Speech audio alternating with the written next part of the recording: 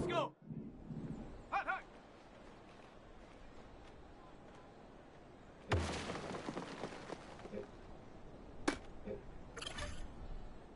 Come on, come on. Ready?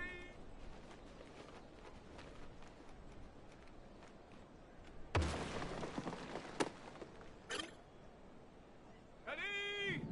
Go!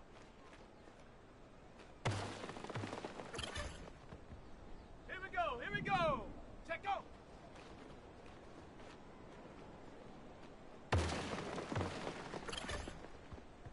Let's go now!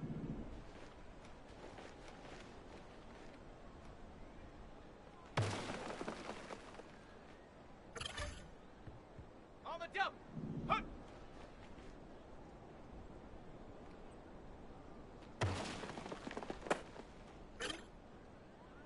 Set!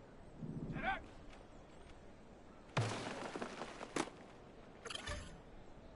Ready, set! Ready!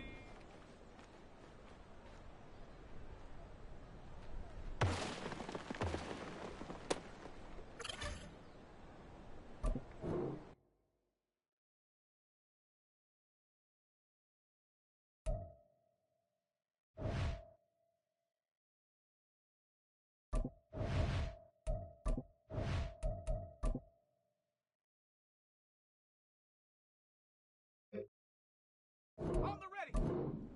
Ready, ready?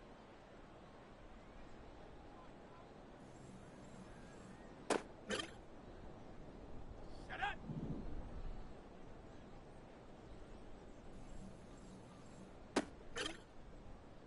Ready, ready!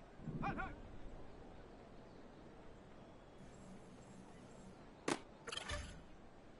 Okay, ready?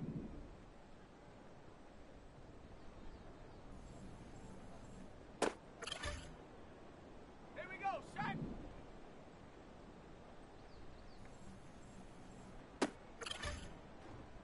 Down! Ready? Ready, break!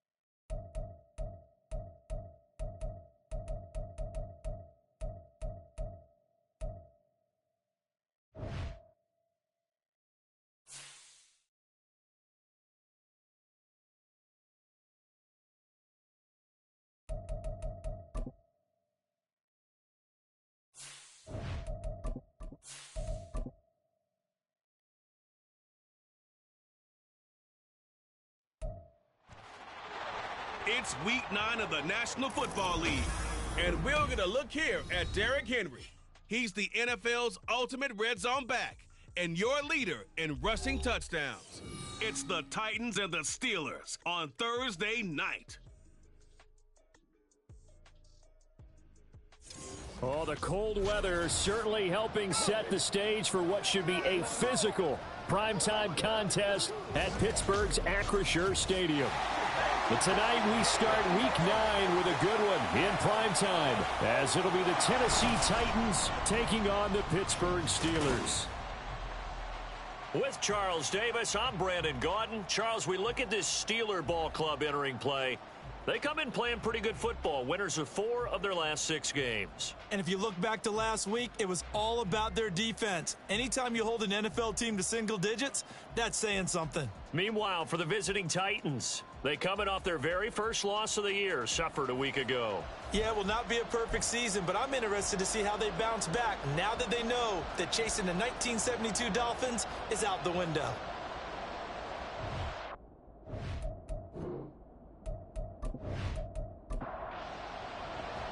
The first 2 months of the regular season down. What will the final 2 bring us as we're off in week 9?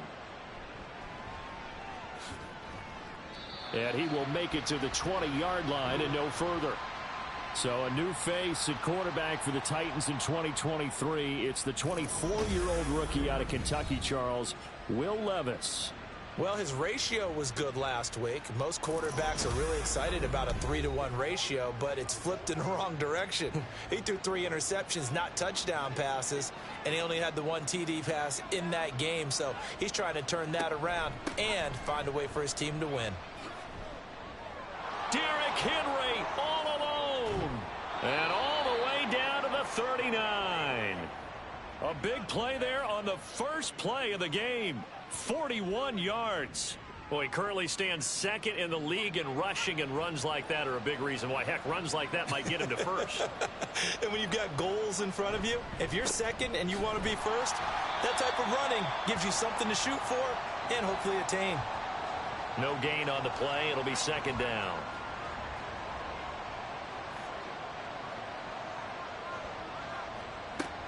Off the option, here's Henry.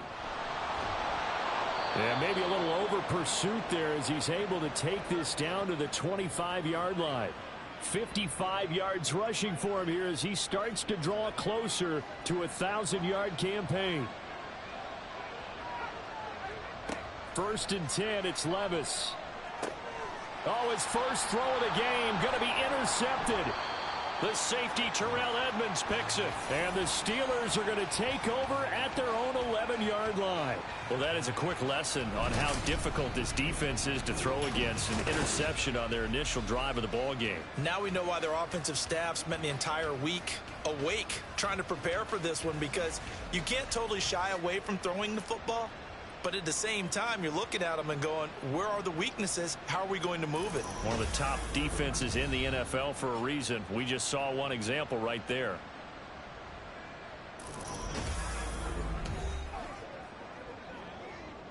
Pickett leads the Steelers up here with a fresh set of downs.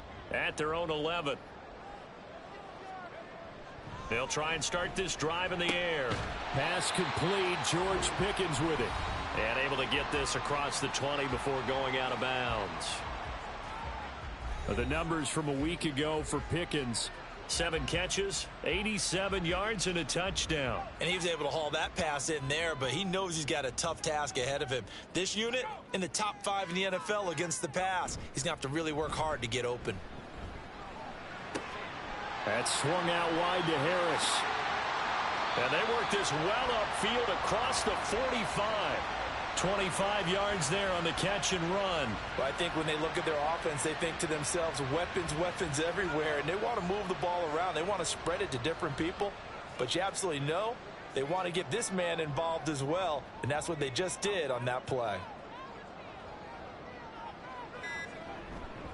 And they'll run for the first time with Najee Harris. Trying to keep those big legs churning, but he's going to go down in the backfield. Looking at a 2nd and 11 now after the loss. Now Pickett. He's got this to Pickens. And he's going to be out of bounds, but not before he takes it inside the 40. The passing game in rhythm right now for Pittsburgh. There's another first down. Really been an ideal start for them. They get the turnover on the opening possession. Now here they are moving the ball straight down the field on their first drive. And that feels good, but you know on their side of the field all they're thinking is finish this drive off because they took it away, right? So now you've got them back on their heels a little bit. Now go down, put a touchdown on them. Look out. You've won the mental battle early in the game, and that may carry over for you. Now a 2nd and 10.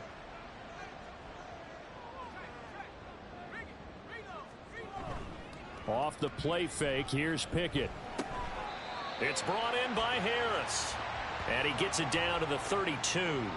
5 yards, now it's 3rd and 5. They'll need 5 on this play to move the sticks. Pickett will look to throw it here. Pressure comes, and the Titans able to bring him down.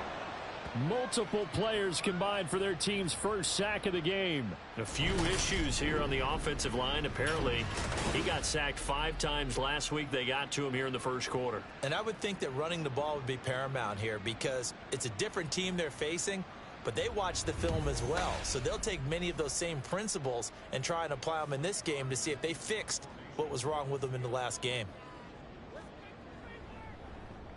And on 4th down, on is the punt team sending this one away. And a little too much mustard on that one. It hits a couple yards into the end zone, A missed opportunity there maybe to pin him back. Derrick Henry and the rest of the Titans offense about ready to roll again. And he's closing in on that number that all running backs circled beginning of the year, the number 1,000. Could do it on this drive. And you have to think to yourself, at this moment, getting to this spot, it started in the offseason, right? Not just the workouts, right? Not just getting yourself physically prepared to play, but mentally, as well as your team, as well as your unit, head coach, offensive coordinator. We run the football. We give you opportunities. He's taking advantage of it. And when you get this close to the mark, you just hope things don't tighten up, right? You probably want to get there and get it in your rearview mirror. You really do, don't you? Because now it becomes predominant, and you wonder about play calling as well. Do you want to call plays to get that out of the way, or are you still calling plays to win the game first? That becomes the burden of the play caller. A second down pass play there, but it's incomplete. Traylon Burks, the intended receiver. And it's third down. So 7 yards from the first down here as they come up to the line of scrimmage. You look at this Steeler defense.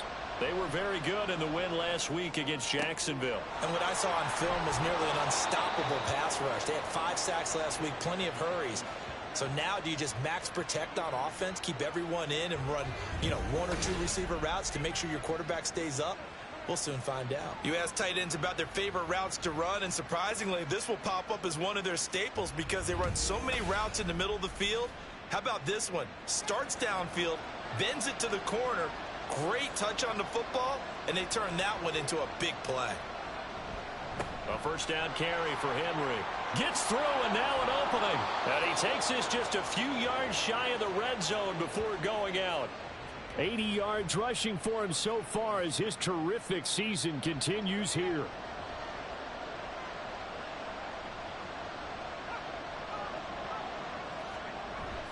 They keep it with Henry on first down. They give him 4 yards there. It'll be 2nd and 6. Not a run that you're going to write home about, but still a good first down run. That's what an offense calls staying on schedule. 3 to 4 yards on first down. You're set up very well for the rest of the drive. Levis. And that is incomplete. A lot of force bearing down on him there. He could not hang on. It's 3rd down. They are in need of 6 yards here if they hope to move the chains. Levis on 3rd down. And he's wrapped up. Taken down. Back at the 25. Javon Hargrave. He's the culprit. Causes a loss of 5, and it brings up 4th down.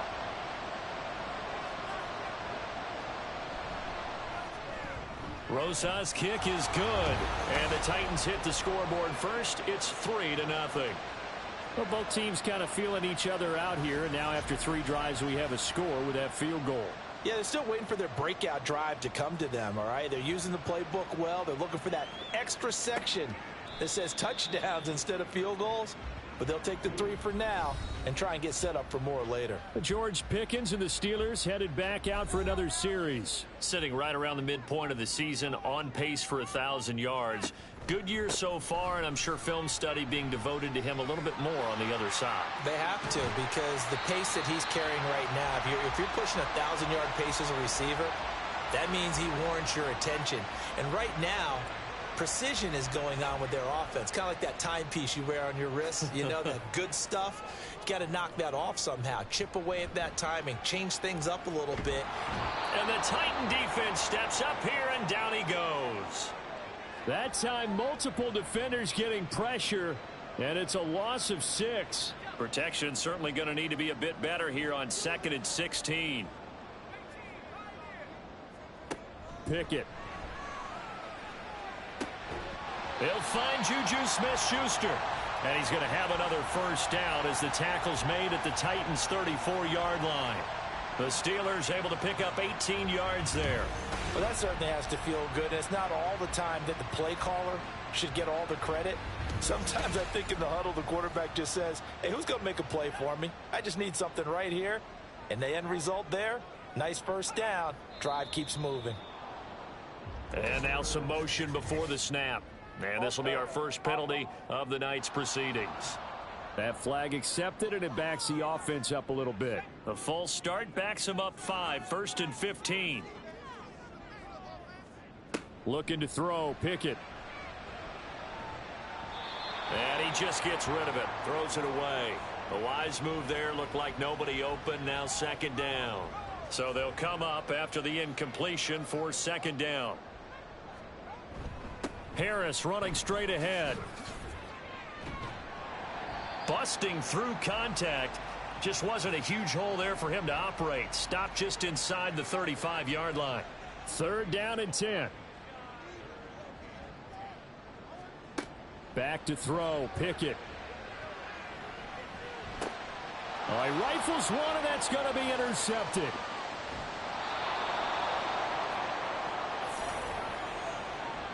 CD, I know it's just his second year in the league as a quarterback, but that's going to be one when he flips on the tape. He's like, I shouldn't have thrown that ball. No doubt about it, and his coaching staff will be emphatic about he shouldn't have thrown that ball. But remember, second year, as you noted, on-the-job training, so he's got to take this feedback that he's getting, negative or otherwise, and turn it into positives moving forward. Derrick Henry trots back out there and gets ready to go. So officially now a 1,000-yard campaign for him, but I don't think he's going to take his foot off the gas pedal. Yeah, it's one of those thoughts, though, that creeps into your mind because there is a little mini celebration over on the sidelines. Everybody, hey, job well done, over 1,000 already. But guaranteed, as you noted, someone's jumped in that huddle and said, a lot more to be done, guys. Let's not, would you say, take your foot off the pedal? Let's not do that right now. But there is that possibility as people can get self-satisfied. The greats do not. We'll find out what he's made of. First catch for him. It's good for a dozen and a first down. Play action now. Levis. Toward the left sideline, but it's incomplete. You look at this Steeler defense. Now, they've been a very good unit against the pass, defending at 5th best in the league. And I'm struggling a little bit trying to really categorize this crew. They're top 10 in the league against the pass, but the bottom half of the league in sacking the quarterback. Levis in trouble. Down he goes. Loss of 10 as multiple defenders get to him. I spent a lot of extra time preparing for this game watching this offensive line because they gave up 5 sacks last week in their loss. They just gave up another one now. They don't seem to be working together as a cohesive unit. Right? 4 guys might have it right, but the 5th guy is giving something up. They've got to find a way to all get on the same page. Here now a 3rd and 20. Levis. And that is incomplete.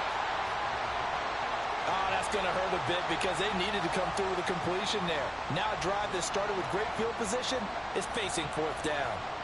On 4th down, here's Ryan Stonehouse to punt for Tennessee. The back deep for the Steelers is Calvin Austin. And no return possible here as they angle this one out of bounds. Najee Harris and the rest of this offense work their way back onto the field. Last week, a strong showing, up over 100, also 2 trips to the end zone. It's the kind of week that if you said, listen, I'll let you have this type of a game each and every week, you'd sign up for it. You wouldn't try and get too greedy. But let's face it, good runners always want to be a little bit more greedy at the end, try and squeeze out every last yard. He's going to try and duplicate that and exceed it in this game. I think the reason this play is so successful is not just the blocking at the point of attack, but how about the speed at which he takes the handoff? He's in motion already, so he's not coming from a flat start like a running back often is. He's at a full run by the time he gets the football. He'll get 3 yards on the scramble there at 2nd down. I think the defense surprised him there with that blitz on 1st down, but give him credit. Stayed cool under pressure and still found a way through the extra rushers for positive yardage. Well done. Bust through the tackle. And he's up over midfield and down into Tennessee territory. It's a 5-yard pickup that time on what will wind up being the final play of this first quarter. 3-0 after 1 on EA Sports.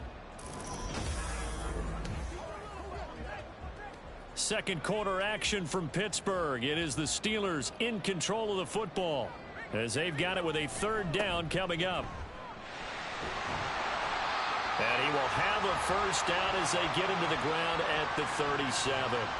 48 yards rushing for him now, and he's carried the ball just 5 times. We all love to have a home run hitter in the backfield, guy who can take it the distance. But in short yardage, trying to pick up first downs, that big guy, oh, he's a nice luxury to have, isn't he? Now Pickett will look to pass it.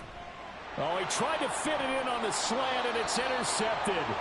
Picked off by Robert Spillane. And the Titans are going to have the football here at their own 35-yard line. Well, those have been a problem for him all season, but never quite as much as they have in these last few minutes. Let's count it up now. A pair of picks on his team's last 2 drives and double-digit interceptions this season. I don't care if you're the best in the game or an undrafted rookie. You've got to take better care of the football or you're going to cost your team chances. So good starting field position for him here as they come up 1st and 10 at their 35-yard line. Levis sets up to throw here. Over the middle into the hands of Burks. Doesn't matter whether it's a zone coverage or man coverage. The drag route can be effective when it's run well. Options galore here. 2nd and a few inches. Henry up the middle. And a pretty good burst there as he'll get this across midfield and down to the 46. That's a 1st down pickup for Tennessee on a gain of 10. Now, this is an example of breaking down a defense because on a lot of these runs, he's getting past the point of attack, and guess what he's doing? Forcing the secondary guys to have to make a lot of tackles. Again, it's Henry. And oh, he sheds a tackle. Now he's got some space. And he gets this inside the 35-yard line. Another nice gain, 13 yards that time, and another 1st down. Well, that last run makes this a 100-yard night. I've loved the way he's hit the holes. He's been quick, he's been decisive, and he's been a whole lot of fun to watch. On 1st and 10, it's Spears. And he gets stopped up at the 31 after a gain of maybe a yard. Now 2nd and 9. Well done to sniff that out defensively. He had it diagnosed pretty quickly. I love that description because diagnosed is perfect on that one. Read his keys. Oh, the turnover fest continues. Here's another interception. It's Devin Bush, the linebacker, who picks it. And the Steelers are going to take over once again at their own 37-yard line. A tough adjustment to the NFL throughout his rookie season, and his problem with turnovers is only exacerbated by his early showing today.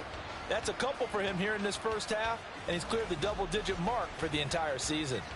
The Steelers offense now, they head back onto the field.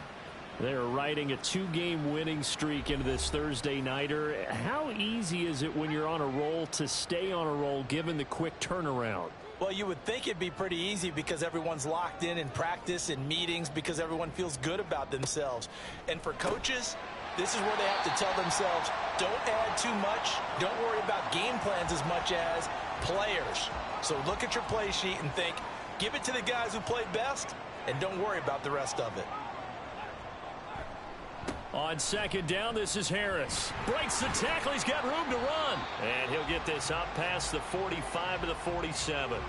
And give him about 4 on the play, but he's marked short, so it'll be 3rd and about the length of the football.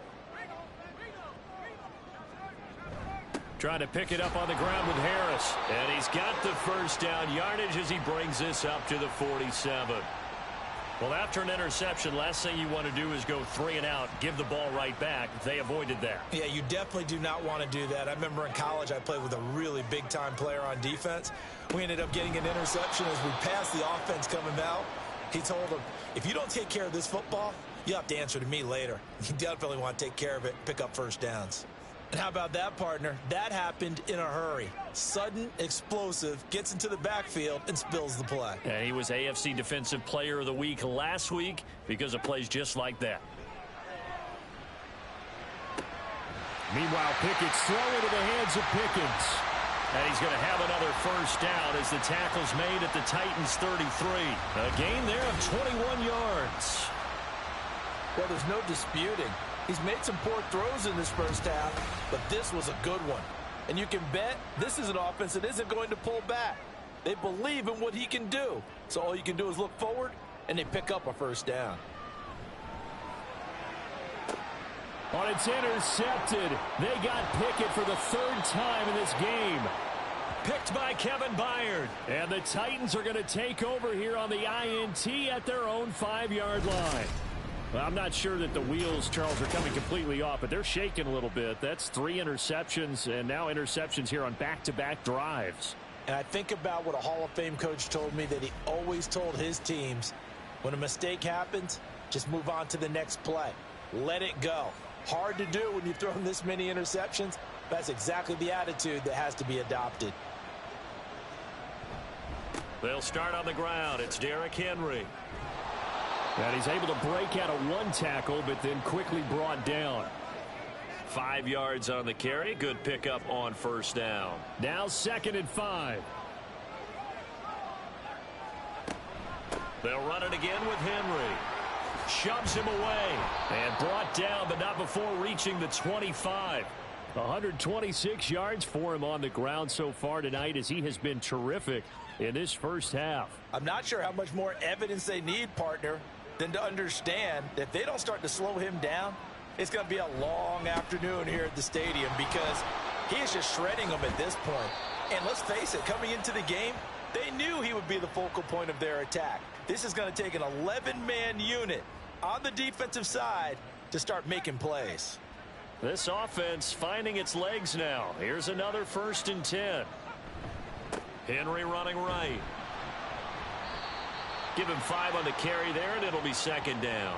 Another good run for him. What else is new? That'll put him right at 150 yards for the game, so he's really made his presence felt in this one. So after some runs, now they'll throw with Levis. Incomplete. I would say it'd probably be a good idea for him to reintroduce himself to his receivers at the half, because they're definitely on different wavelengths. But I also don't advocate waiting that long. Next series before you get out there. Hey, let's get together, guys. Let's get this thing moving. And now the 3rd down throw incomplete as well. The passing game not in sync here early. And now it's 4th down. Here's Ryan Stonehouse now, as he'll kick it away for the 2nd time. And he gets it away, a directional kick going toward the sideline. And this is going to be ruled out, I think, just inside the 20. Yes, it will. Side judge calls it at the 19-yard line. Pickett leads the Steelers up here with a fresh set of downs at their own 19-yard line. They go back to the air here after the INT on the last drive. And they're going to get this beyond the 40 before he's taken down. The time is called. Looks like a member of the Titans in some discomfort out there. Well, now they're going to come out and take a look at this injury, and we'll be back in a moment. One play has him up past the 40 already, and another 1st and 10.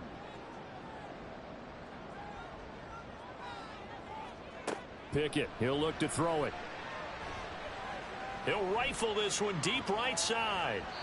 And he knocks the ball away, and it falls incomplete. Early on, the running game's been working well, and the offensive line has been pleased by that. The thought process there, catch those safeties creeping up, trying to help against the running game. They tried to hit them over the top, unsuccessfully.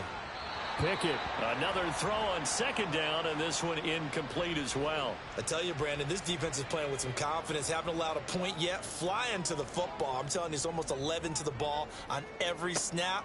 Another nice job there to force an incompletion. Open man, that's the tight end Freiermuth. And he is going to lose yardage here. They call it a loss of a yard there. And that's going to make it 4th down. Excuse my snarkiness here, but isn't the idea of completing a pass supposed to mean you get downfield and gain yards? Especially on 3rd down. Yeah, that one. How about the defense? Figured that one out in a big way. Yeah, they completed it all right and lost yardage. So they're forced to punt on 4th as this one's away. It'll be 37 yards there on the punt, and it'll be Titan football. Here's Tennessee ready to begin this drive offensively. Their dreams of an undefeated season shattered with the loss a week ago. Now, look, whenever an undefeated team goes down, you always hear some say, well, they needed that. I don't know, Charles. Is that a narrative that you buy into? Well, I haven't met a coach yet that feels like they needed that loss. You know, that's not something that they're in favor of. But I do know this. People like us, our colleagues, all of us in the media, constantly hammering a team that's undefeated. Hey, do you think you can do it the whole season? Can you carry it the whole way? That does wear down a group. And sometimes that loss, get us off your back, you can move forward from there. Levis out of the shotgun now. this is going to be incomplete. The passing game not in sync here early, and now it's 4th down. Here's Ryan Stonehouse now as he's on to punt for Tennessee. He's been a busy man here in this first half as he gets it away. It's a 45-yard punt, 6 yards on the return. And the Steelers will go on offense here, 1st and 10. Pittsburgh's offense now heading back out onto the field.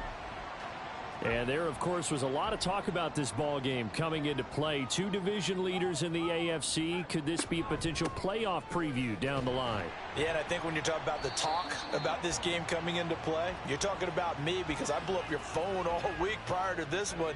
I was so excited about this game because, to me, it's not out of the realm of possibility that these two teams see each other again down the road. I like this matchup. They match up very well against each other. And for the 4th time tonight, it's an interception. Picked off by Amani Hooker inside the 10. And he will take this one home. It's a touchdown. It just appeared there that the defense, they had that read from the moment the ball was snapped. And not only did they get the interception, add a nice return on top of it, all the way into the end zone for a defensive touchdown. Yeah, and the guy who made the play, he gets the points. But it really was a group effort, wasn't it? How about the coaches? They've got to be so excited. All the preparation, time in the film room, it translated into a big play that put points on the board for their team. Rosas good with the extra point, and the lead grows to 10-0. So the defense creating some points, not only getting the interception, but then returning it to the end zone for the pick 6. So they'll get another shot on offense following that pick 6, and now the kick is away. And it'll come out to the 25. Austin not going to try and return it. And Pittsburgh getting set to take the field.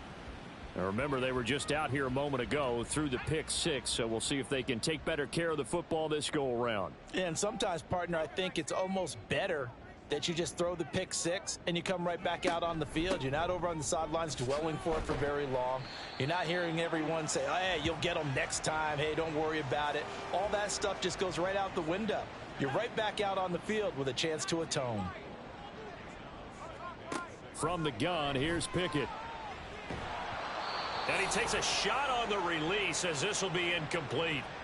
I hate to say it, Charles, but the way that he has played in this first half, you just kind of hold your breath every time he drops back to pass. Yeah, you might be holding your breath, but those guys on the defensive side of the ball, they've got big smiles on their faces. He's handing out picks like the people just leave the candy out at Halloween and you take what you want. They're having a blast out there playing against him today. A big play that time on the catch and run. 30 yards.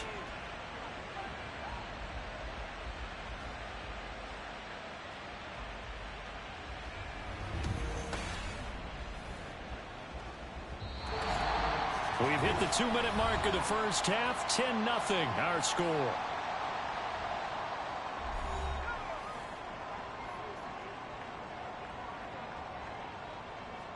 Pickett to throw on first down.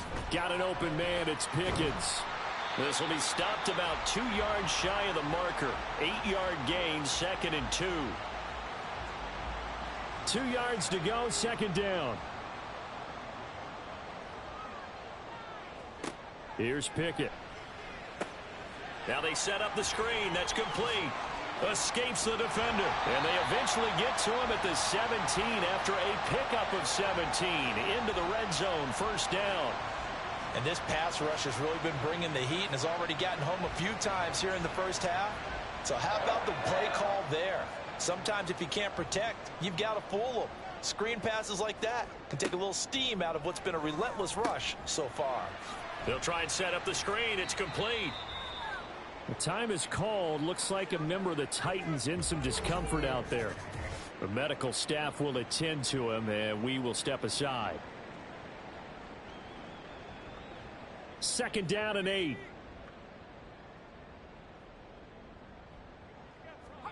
Pickett back to throw. And he's just throwing the ball up for grabs now. Fortunately, that one going to fall incomplete. 8th play of the drive forthcoming, and they need 8 yards on 3rd down. Pickett. He's going to throw it again. Touchdown! Deontay Johnson, his second touchdown on the season. And the Steelers are on the board here in the final minute of the first half. Well, Charles, he's still a young signal caller in this league, second year in the NFL. But I don't know if last year as a rookie, if he would have worked through his progressions like he did on that touchdown pass. I think you're right about that. We're seeing him grow up right in front of our eyes because when he went to his primary read, he recognized that they were all over that. So he continued to survey the field, picked up another target, delivered a pass exactly where it needed to be. A very mature play for the second-year quarterback. And it's a pretty good return here as he'll get this up to the 29. The Titans going to go back on offense here late in this first half. And leading 10-7, and they may just want to get this to the locker room.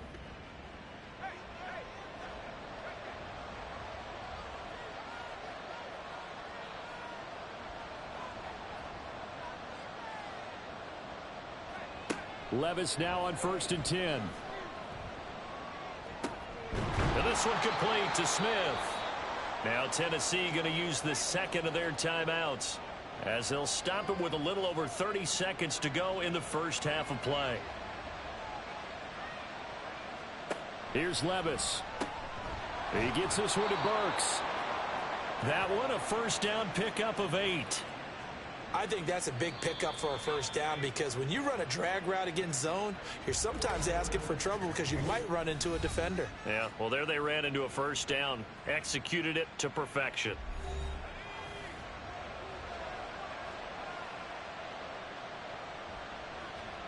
Levis to throw on 1st and 10 here.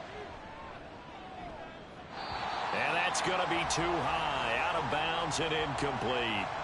I tell you what, that's a veteran play from a guy in his first season in the NFL. A lot of rookies are trying to force something there. He thought better of it, and that was the right decision. They try to throw on 2nd down, but this one is incomplete. That incompletion certainly makes this upcoming 3rd down a little bit more crucial. They need to find the right play to convert here and maybe start to tamp down a little bit of momentum the other side is starting to gain.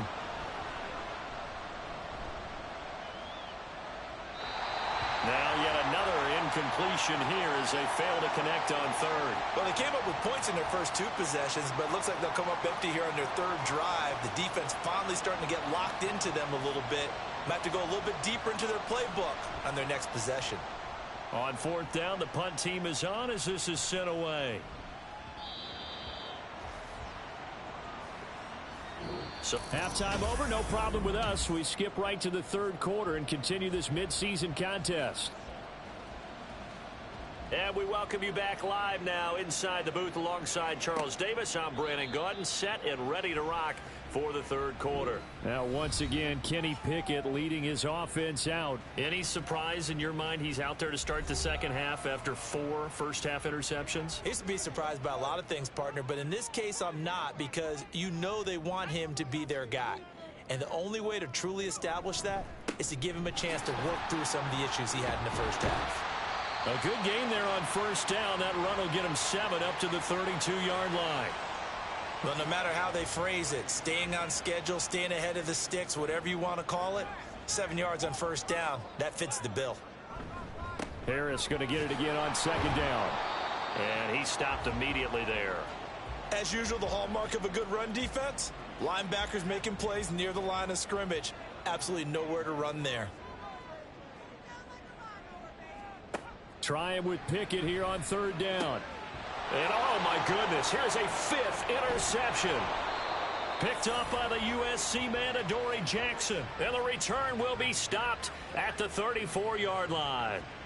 Well, I certainly think that we're seeing a big reason why this team has struggled to put points on the board so far because too many of their drives have ended in turnovers already, and we still have almost a full half of football yet to play. The Titans offense gears up for their first possession of the second half. And they'll have good field position here following the interception and a chance to build on their lead as they start with a 1st and 10. A shotgun handoff to Henry. Bud Dupree, a former first-round pick, in on the stop. Well, sometimes you just have to give credit to the defense. Great job there at the point of attack, holding up. They won their battles at the line of scrimmage, left him no space to try and run. A really nice job swarming to the ball carrier. A second down pass play there, but it's incomplete. Boy, the numbers throwing the football just not trending in the right direction. Last week he was under 50%. He's under 50% again here. And we haven't gotten an announcement, but it appears to me that he might be a little dinged up and is just trying to play through. You know, he's one of those tough guys that wants to answer the bell each and every play for his team. That might be throwing off his accuracy. Whenever we talk about moving the sticks and controlling the football, there's a great example right there. Those are the third downs you need to convert to win football games. We're in the third quarter of this one, and this is a tight one. In order to maintain pace, keep the ball away from the other team, and put points on the board, those are the plays they need to continue to convert. Henry again on second down. And maybe a measure of revenge there. He's had his way in this one, but this time they get him behind the line. Now the terrible towels in full force now as the Steelers get set to defend this third and long. Levis on third down.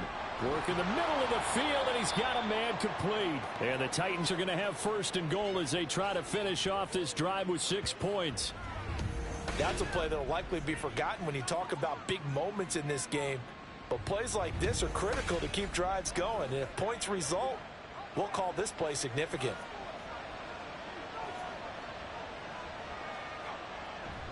Henry will get down close to the goal line, but not in, as he'll be marked down at the 1. So they've been in the red zone 3 times, and it's yielded just 3 points. Can they find the end zone here on second and goal? Henry again. And he gets in. Touchdown, Tennessee. Derrick Henry. Hitting double digits with his 10th rushing touchdown on the year. And the Titans add 6 to their lead. Well, I think Josh Norman can sympathize. He knows a little something about a run like this from Derrick Henry. I mean, that stiff arm might be the best in the business. Oh, there's no doubt about it. And we'll see that Josh Norman play forever and ever, won't we? Because at Derrick Henry's size, 6'3", nearly 250, you know he's not shying away from contact. And here he just kept the defender at arm's length as he barreled his way into the end zone. I mean, just put that arm into the chest, and there he goes. PAT up and good by Rosas. And his guys will take a 10-point lead. And he'll be stopped right around where he would have been had he gone down to a knee, maybe a yard shy of there at the 24. And the Steelers set to take the field. So now, Charles, this drive maybe a touch more important, trying to erase the memory of that interception they had the last time out. Yeah, and everyone goes through this because even the best in the game, you're going to have games where it just doesn't go right for you and interceptions result. So, frankly, to me, it's all about how you respond, not just the types of plays that you call, but how you carry yourself, how you show your team that you're still with it, and how you continue to lead. And bulldozing his way through. And he'll be taken down, but not before they work it across midfield. That one 28 yards on the ground. They had a chance to limit his yardage, but he was able to fight off that tackle. So it's not just the responsibility of the guys who missed the tackles along the way. It's all 11 on defense, able to stop this guy, unable to do it on that play. They've got to find a way. How about his ability to break through and gain that yardage? So operating from Tennessee territory now. Here's 1st and 10 at the 47. Quick completion here to Johnson. He'll get this one down near the 20-yard line, just shy of the 20. 25 yards there on the catch and run. It's taken a while for this offense to get going. A little creaky at the start, but they're oiled up now. A nice throw there, and they're really putting together a good drive. Again, it's Johnson. And he's taken down after a gain of 3 as they move it from the 22 to the 19. 2nd and 7.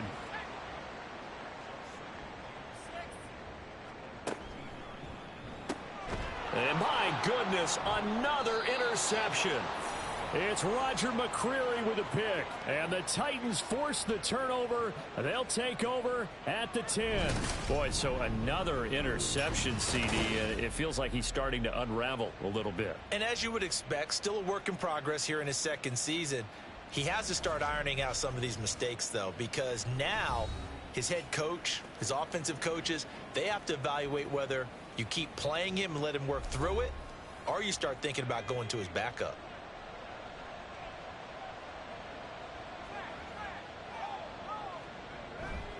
A 20th carry now for Derrick Henry. And he'll get this one up to about his 14. A gain of 3, second down.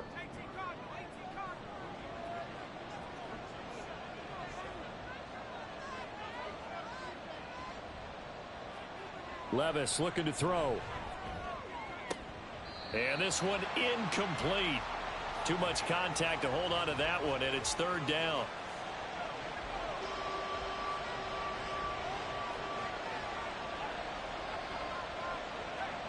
Back to throw, it's Levis. And he's going to be brought down.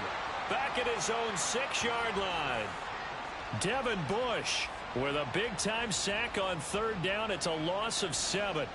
Here's Ryan Stonehouse now, as he'll come on for his 5th kick of the night.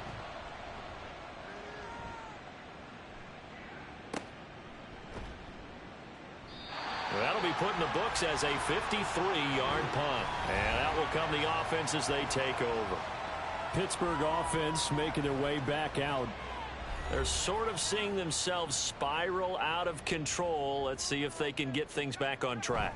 And this is where the coach is walking that line of being calm and really being firm with his team. I had one tell me once, when we were having a tough patch, this too shall pass, this too shall pass. And finally, we kept having a rough patch. He said, but you got to do something Heads up. to make it pass. And that's what they have to do. They've got to get some control back, get themselves reasserted, and calm things down. See if they can get calm and reassert themselves here. This offense in desperate need of a conversion as they come up on third down.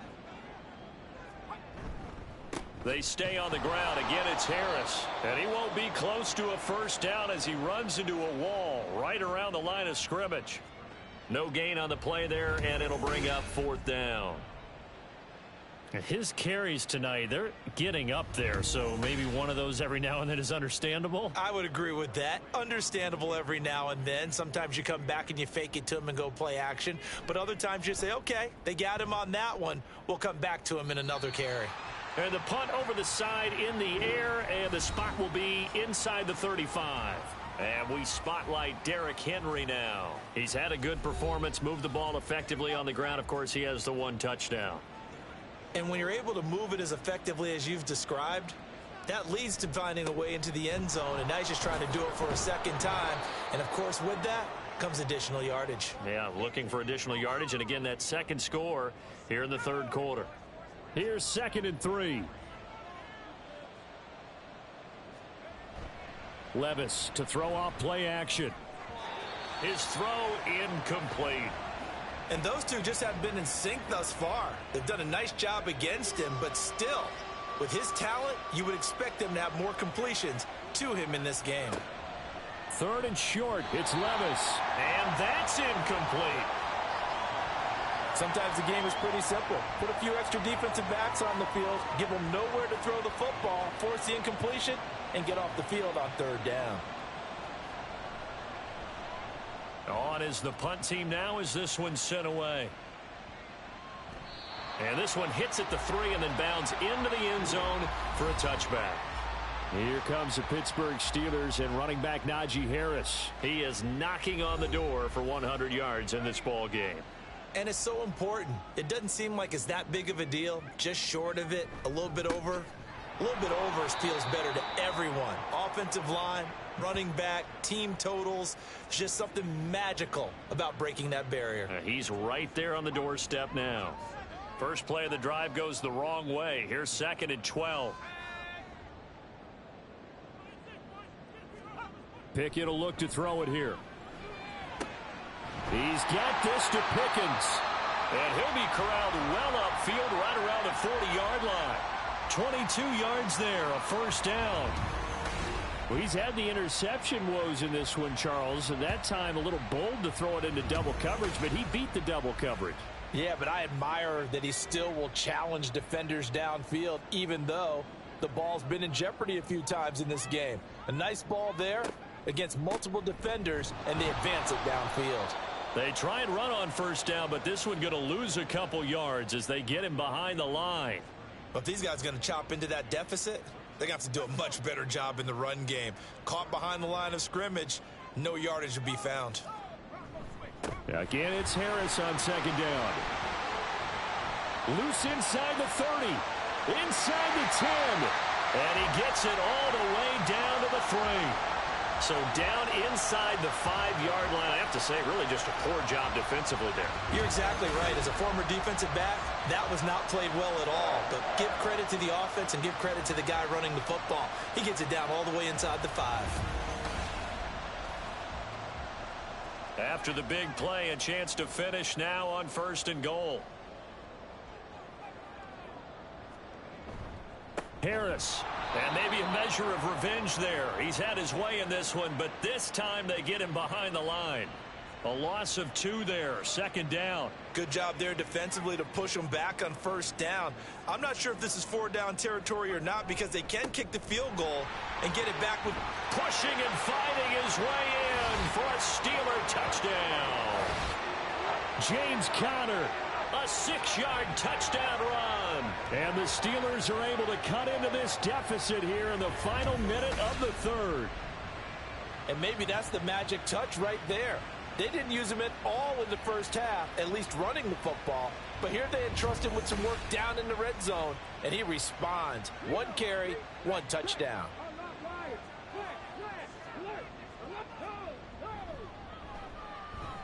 Point after, right down the middle. And the lead's down to a field goal at 17-14. Here's the Steelers kick team as they'll boot this one away. And here comes a return from just beyond the goal line.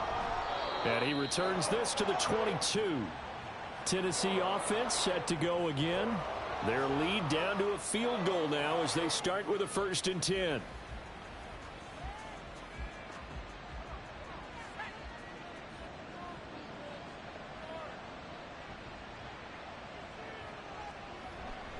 They begin with Henry. And they'll get to him quickly here as he'll get a yard, just a yard to the 22.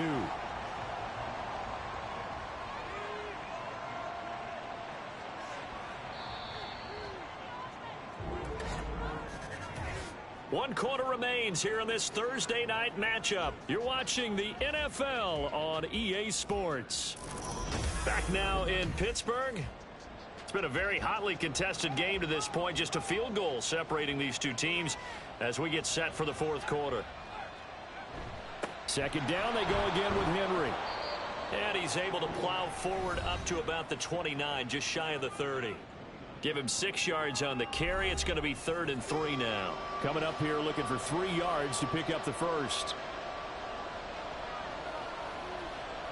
Levis back to throw. He's got his running back out of the backfield. And he will have a Titans 1st down, I do believe. Yes, he's got it by about a yard there on 3rd and 3.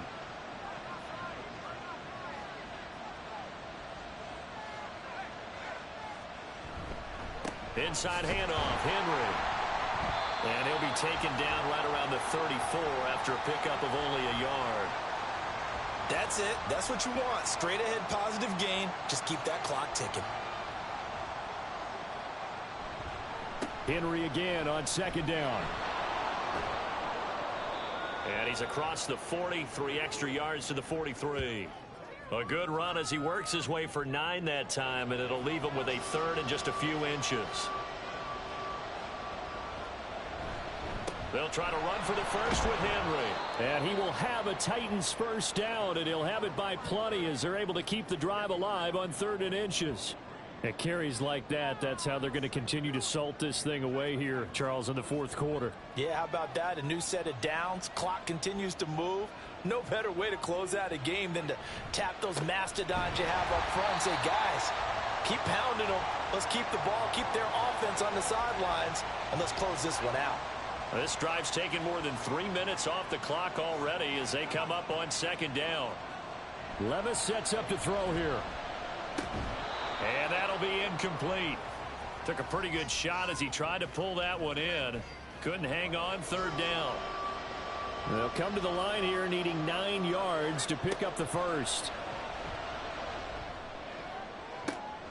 That's caught inside the 20. And all the way inside the 15 before they drop him. Give him 35 yards there on the third down conversion. There's no doubt in my mind that not many guys in this league have had the impact that he's had here in the first half of the season. He's been a big play guy from the word go and continues to be one with another one right there. So how about this for field position after the big play? Inside the 15 now as they come up on 1st and 10. Back to the ground now. It's Henry. And they'll get him down after a pickup of 8. 2nd and 2. Ball at the 6 here as they work with a 2nd and 2. Now Levis. Looking left side, and he's got a man. That's Phillips. 4 yards on the play, and that leads to the 1st and goal.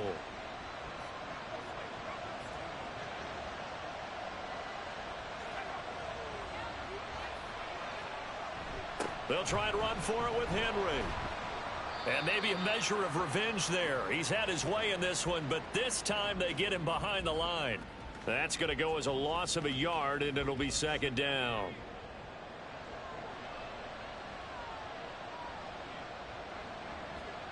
Levis. And it's caught. And it's a Titans touchdown. From 4 yards out. And the Titans are able to build on to their 4th quarter lead. They have to love seeing that from their young quarterback here in the 4th quarter, able to further that lead with a touchdown pass. He didn't go turtle, did he? And you know what I mean by that. I had an old coach used to say all the time, hey, when we have a lead late, don't just tuck in and try and ride it out. Go out and play and extend the lead. And that's what he did. Rosas good with the extra point, and his guys will take a 10-point lead. And it'll come out to the 25. Austin not going to try and return it. And Pittsburgh getting set to take the field. Well, that last touchdown we just saw, what an important one. Now it's back to a 2-score deficit for this crew as they take the field here, and they are in desperate need of finding the end zone. Pickett's throw complete there to Smith-Schuster. And they get him down, but not before he takes it across the 40-yard line. An excellent way to start the drive there, 18 yards. One play has him up past the 40 already, and another 1st and 10. Now a 1st down carry for Harris. And he'll get it down to the 47 here. All right, I got to ask you, with these RPOs, essentially the quarterback has 3 options, right? So what's different from that versus the triple option that we see the service academies run at the college level? As a general rule, the triple option at the college level, most things are called outside of the quarterback faking it to the runner. And oh, no, he lost the football. Fortunate to get that football back, because trailing here in the 2nd half, last thing they needed was to lose the possession. And the word I think of here is opportunity, because it could have been lost there, their chance to score points. But the opportunity for the defense was to go ahead and really close this game down if they were able to get possession. Throw complete. Pickett to Johnson. And he'll get this one down near the 20-yard line, just shy of the 20. 23 yards on the play. Well, every drive from here out is definitely crucial and critical. They know that they need to get at least 3 here to get it back to a 1-score game. But I can't imagine that in their huddle that they're thinking at all about getting a field goal. They want to get into the end zone and then try and get the ball back again. Now a passage taken in by Smith-Schuster. So they'll get nothing out of that play, and that'll bring up 2nd down.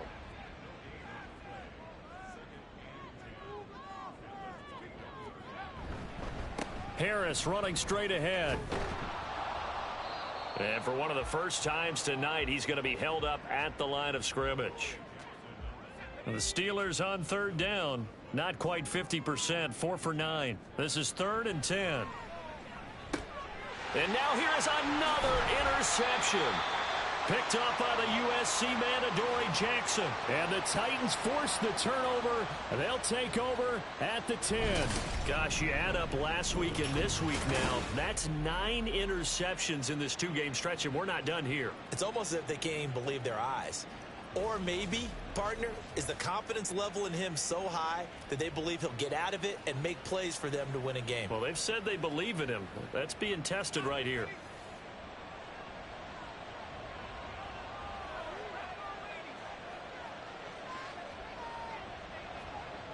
First and 10, it's Levis. Over the middle, into the hands of Burks. So the completion good for 7 there, and that will bring up 2nd down.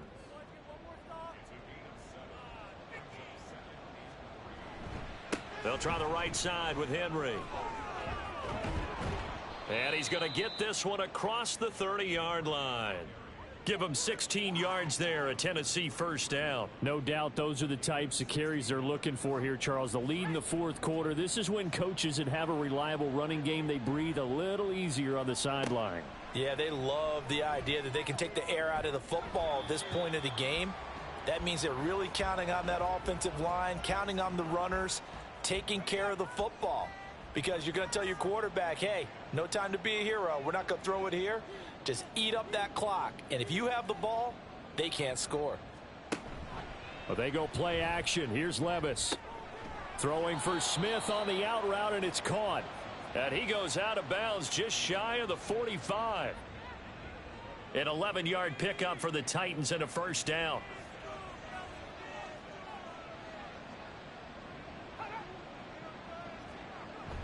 They'll try and choose some clock with Henry. Oh, a solid stiff arm and some open field. And he's going to get this down to the 35-yard line.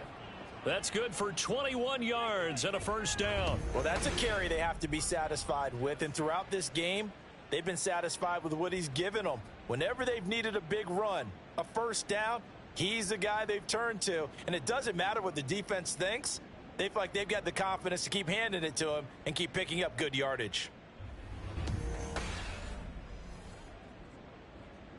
Operating out of Steeler territory now. Here's 1st and 10 at the 35-yard line.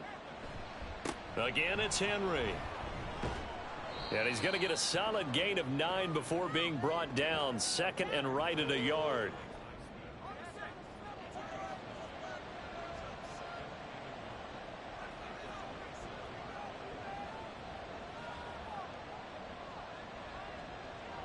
In motion is Phillips. Now they'll fake the jet sweep and run up the middle with Henry. And he's going to have to protect the football and take his lumps here at this stage of the game as they stop him behind the line. 2 minutes left to play in this football game here on EA Sports. So the Titans in possession of the football here as we get you reset. They've got a 3rd down now as they look for one more first down to help salt this one away. And he went backwards. He'll be down at the 30. And now we'll see a timeout used on defense as they stop it right out of the break with 1:57 to go in the ballgame. Rosas' kick is good, and that will extend their lead even further. So they settle for just the 3, but clearly right now anything helps trying to salt this one away in the 4th. Without a doubt, obviously a touchdown probably would have been the final nail to finish this thing off, but they still ate up time, got points. So while it's not mission accomplished, it's darn close. So here's Pickett and the Steelers. Down by 13. 1:53 remaining. How will this thing pan out? We'll watch as they come up on first down.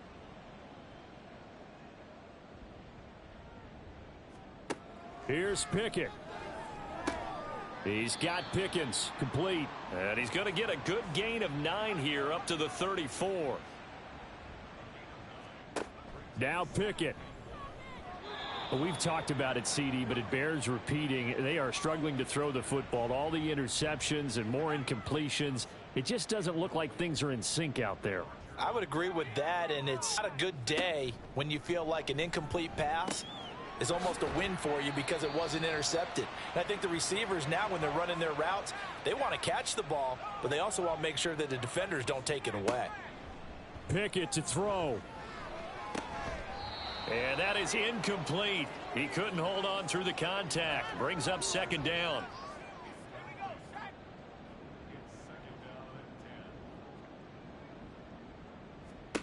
Looking to throw here. Pickett.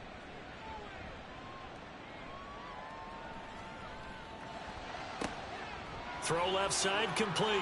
That's Warren. And he takes this one into the end zone. And all of a sudden, here in the final minute, things get a little bit tighter. A nice throw there by the second-year quarterback. And I don't believe that was the kind of play he would have made as a rookie. Because usually your rookie season is in a continuation of your college days. A lot of one read, and if you don't have it, you just take off and go. Now he's settled in the pocket a little bit more, reading the field and getting to a second and sometimes third progression. That was a nice play. Time definitely of the essence now, just under a minute to play, and here we go. And this is going to be recovered by the hands team. And that should just about put a capper on this one. Well, fourth quarter, they felt like they needed the football back. Unfortunately, they couldn't get it. And I know we brought analytics into the game, and someone has said here that the data says that when a team's expecting an onside kick, 80% of the time, the team expecting it, they do actually recover the ball, which is what we saw here. I just wonder if that number is much more of a anecdotal type of a number. Kind of like when the coaches tell us, well, when you score on special teams, 93% of the time you win the game. I'm still waiting to see that number is empirical. Now on first down, Henry with a little bit of running room. Nice gain. He'll get about 6 yards there. The Steelers signal for the second of their timeouts. He's going to get it again. Just looking to get forward and protect the ball. Now the Steelers going to use their third and final timeout as the clock shows 50 seconds to play here in quarter number 4.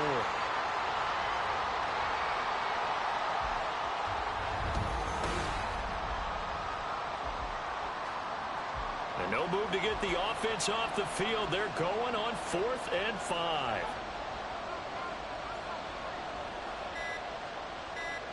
Throwing now. Here's Levis. Able to find the open man. That's complete. And he's across for the late touchdown. And in the final seconds, that one should just about put a capper on this game.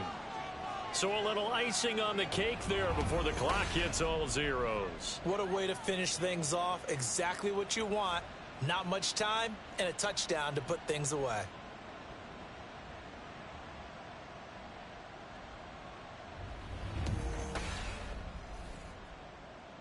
And now they'll empty the backfield here as they elect to go for 2. Levis will try to throw for the 2. And unable to connect. They don't get the 2-point conversion here. And they're not able to complete it. Now just 6 seconds remain. Time for 1, maybe 2 more plays.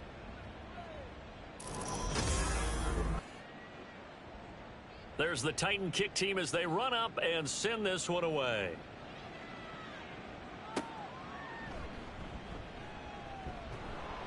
And not much happening on the return as he'll get this to about the 23. The Pittsburgh offense at the line to start their next drive. This is just an exercise in futility. Do you even bother running a play here offensively? I wouldn't, because now is not going to erase what's happened during the game. So after it's over, you're going to go to the film, find out where the game was really lost. But this is not a situation now where you're going to make up for anything. We'll see what they do here. Well, this was a very close ball game at halftime, Charles, but in the second half, that offense kind of kicked things into another gear, and they were able to pull away for the victory. And, Brandon, I think they're the type of team that just looked in the mirror and said, hey, ton of pressure on, but we're the type of team that can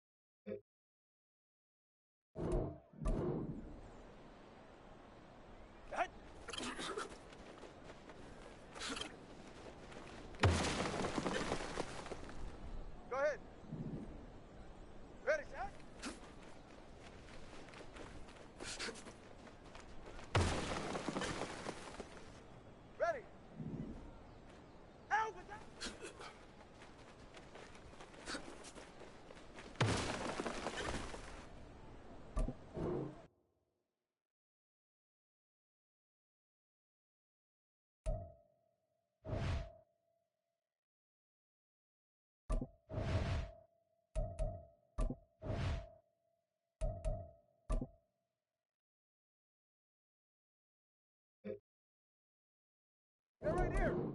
Out.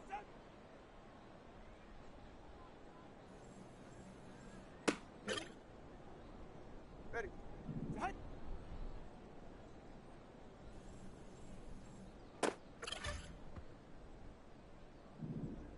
Set.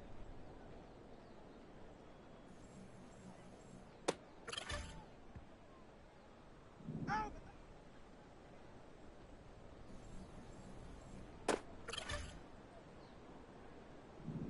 Out.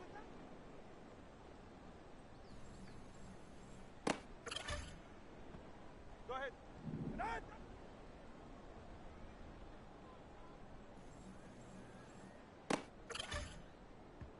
Ready. Out.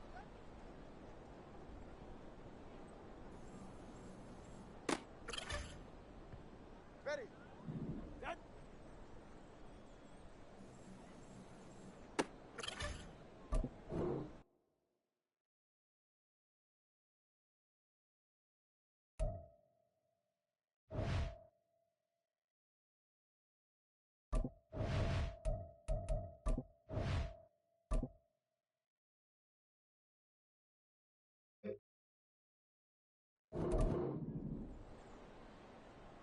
Sit on.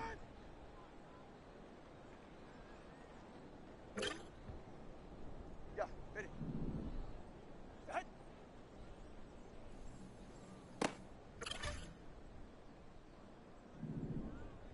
Out. Set.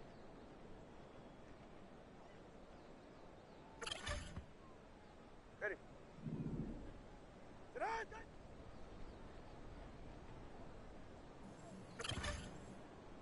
Get safe. Go ahead. Set. Get safe. Ready, set.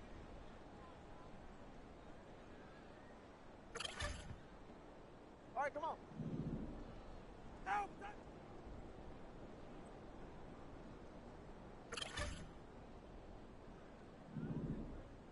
Out. Set.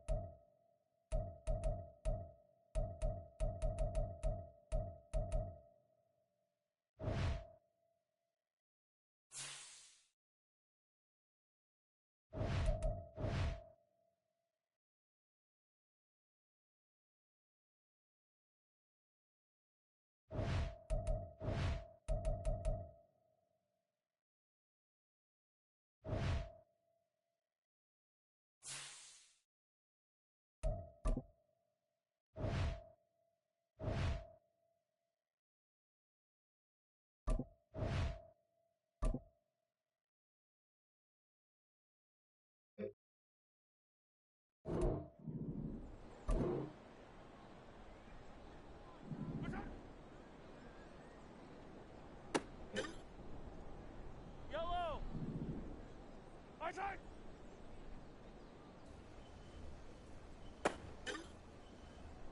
Yellow, yellow. Right side.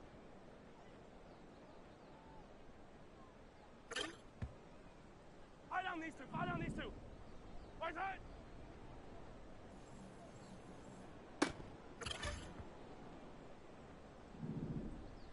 Right side.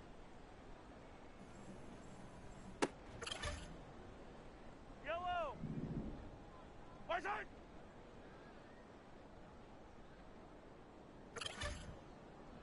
Yellow. Right side.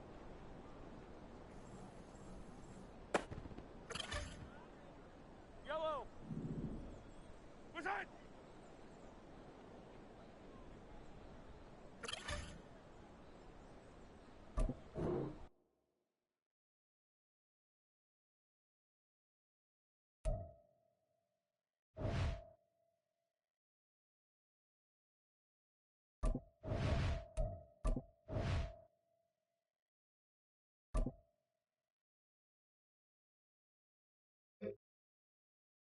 Right, right.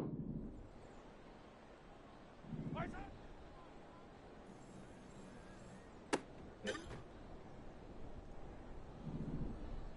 Right side.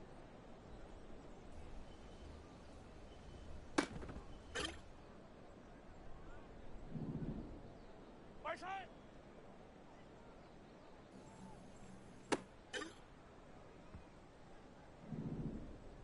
Right side.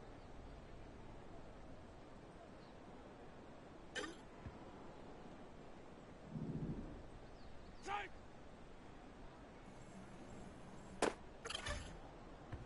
Yellow. Right side.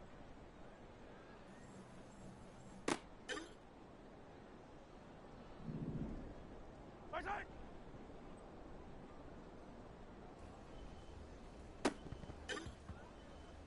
Right, right.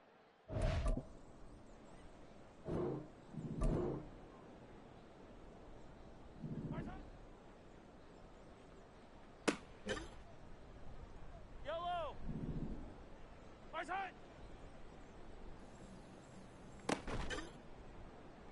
Yellow, yellow. Right side. Eye down these two. Eye down these two. Right side. Yellow. Right side.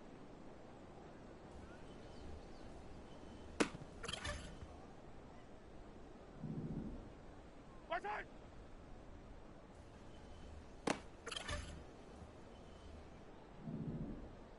Right side. Yellow. Right side.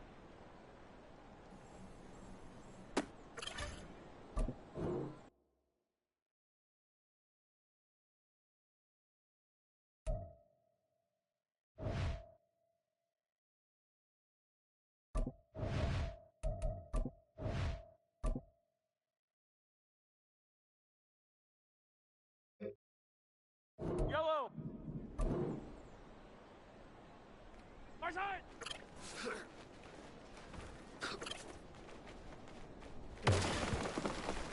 Right, right. Right side.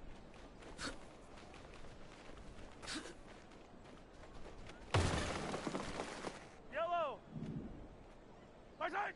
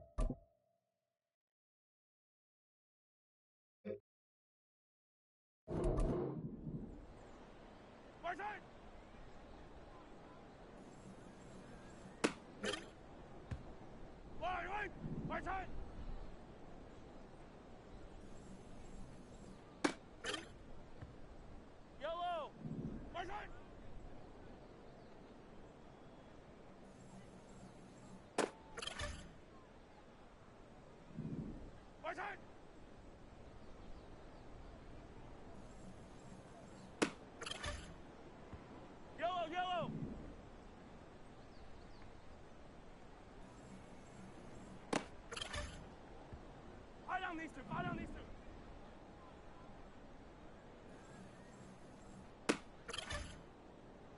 Yellow. Sight.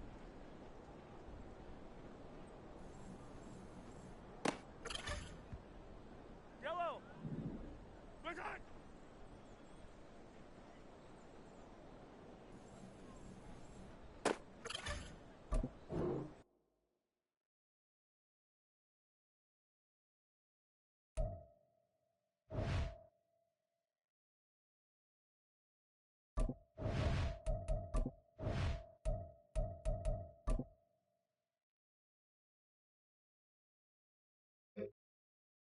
Yellow.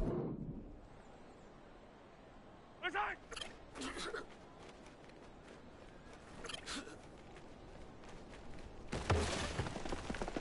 Wide right. Right side.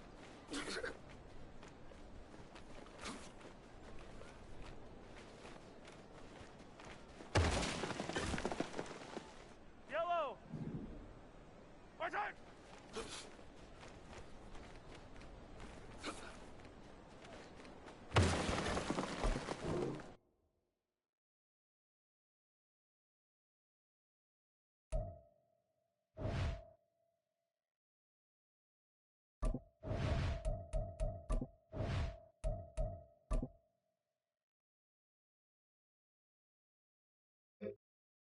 Wide right. Right side.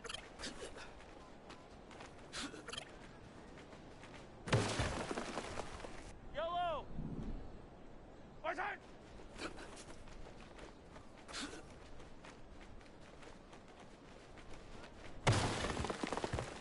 Yellow, yellow. Right side.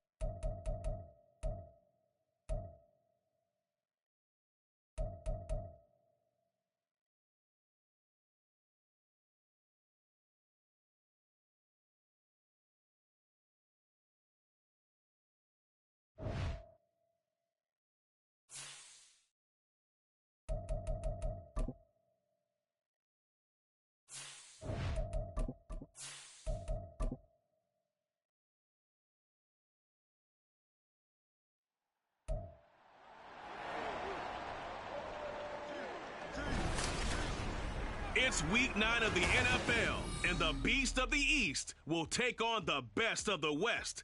It's the Dolphins and the Chiefs next on Madden NFL 24.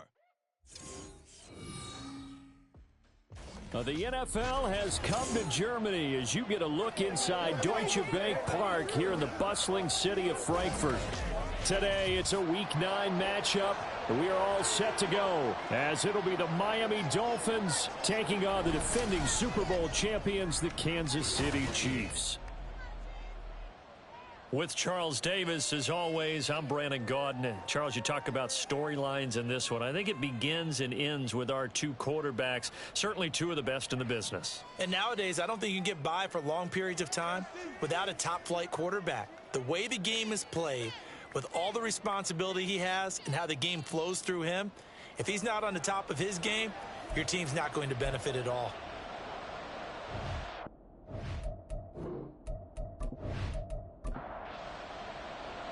The first of two regular season games on German soil this year.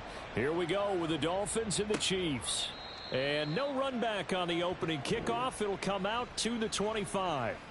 The Dolphins set to go on offense for the first time behind their 25-year-old quarterback, now in his fourth NFL season, Tua Tagovailoa. And I think if you ask most folks to give you their first half MVP, very likely they're going to say it's this man right here. The NFL's leader in touchdown passes to this point in the season. Still 2 months to go. But if he can keep going at the pace he's at, this is going to be a dangerous team come January, and he could very well walk away with the MVP. Call it no gain on the game's first play, and it's second down now.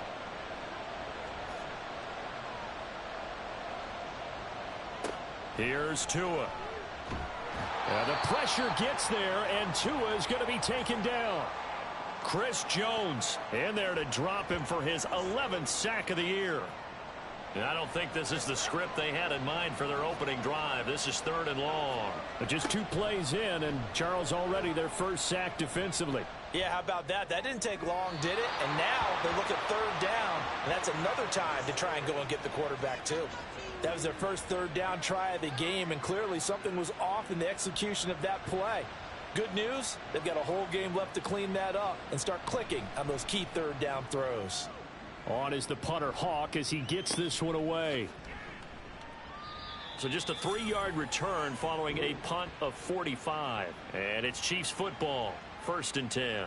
So here come the defending champs, led out by the reigning MVP of the National Football League, a 2-time winner now in Patrick Mahomes. And what a first half of the season he's had, leading the NFL in passing yards to this point. He's been a tough man to slow down, so this defense certainly has its work cut out for him.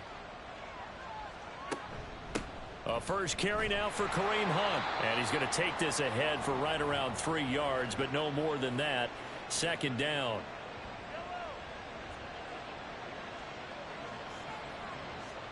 Mahomes going to throw. And the Dolphins rush gets home. Down he goes. He'll wind up losing a full 9 yards here on the sack. Now it's third down. We were wondering what they would do defensively to disrupt Patrick Mahomes. Sacking him on the first drive, that's a really good way to set a tone. The last thing you want to do is let him get established in the pocket where he can set his feet and throw wherever he wants to. Even though he does it well on the run and on the move, you definitely want to get him off the spot in the pocket. Now on third and long, they'll look to throw. Taking a deep shot here for Hardman. And he bats it away, and it falls down incomplete. They decided the opportunity was there and launched a deep ball, but he was unable to get away from the defender. Couldn't create space, couldn't uncover at the end of the route, and that one winds up incomplete. On is the punter Townsend as he gets this one away. Here comes Grant on the return. A very good punt, but a 16-yard return. And it'll be Dolphin football. So Miami coming out for their second drive. Now they entered play on a 2-game win streak, and then they've got the open date on their schedule next week. So this is a group that's really looking to hit the break on a high note. And this will obviously be a tough game for them, but go ahead and play this out with me, partner. If they win here and make it 3 in a row, they get to heal up after that. You've got to think that's an ideal setup and a worthy goal to play for in this one. Here's 2nd and 10.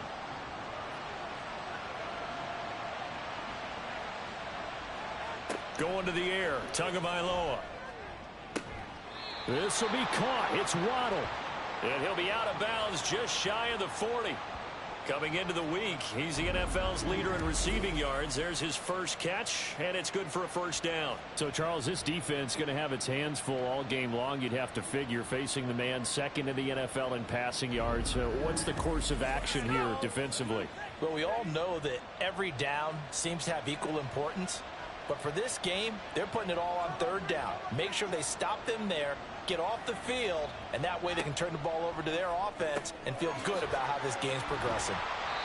So the completion good for 6 yards, and it'll be second down.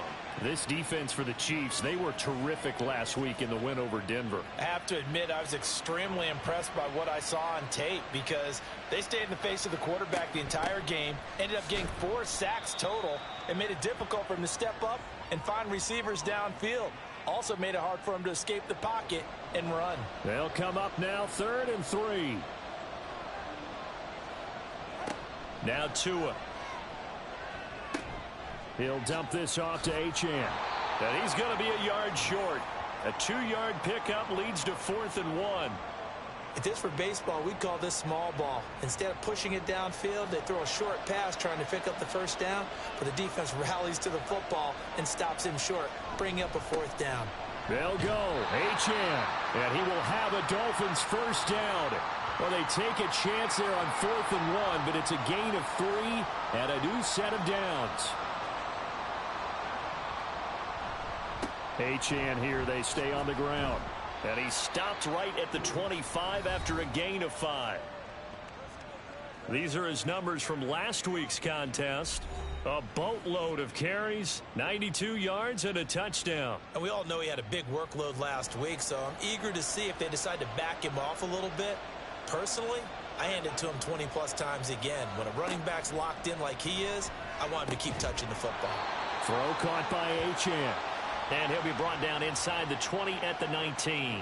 So here's a 1st and 10 now, down inside the 20. Achane gets it from the gun. And they'll work this down to the 15 for a pickup of 4. Well, that call makes sense because they've been throwing it well on this drive, and once again they show passing formation, showing the shotgun. Then they ran out of it. That's a nice play by them defensively, though, to hold it to a short gain. Looking to pass. Tua. And this will be incomplete. His back has been a dependable safety valve all game, so he went back to him when his first read was covered. Just unable to connect, so the play results in no gain. Throwing is Tagovailoa on 3rd down here. He's going to get that to his running back out of the backfield. They're able to convert on 3rd down, and that sets up a 1st and goal. That's a sharp throw right there on 3rd down. They're looking to get the first points of the game, and they certainly don't want to be on a field goal. So that's a nice job to get the hook up and set up a 1st and goal. 5 yards from the end zone, 1st and goal. They'll run. Achane. Only a yard on the pickup there. 2nd and goal. If you're going to keep these guys out of the end zone, you've got to be able to commit to stopping the run. And that's a nice job there, getting the safeties involved in run support. Achane once more. And he'll be stopped up short as the tackle is made at about the 3. 2 runs in a row, but only 2 yards to show for it. This is 3rd and goal. This Chiefs defense, they're giving it all they got. Achane. Boy, no chance as he was met and dropped behind the line there. A loss of a yard, and it brings up 4th. This defense is a difficult one to prepare for, one of the best in the league. They'll come at you from all angles, and they did a nice job there stopping him for a loss. So 4th down, Tua departs, and on is Jason Sanders and the Dolphin field goal unit. This will be just a 21-yard attempt. Sanders' kick is good, and the Dolphins will jump out to a 3-0 lead. So after drive number 3 here, we have a score, and it's 3 points after the field goal. I would say the feeling out process for both these teams, I'd say it's over, partner. Everyone understands what's going on now. You've kind of probed a little bit. Now you want to start throwing the big shots. First 3 points up on the board could be significant. And he takes this near the 25. Just a little pass there. Call it the 26. Kansas City taking the field for their 2nd drive. Just the one misstep for them in the first half of the season. 7-1 is the record at the midway point. And in terms of whatever power rankings you want to go by, they're at or near the top of the list in terms of best teams in the National Football League. And for me, in my little bit of rankings here, I've got them at the top. I know there's still 2 months to go, and we've seen teams get off to hot starts and then fade away due to injuries or the schedule or whatever. But unless there are a rash of injuries on this team, I'd be surprised if they aren't a first or a second seed come playoff time. Another throw on second down, and this one incomplete as well. The threat of a second straight punt to start the game is looming as they come up 3rd and 10. Throwing now is Mahomes. And that will be incomplete. Give them credit for excellent coverage, tight coverage. They're doing a lot of things that we talk about in basketball. They're causing disruptions in the passing game. And as long as that continues, it'll be tough for them to gain any momentum throwing the ball downfield. Returnable for Grant. It's a 43-yard punt, a return of 5. And it will be 1st and 10 as they take over. So now this one as well as they come up on 1st and 10. A little jet sweep to start the drive. There to make the tackle, Steven Nelson. You talk about this Chiefs defense. Yeah, they've been very good this year against the pass, currently holding on to a top 10 ranking at number 10. And when you're getting ready to face the #1 overall offense in the NFL, it does not matter where you rank defensively because you got your hands full. You don't know what you're going to face, but you know that that's a strong unit that you're getting ready for. 3rd down and 6. Throwing now is Tagovailoa. And he's taken down, a Chiefs sack. Multiple defenders getting to him there for a huge loss. Well, many times when you talk about mobile quarterbacks, you get the sense that they feel like they can get out of any bad situation. They keep moving around and trying to emulate guys like the Scrambler or the Dodger. Instead, they keep losing yardage and digging themselves a hole that they can't get out of. On 4th down, Matt Hawk is on to punt. First kick, 47. This one looks good as well. Here's Hardman to return. It'll be a 44-yard punt. The return goes for 8. And they will take over 1st and 10. KC's offense ready to take over. And they come into this one riding that nice long win streak. And remember, next weekend is an open week for them. So if they can get the win here, a lot of momentum into that time off. It certainly is. And if you're wondering if anybody's saying, boy, this is coming at a bad time, we want to keep playing, the answer can be yes. Because when teams are on a hot streak, they want to keep going. But what the veterans are telling the young guys in the locker room, an open week is always good, guys. Take it and let's go with it. 22 yards there, a 1st down. So finally completes his first pass. Credit the defense, though. They've been showing him some different looks, keeping him off balance. Yeah, I like it. I like the observation that you had there because when you give him different looks and give any quarterback different looks, it takes just a little bit longer to process sometimes, and you don't throw the ball with the same confidence. You're not sure that that's where you should go with the football. And that's worked for the defense early in this game. And now he's got his first completion. Let's see if his confidence comes back, and he starts to get into a nice little groove. 2 chunk plays in a row. The last one was over 20 yards, and so is this one. So from the 17 now, here's a 1st and 10. Operating from the red zone now, Mahomes. Out route to Hill, complete. They'll wind up getting 7 on the play, and that's going to bring up 2nd down. An ex-teammate used to tell me all the time, I hate experienced quarterbacks because no matter what, you really can't hide what you're doing. And I think that right there, he knew right away where the blitz was coming from, where his primary guy was going to be, and he ended up going to a secondary target for a nice game. I was just going to ask you, that wasn't the primary target. He's so good at that, isn't he? I think he knew right away that he wasn't going to get to his primary guy. I think he read that as soon as he got to the line of scrimmage, knew where the pressure was going to come from, and said, I know how to beat that, and that's what he did. The Chiefs with the football as we start the 2nd quarter, as they go to work on a 1st and goal. Now here's Mahomes. And that is caught. Touchdown, Kansas City. Travis Kelce, his 6th touchdown of the season. And the Chiefs have taken the lead. There was no going through the progressions on that touchdown pass. Yeah, nor was it necessary. His receiver won that route early, presented himself. No reason to wait. Go ahead and put it on him and score a touchdown. Cairo Santos on to try the extra point.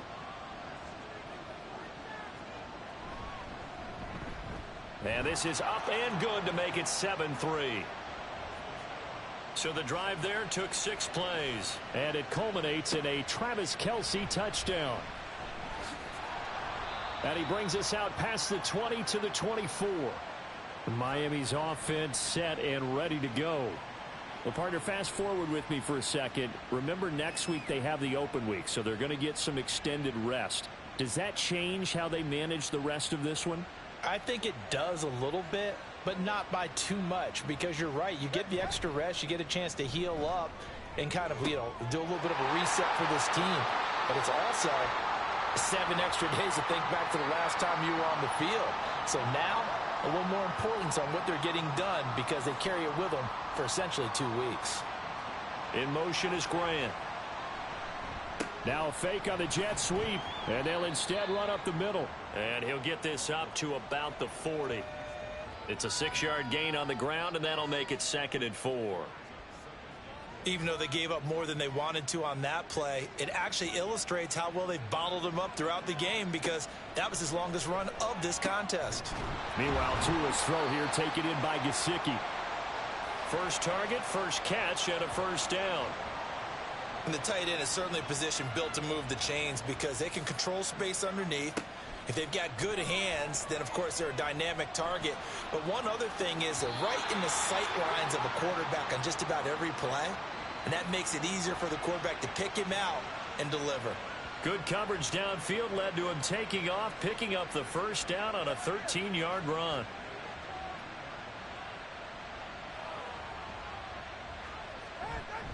Up the middle, Achane. And the result here, a pickup of 8. Leaves him with 2 to go on 2nd down. Good yardage there on first down. Exactly what you want. Get yourself set up to keep making first downs, keep the clock running. And if they're smart, you're starting to milk the clock. No hurry before you run your 2nd down play. Oh, this is going to be caught along the sidelines. Probably shouldn't have been caught. He's going to lose yardage there. 7th play of the drive now as they come up on a 3rd and 3.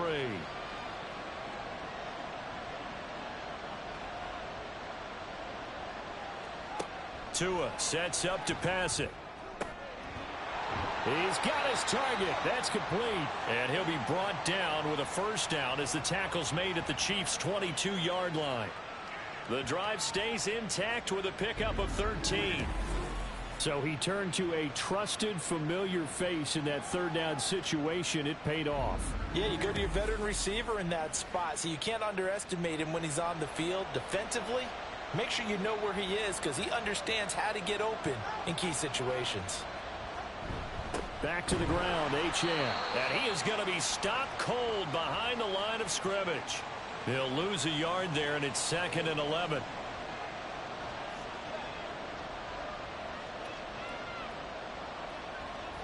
Here's Tagovailoa to throw.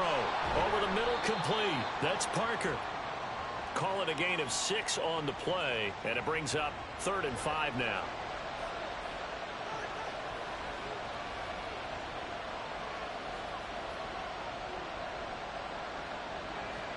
Tua going to throw. Throwing the out route, incomplete. It's Grant. And oh, he's just going to be short here, barely. Maybe by a half a foot. It'll be 4th and inches.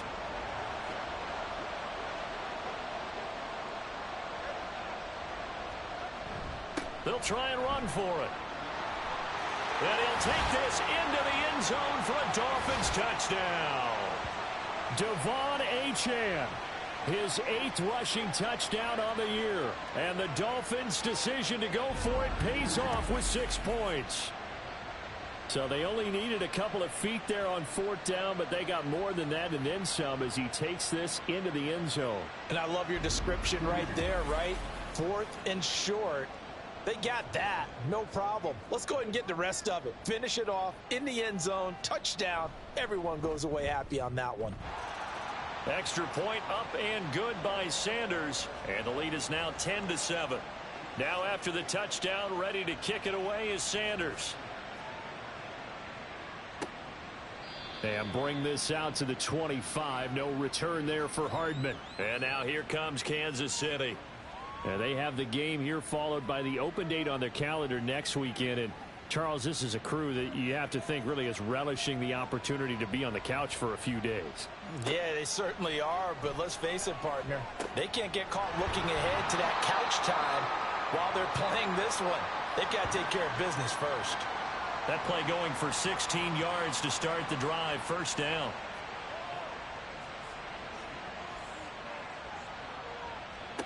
Now Mahomes. Open man here. It's the tight end, Kelsey. And out of bounds on the other side of midfield at the 45. This duo locked in. 14 yards there. And a first down. And that last throw, CD, going to move him even further up that all-time passing leaderboard as he just moved beyond Broadway Joe Namath at 27,663 yards. And that's impressive because Joe Namath, my goodness, he could throw a football. I mean, it was just gorgeous the way he threw it. Rallied his Jets to a Super Bowl win, one of the greatest upsets in NFL history. Broadway Joe, the man. They'll run with Hunt on second down. And he gets it down to the 32. A gain of 5, good enough for the first down.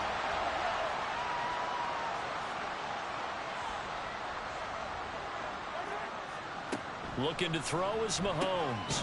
Slant route, that's complete to Travis Kelsey. And he's got this down almost to the 20 before he's dropped. The Chiefs have got the passing game rolling a bit. And another first down. Here's Mahomes to throw. Another pass into the reliable hands of Kelsey.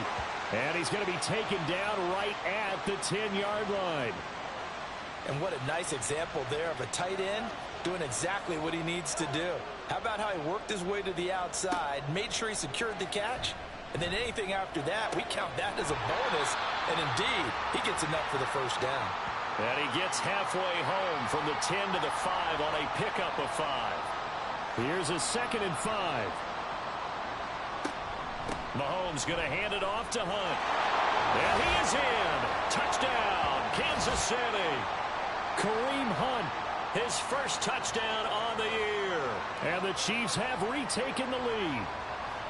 So, partner, it was a passing game that drove them down the field, but when they get close, they trust that man in the backfield, and he took them home. And they trust their offensive line as well, because so many of these units, they specialize in either pass protection or run blocking. This group shows its versatility and gets both done on this drive. Santos able to tack on the extra point, and the lead is now 14-10. Out is the kickoff unit as they run up and send this one away. This taken in at the goal line. And some good special teams coverage as they bring him down just outside of the 15. Miami set to take over.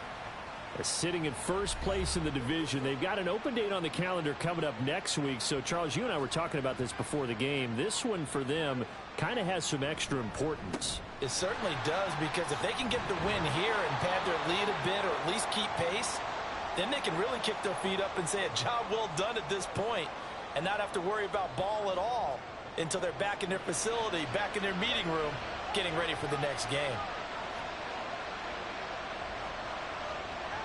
Tagovailoa working out of the gun. Open receiver here, complete. It's Parker. And he'll have it past midfield almost to the 40 before being taken down. Give him 32 on the play. I don't care what level of football you played. This one was a universal, wasn't it? When we were kids and we played touch football, remember we get in these positions and you just say, everybody go along and hope someone would come free. So the big play gets him across midfield now for 1st and 10. A run straight ahead with Achane. And he'll get what he can up the middle, 3 yards. That'll bring up 2nd down. Not a huge carry there on 1st down, but not all of them will be. But still, all in all, a positive play for the offense. It's all about picking up at least a few to set up what you're going to do here on 2nd down. The pressure gets there, and Tua is going to be taken down. That time, multiple defenders getting pressure, and it's a loss of 6. So now after the sack, Tua and the Dolphins staring at a 3rd and long. Back to throw. And he works his way past the line of scrimmage and then slides to a hole. The decision to tuck and run gets him 3, but that's not enough. Now it's 4th. Nice call on defense, rolling out the nickel package for that big 3rd down play, and they did an excellent job locking down coverage and forcing him to try and run for it, and he doesn't get there, which brings up a big 4th down call. 2 minutes remaining in this first half of football. So now they're going to send out away from long distance. So this will be spotted on the midfield logo. It's a 58-yard attempt. Well, Brandon, anything beyond 50, you start rolling the dice a bit. And once you get up around 57, 58 yards, the chances of making it go down dramatically. And sure enough, this one winds up no good. Here's the Kansas City offense now as they get set to take over. And it's only November, but the playoffs, we know how it works. They'll be here before you know it. If it ended today, they would be the #1 seed. And that's a great spot to be in.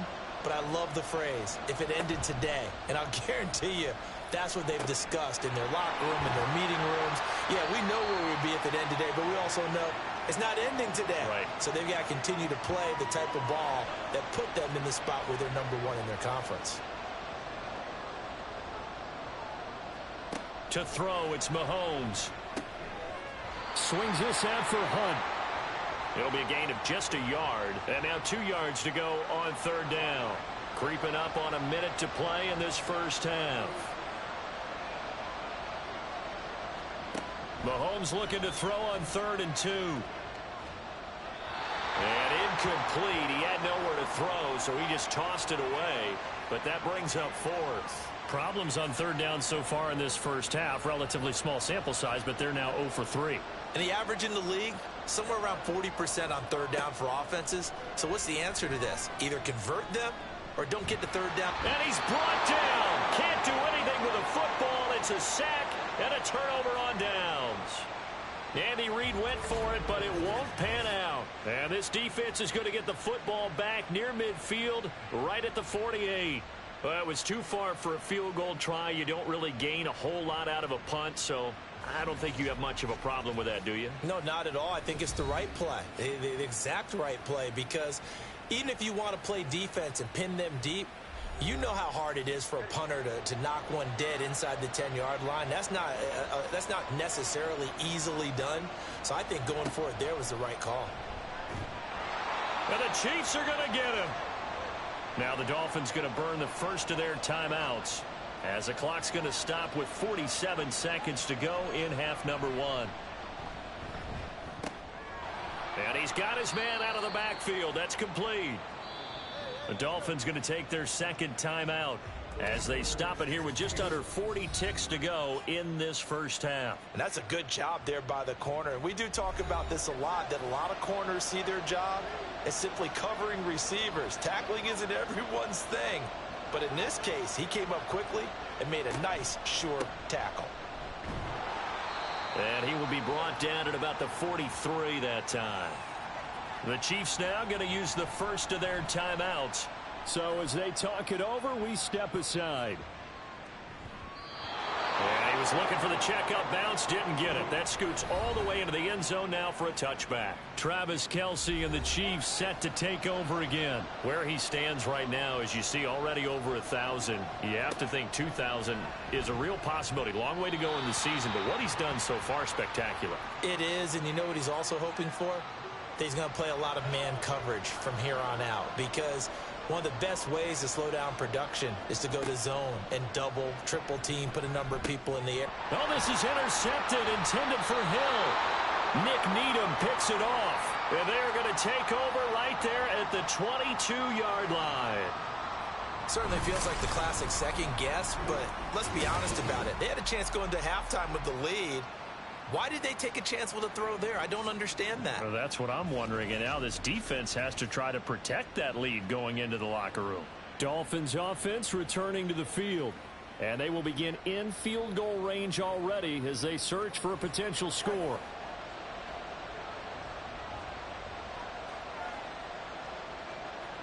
After the turnover, it's Tua. And this one is incomplete. To this point, I've been impressed with the work defensively. They have not allowed a lot of receivers to run free. And there's another example, another incompletion. Here's Tua. And that's going to be incomplete. 12 seconds left. Tough series for the passing game. Things just aren't clicking. Hopefully they can come through on this play and get this series back on track with a completion for enough yardage for a first down. Now yet another incompletion here as they fail to connect on third. They certainly had good starting field position on that drive, but couldn't do anything with it after 3 plays. Have to admit that that's a disappointing end to excellent field position. When that drive started, they had 6 points that they were thinking about. The kick by Sanders is good. And the lead is down to 1 now at 14-13. So the interception set him up with terrific field position, but 3 points, the end result. Yeah, we can make this one pretty simple, partner. You always want to end drives with points, but that's one that you're going to look back on and probably say, we should have done better there.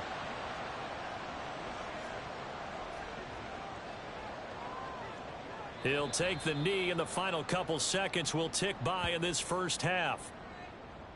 So past the halfway point of the season and now past the halfway point of this game. We skip halftime and get right back to the action. Set to begin the third quarter. Welcome back. Halftime over. We are ready for quarter number 3 alongside Charles Davis. I'm Brandon Gordon. So here are the Chiefs to take over. Remember, they're riding that 5-game winning streak and right now in the driver's seat in this ball game as well. Mahomes will lead the Chiefs up 1st and 10 at their 25-yard line. They'll try and start this drive in the air. And he slides and covers up at the end as he's going to be able to pick up decent yardage. The improv on the scramble there gets him 6, and it'll be 2nd down. Mahomes now to throw. Now a swing pass. It's Edwards-Helaire. And he'll go out of bounds, it looks like, right at the 40. That one a first down pickup of 8. On play action, it's Mahomes. Short throw hauled in by Kelsey. Unable to corral him. He fights through. And he'll be taken down, but not before he works it past the 50. That goes for a Chiefs first down, 14 yards. And we are keeping a close eye on his catches. A really close eye now because that's number 899 in his career. The next one will give him 900.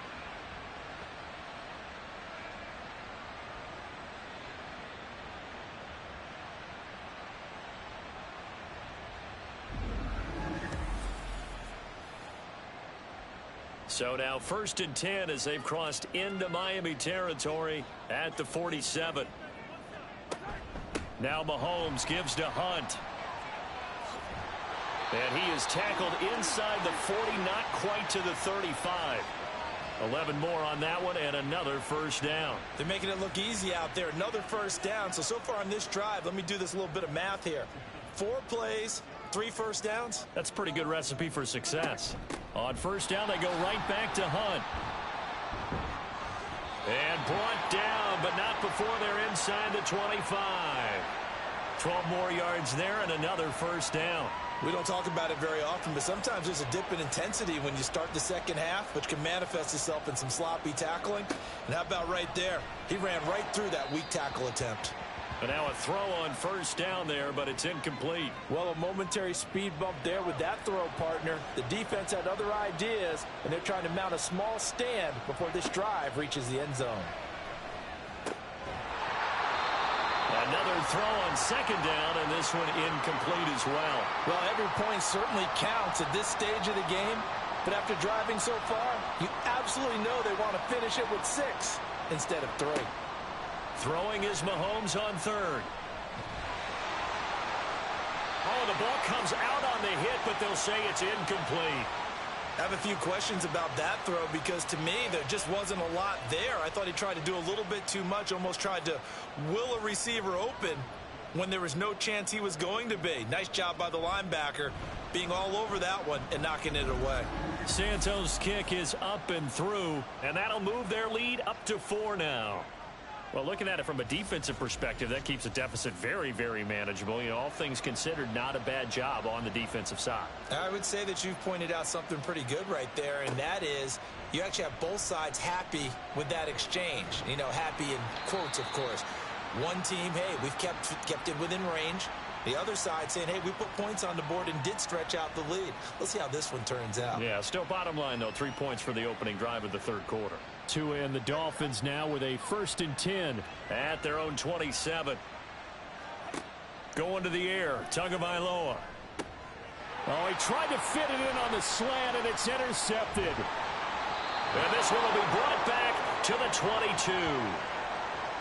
Boy, he had to fit that into a pretty tight window over the middle. And, Charles, I think they were in zone defensively, weren't they? They certainly were. Nice read on your part. And sometimes the quarterback isn't fooled between zone and man. Sometimes just fooled by the type of zone that he sees.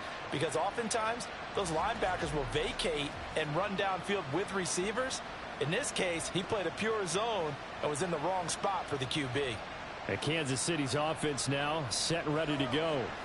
And they split the uprights last time for 3. They've got the lead. They're not going to play this conservative. They're not hoping for another field goal. They're hoping for a touchdown. I'm with you on that one. I like where your head is. I like the way you're thinking because you're exactly right. Trying to sit on a lead and play that way, that doesn't work too well for most teams. Run your offense. Run what you do best. Exactly. Put it all the way down and try and increase your lead in a big way. And the best way to do it, touchdowns. They fake the give. Now Mahomes. And this pass caught by Gray. So nothing doing there. And they'll be facing a 3rd and 12. We'll see what they have drawn up here. A little bit behind the line. 12 yards needed to gain a 1st down. That is caught. And he gets it inside the 10 to the 9. They're able to convert on 3rd down, and that sets up a 1st and goal. And remember, this drive started off following the turnover. And they've taken no time working their way down the short field. A nice connection there, and now they're looking at a 1st and goal. And he is met at the line of scrimmage, and he goes down right there. They'll say no gain on the play, and it'll be 2nd and goal. Now here's Mahomes. That is caught by Rice for a Chiefs touchdown. A 9-yard touchdown there. And the Chiefs use the short field to get in for 6. Well, that's about as quick of a passing touchdown as you'll ever see right there. Everyone has a section in their playbook called the quick game. That was the super quick game. Out of the hands of the thrower, bam, right to the receiver, successfully for a touchdown. How in-depth is that quick game part of the playbook? It's pretty in-depth because people want the ball in the hands of the quarterback into the playmaker's hands downfield as fast as possible. There are a lot of plays, a lot of options involved with that. Santos with the extra point, and that pushes the lead up to 11.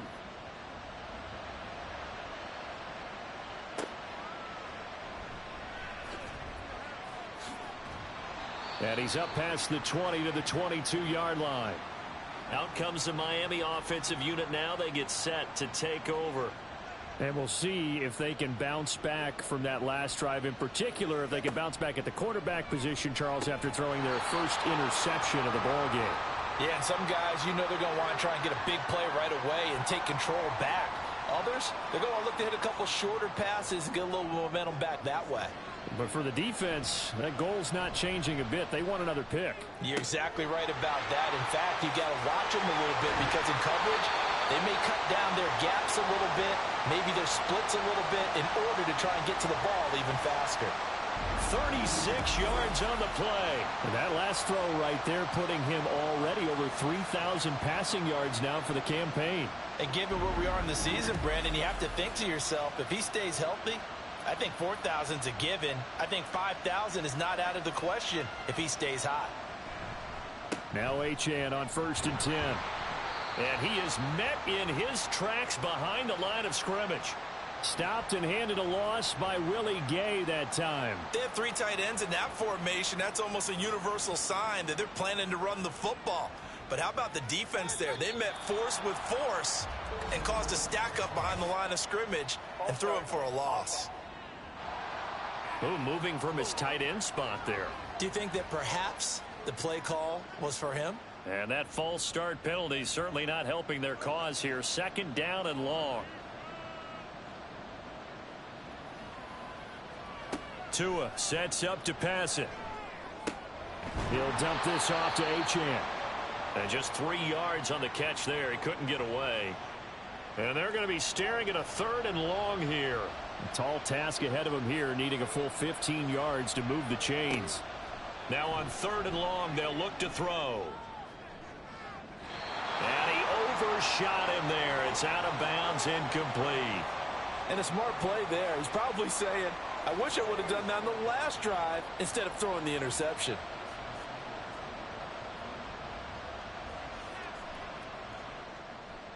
He had the distance, but it's no good. Wide to the right, and they will remain 2 scores down as the difference holds at 11. I don't care who you are. In practice in the best of conditions. And now, worst of all, you give the other guys the ball to start their drive at midfield. Well, they gave the 60-yarder a try, didn't make it, and now they're in a tough position defensively. This offense has it at midfield. From midfield, here's Mahomes. And that one going to come up short. Low throw.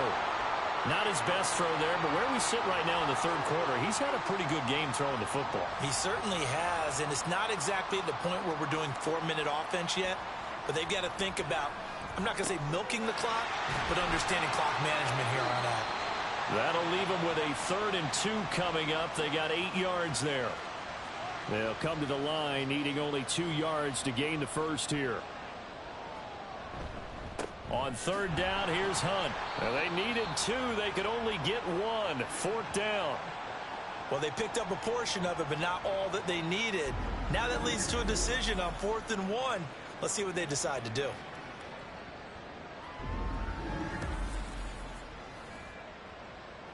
Here's the Chiefs punter now as he's on to kick it away.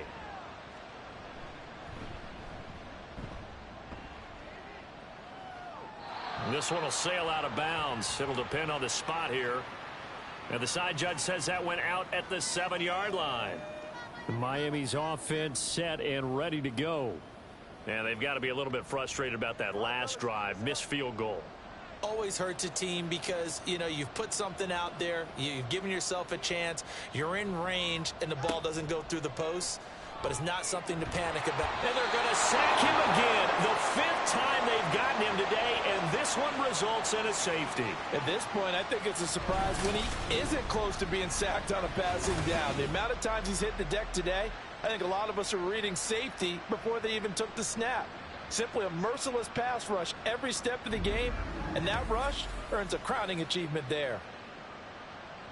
So after that safety, now a free kick situation forthcoming as they punt it away from the 20. Hardman on the return. KC's offense ready to take over. And Charles, a very uninspired effort. The last time we saw them out there was a quick 3-and-out, and then they punted the football. Yeah, and you never want to get stopped so soundly during a series, but what would be even worse now is letting it happen again right here. They've got to get going. Mahomes now on 1st down. It's Kelsey on the ground. This will be stopped about 2 yards shy of the marker. 8-yard gain, 2nd and 2. From the 38 now, here's 2nd down and 2. Running with Hunt here out of the shotgun. And he's stopped after a gain of 1. Not enough. Still a yard to go on 3rd down. Here now, 3rd and a yard.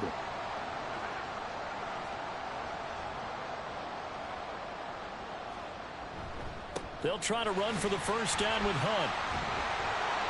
And to the 42-yard line here and brought down there. A 3-yard gain and enough for the 1st down. This offense #1 in the NFL in picking up 1st downs, and their run game got him another one there. A really good stat to lead the league in, isn't it? Because if you keep picking up 1st downs, sustaining drives, that means you're controlling the football, controlling the clock, and letting your defense rest on the sidelines. Meanwhile, Mahomes throw into the hands here of Hardman. And he takes this one down almost all the way to the 30.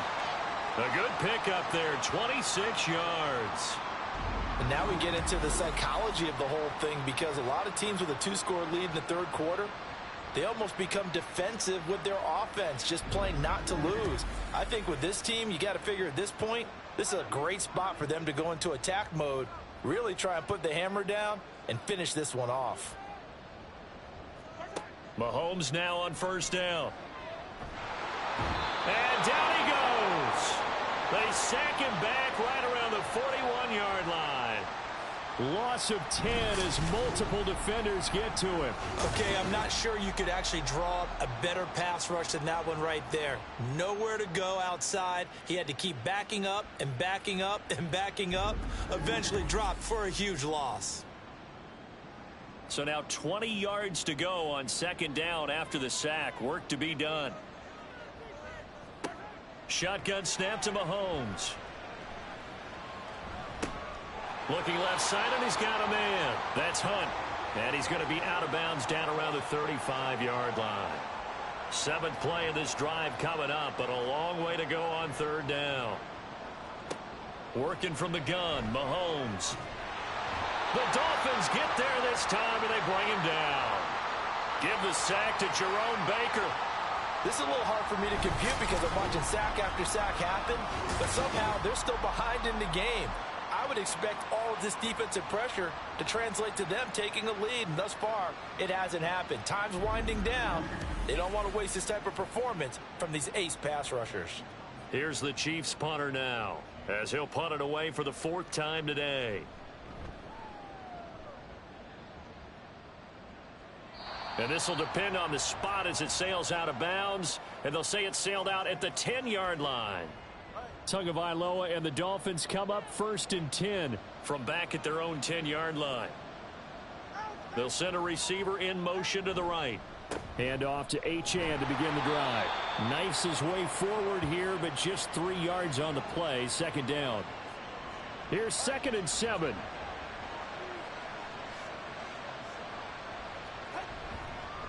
Achane on the counter. Looking for a seam, but finding none. He'll get back to the line of scrimmage, and that's it.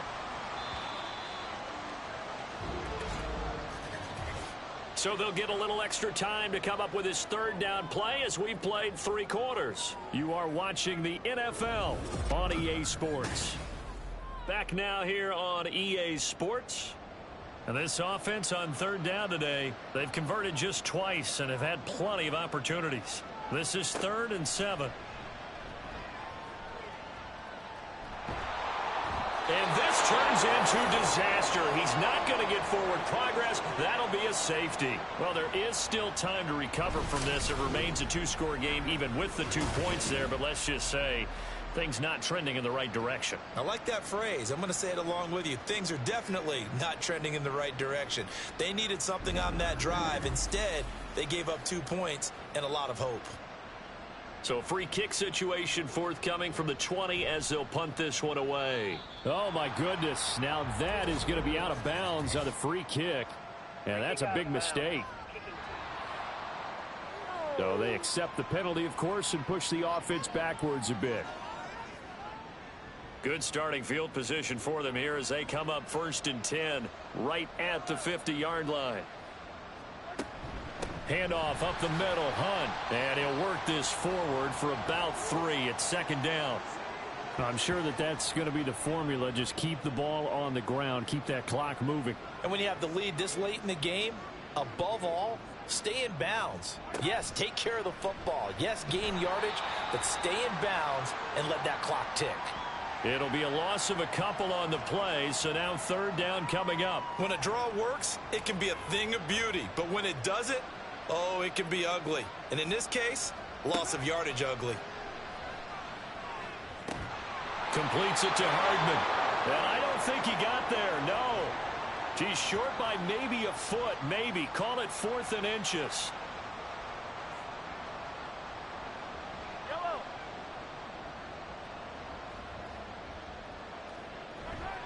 They'll try and run for it. Just a gain of 3, but they'll certainly take it as they convert on 4th down. The 4th down run successful. Now they look to pay it off on 1st down. Mahomes going to throw. That's into the hands of Fortson. A gain of 3 last play. This time they double it and pick up 6. If nothing else, they've already taken a couple minutes off the clock here already as they come up 2nd down. They go play action. Now Mahomes. Open man downfield is Hardman. He's got it. And finally down he goes as they work it inside the 10 to the 7. Call that a very strong gain of 24. Partner, I like that they're staying aggressive on offense because to me this drive is what is known as a put-away drive. You score here, that might put this one to bed. I like the fact that they're playing with confidence and not playing with fear. A good chance now to put this game on ice. This is 1st and goal. On 1st down, they'll run with Hunt. Only a yard that time, 2nd and goal. Not a whole lot there on 1st and goal, and that's what you're looking for defensively. You'll certainly live with giving up just a yard or 2 in this situation. Throwing now is Mahomes. This is caught by Hill for a Chiefs touchdown. It's a 6-yard touchdown pass. And the Chiefs add on to their lead, and it's looking like that win streak is going to extend another week. He's got them out now to a 3-score lead here in the 4th quarter after that one, CD. And, well, he looked right off the line like he knew that ball. And now, of course, all scoring plays are reviewed, and I think they're going to take an extra long look at this one. They're taking a peek at whether or not those feet were in bounds, and obviously a big call here in the end zone. And not just the feet. How about the hands? How's the ball possessed while the feet are hopefully getting down in bounds? That's what they're trying to look at to see if it all comes together. So they called it a touchdown originally, and this will stay a touchdown after the video review, so they had it right. Santos able to tack on the extra point, and the lead opens up now to 22 points. Here's the Chiefs kickoff unit now as they'll send this one away. And this will be a touchback as Grant opts not to return it. Miami set to take over. And just looking ahead, it would appear that bye week is coming at the right time. They'll have 2 weeks to chew on this one, though probably not one that they want to chew on. A poor performance from start to finish. Now left side, a completion to his tight end. And he'll be out of bounds across the 30-yard line. They'll come up now 2nd and 4 from the 31. Now Tua. This will be caught. It's Waddle. And able to get this one across the 45 before he's brought down. And now following the completion, we're going to get a stoppage here for an injury. Now, the medical staff is going to come out here and take a look, and we will take a short break.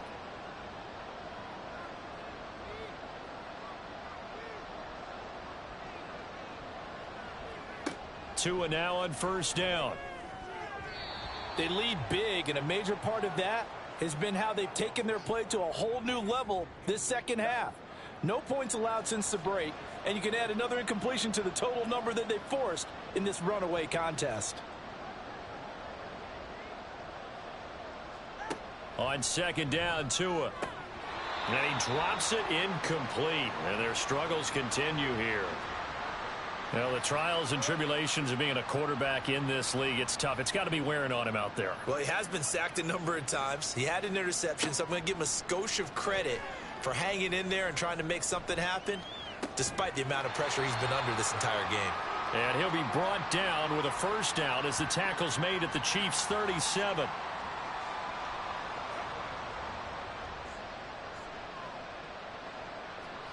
Again, they will throw it with Tagovailoa. A throw on the run, but that's going to be incomplete. Offense was moving it a little bit, had them back on their heels, but they earned a brief pause by forcing the incompletion. That gives them a quick chance to regroup and try and mount a stand before they're backed up even further. They set up the screen. Achane has it. Now he's loose down the left sideline. And all the way in for a Miami touchdown. Devon Achane. He scored on the ground and through the air. And the Dolphins have got it back to a 2-score game here in the 4th. So a little bit of a letdown there defensively. I mean, look, you're still 2 scores to the good, CD, but things may be a little more uncomfortable than they had hoped. Yeah, if you kept them out of the end zone there, this game's over. You've locked the door on them. Instead, it's still open a little bit, and they've got a puncher's chance. The 2 are going to try and throw for it. And he's got it for the 2-point conversion.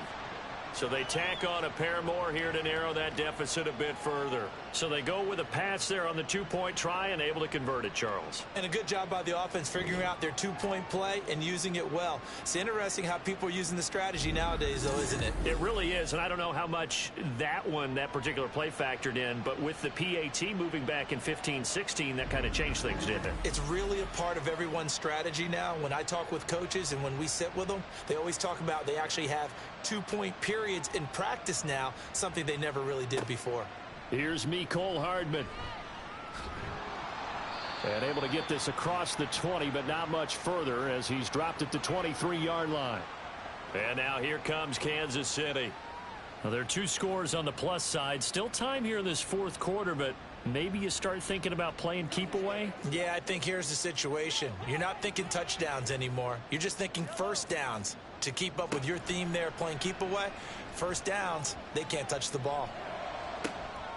Throwing here to start the drive as they connect left side. And he's going to be out up around the 45-yard line. A good pickup there, 21 yards. The big play to start him out has him at the 45 already. Mahomes now to throw. A hit as he throws there, incomplete. Yes, sir. How about an attaboy there on first down? Got his hand in and knocked it away. Mahomes again here on 2nd and 10. And intercepted. Maybe the turning point they need. Picked up by Xavier Howard. And the return comes to a halt right at the 44-yard line. That is the play they needed in a 2-score game here in the 4th quarter. No doubt about it. They did what they had to do to give themselves a chance to get back into the game. They turned it over to the offense. They are now in charge. Now they need to execute. Dolphins offense returning to the field. The interception was a great starting point, but now they need points pretty quickly, down 2 scores. On the handoff, it's Achane. Nick Bolton there on the tackle. Brandon, 5 yards on that run. Let's get back to the huddle and make sure if you're a back, you spend time with your offensive line and give them credit. Hard to move those 300-plus pounders at the line of scrimmage, and they did for a significant chunk of yardage. Tua's throw here taken in by Gesicki. And he gets this down inside the 35 before going out of bounds. So they'll come up 1st and 10 now from the 33. Tua going to throw. Brought in over the middle by Grant. And he'll be marked down at the 26 with a gain of 7. You got the big lead defensively. Willing to give them that underneath stuff, right? And this is why you work on your tackling. Tackle them after the catch, inbounds, keep the clock running. Just go ahead and bleed the game out that way. And he'll go out of bounds in the red zone just inside the 20. So from the 17 now, here's a 1st and 10. Here's Tua.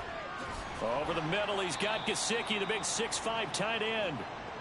And that's good for a gain of 6, and it'll be 2nd down.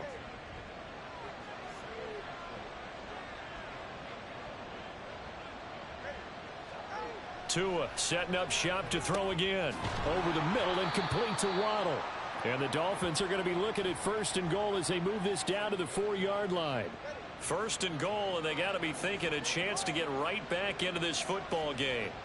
Going to the air, Tagovailoa. To the end zone, but it's incomplete. Down this close to the goal line, 1st down. Surprised that wasn't a run? I am, and you know I'm old school. I want to run the ball on 1st down in this situation because 2nd down, that gives me that option of running play action and maybe throwing it. Another throw on 2nd down, and this one incomplete as well. Down near the goal line, things really get physical. You're always anticipating a running play, but when they do throw it, things happen quickly. A little bit of a bang-bang play there that falls incomplete. Now yet another incompletion here as they fail to connect on 3rd. So now 4th and goal. You're trailing by a decent amount here. What are you doing, Coach Davis? Well, I've got to think to myself, just how many more opportunities am I going to have this close and have this chance? I've got to go for it right here. The clock's dwindling on me. Let's go get it done. And that is caught. Touchdown, Miami. Devon Achane. His 3rd touchdown of the game, 10th on the year. And the Dolphins have made it a one-score game again here in the 4th. And he just did get those feet in there on the side of the end zone. Well done. Probably the size foot necessary, because I think if he had another half size, that catch doesn't count. And he's able to get it in, and it counts for a touchdown. Extra point up and good by Sanders. And now things get a bit more interesting here in this 4th quarter.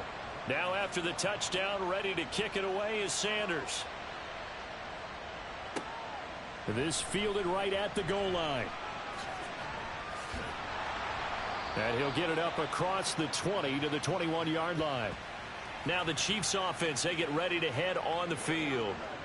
I'm curious to see, Charles, about the play calling on this drive. Last time out, the interception that led to a touchdown. Here we are. I mean, very close, one-score game. Yeah, and if I'm a defender, I'm actually chirping to you on the other side of the ball, saying, hey, we picked off the last one. What you going to do about it now? So when you do throw the football, high percentage, but throw it with confidence. Because if there's any hesitancy at all, it could end up in enemy's hands again. 2nd down and 3.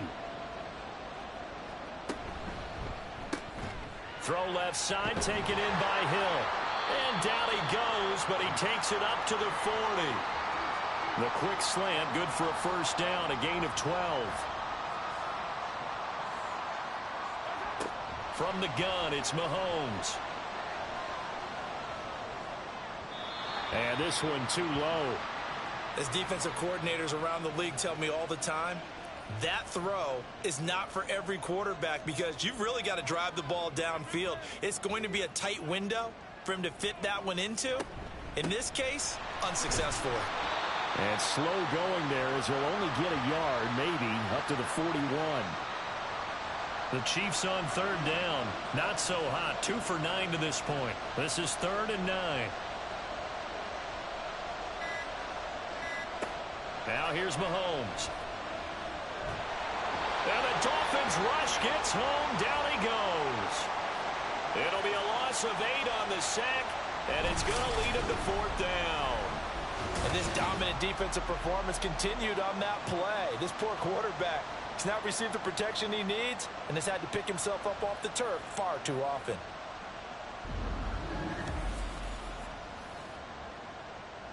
Here's the Chiefs punter now, as he's on for the 5th time here today. 4th quarter, down to the final 2 minutes, and we've got a one-score game. So the Chiefs in possession of the ball as we welcome you back. They're looking at a 4th down now as they try to hold on to this lead for dear life. Fielded just inside the 20. Following the punt return here, there is someone shaken up. Hopefully, obviously nothing serious here. Medical staff, though, going to take a peek, and we'll take a break. Here's 1st and 10.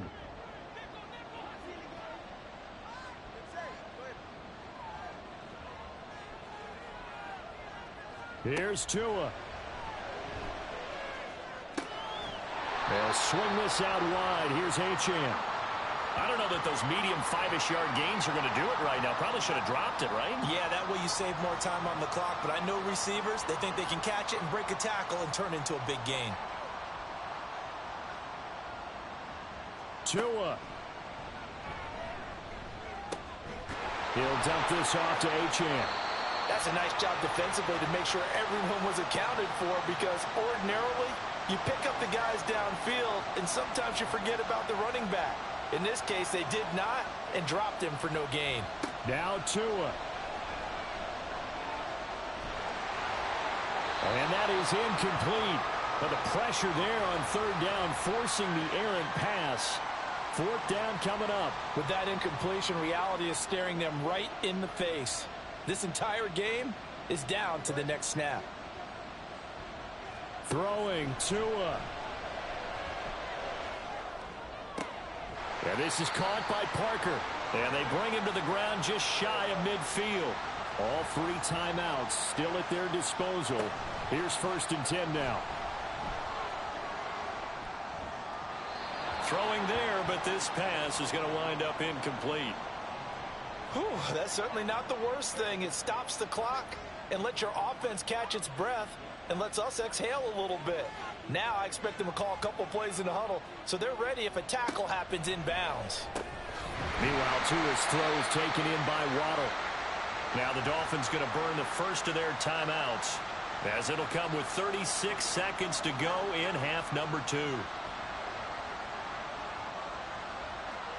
Tua to throw. And that is incomplete.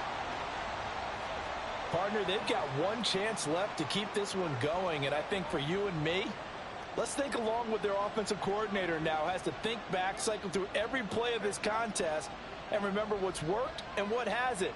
Because right here, he needs the best play of the game in order to keep this one alive.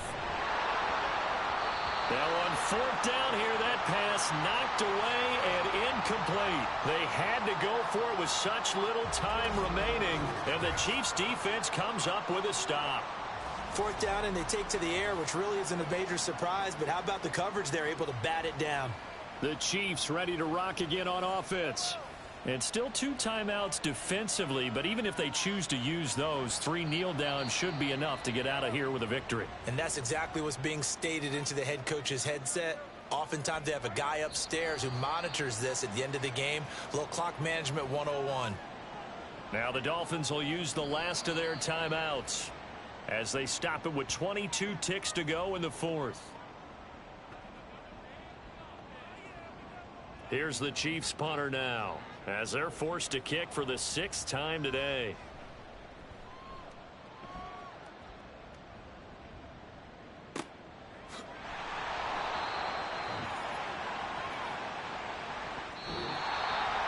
A fun, close ball game comes to an end. On that last play, Charles, they were on the wrong side of midfield. They needed something near a miracle, and they couldn't get it done. Yeah, the effort, that was good.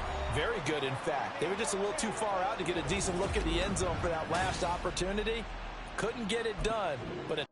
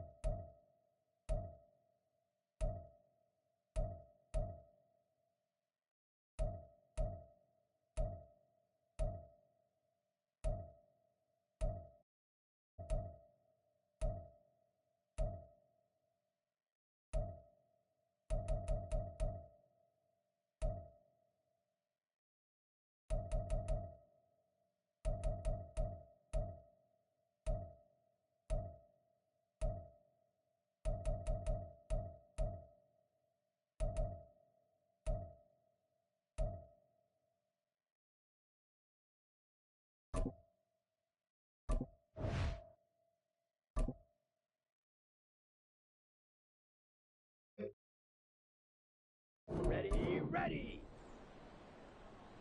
Ready?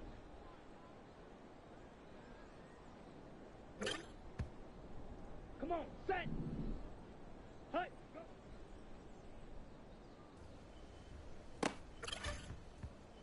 Set. Ready, ready.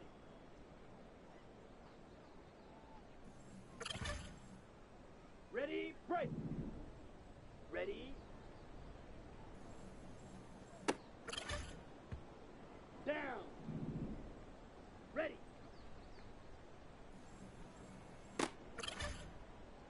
Ready, set. Set.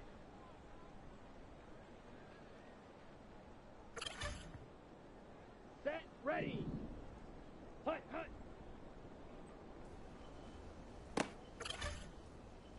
Okay, break.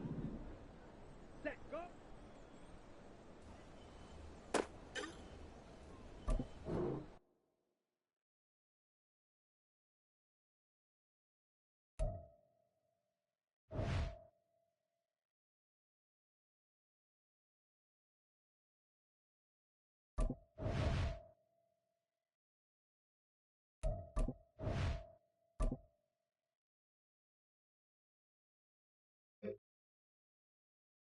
Here we go, set. Hut.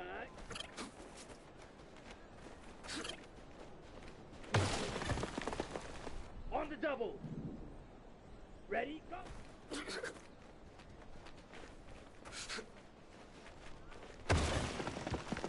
Let's go. Ready.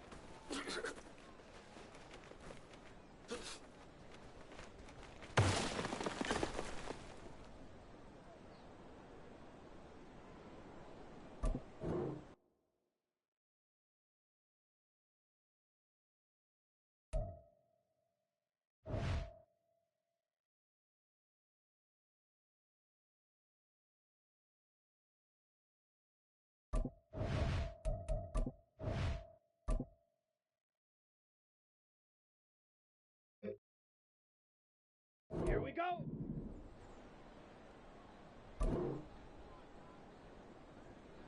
Set.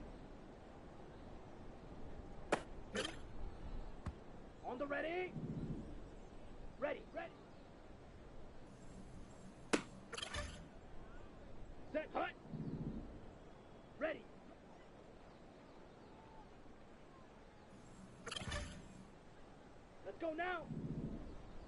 Set, go. Ready. Hut, hut. Ready up. Hut, go.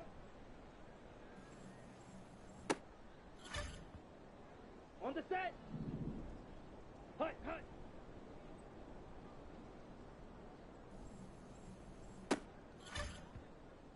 Here we go, here we go. Set, hut.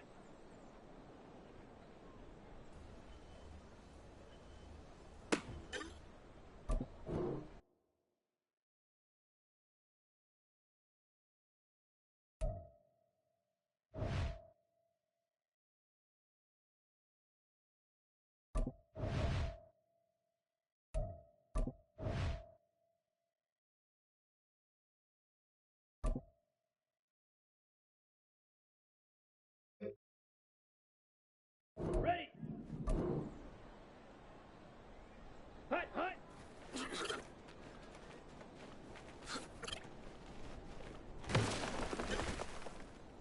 Okay, ready? Set, hut.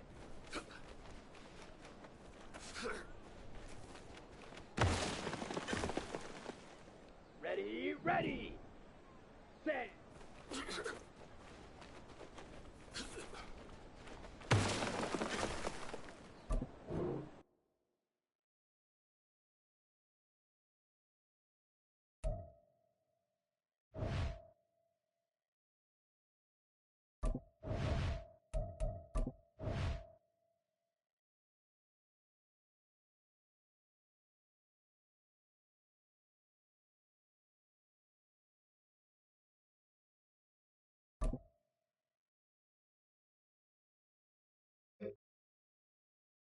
Ready!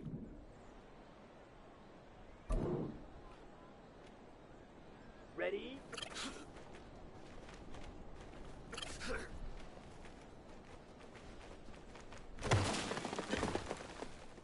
Come on, set! Hut!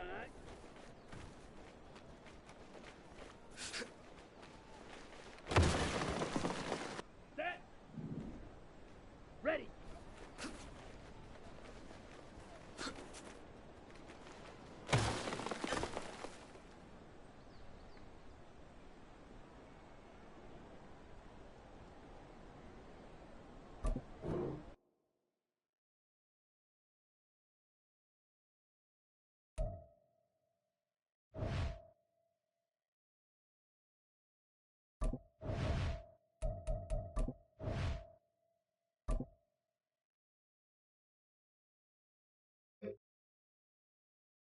Down. Set.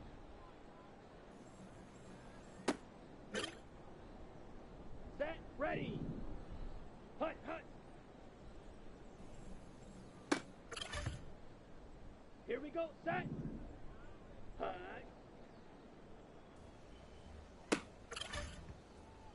Let's go. Ready. Go. Here we go. Hut, go. Set, hut. Ready, ready.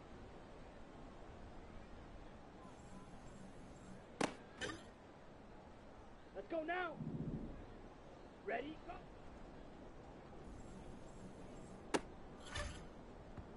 Ready. Set.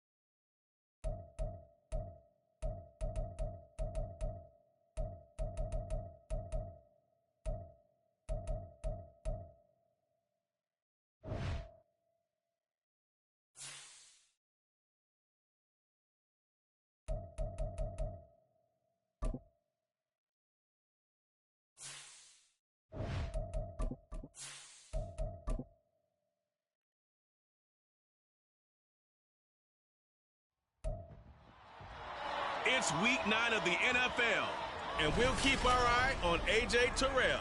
He'll make you pay if you throw his way too often. It's the Vikings and the Falcons next on EA Sports.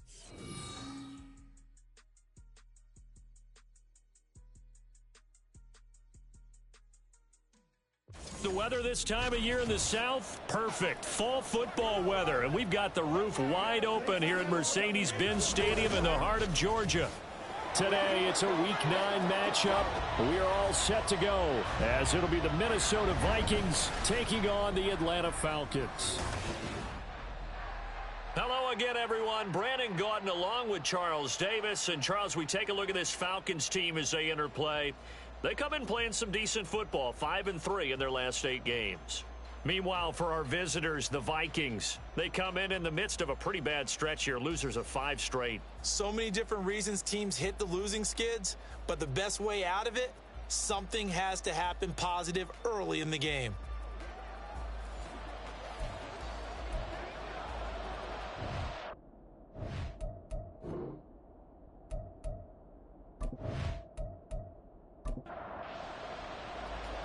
The first 2 months of the regular season down. What will the final 2 bring us as we're off in Week 9? Taken at the goal line. And he'll get it up past the 20 to about the 22. So here's the Viking offense making their way out. And they're brought out by the former Washington Husky, undrafted back in 2019, Jake Browning. And while he won't admit it because his team lost the game, he had some fun in the last one. He threw for over 400 yards. I mean, there's no getting around it. As a QB, yeah, okay. We lost the game, but, boy, that felt good flinging it around. Now he's got to figure out how to do the exact same thing, yet turn it into a win. They take a shot downfield there, but it winds up falling incomplete. And, Charles, you wonder about this defense coming in. I mean, look, it's no secret they're playing a team that's down on its luck right now. Losers of 5 straight. How does that change how you prepare for a game? Well, to me, the first thought is you just get after them early, right? Take away any chance of them building any confidence. But the second thing is you prepare a little bit differently. You've got to expect this team to take chances, go for it on 3rd and 4th downs, run a lot of trick plays, anything to try and break their losing streak. So you must stay alert and stay aware. Oh, now an injured player down there, and this is not what you want to see. That's Justin Jefferson, who's having some issues. So as the medical staff takes a look, we'll step aside. From Falcon territory now, here's 1st and 10 at the 48-yard line. Here's Browning. Man open downfield is Diggs. He's got it. And they're able to work this to the 25 before it's all said and done. That's back-to-back plays of over 20 yards. And forget about the run to set up the pass. They're just coming out throwing. Forget trying to set anything up. They feel like they have the advantage. They feel like they have the matchups, and they're just attacking right now. Yep, going to the air on the opening drive. The slot man in motion right. Here's a fake on the jet sweep, and instead a give up the middle. And he is going to be stopped cold behind the line of scrimmage. Maybe just a slight detour on what's been a strong drive. Here's 2nd and 11. Now Browning. That's going to be caught. Touchdown, Vikings. Tyler Conklin, his 4th touchdown on the year. And the Vikings get the upper hand as they're on the board first here this afternoon. The losing streak had taken on a life of its own, and I think it infiltrates a team when you're on that much of a slide. But this group has managed to focus, come out early, and put a touchdown on the board. They look like they mean business in this one. They do. Now the key, holding on to that attitude, because, man, that streak has been a struggle for them. Extra point by Carlson, up and good. And it's now a 7-0 game. And Hall not going to bring this one out. The Falcons ready to go to work here on offense. And at the helm in his 2nd season, Charles, it's Desmond Ridder. And you and I both know that any win is a good win. And that's what they did last week. But there's also plenty for him to work on in his game, wasn't there? Yeah. 2 touchdowns, an interception. Yeah, you know, he wants to increase that a little bit in terms of ratio. But first and foremost, they did win the game. Looking for London on the out route complete. He'll be dropped after a gain of about 6 across the 30 to the 31. Now whistles and a timeout. Looks like we've got a Viking slow to get up. While they come out and take a look at him, we will step aside for just a moment. A run for the first time with Bijan Robinson. There's Robinson showing the flash. And he has a big gain inside the 40 before being dropped. All told, it's an even 30 and a first down. They went with the nickel look defensively, so they had 5 defensive backs in there. Didn't help them stop the run. Yeah, I love that, the nickel look. 5 cents, 5 DBs. But what also happens then, you take a big body off the field in order to insert that guy. So you're taking a big off for a little. And oftentimes you can run the football effectively against that defense. Back to Robinson now on first down. And he fights forward for a modest 2-yard gain, second down.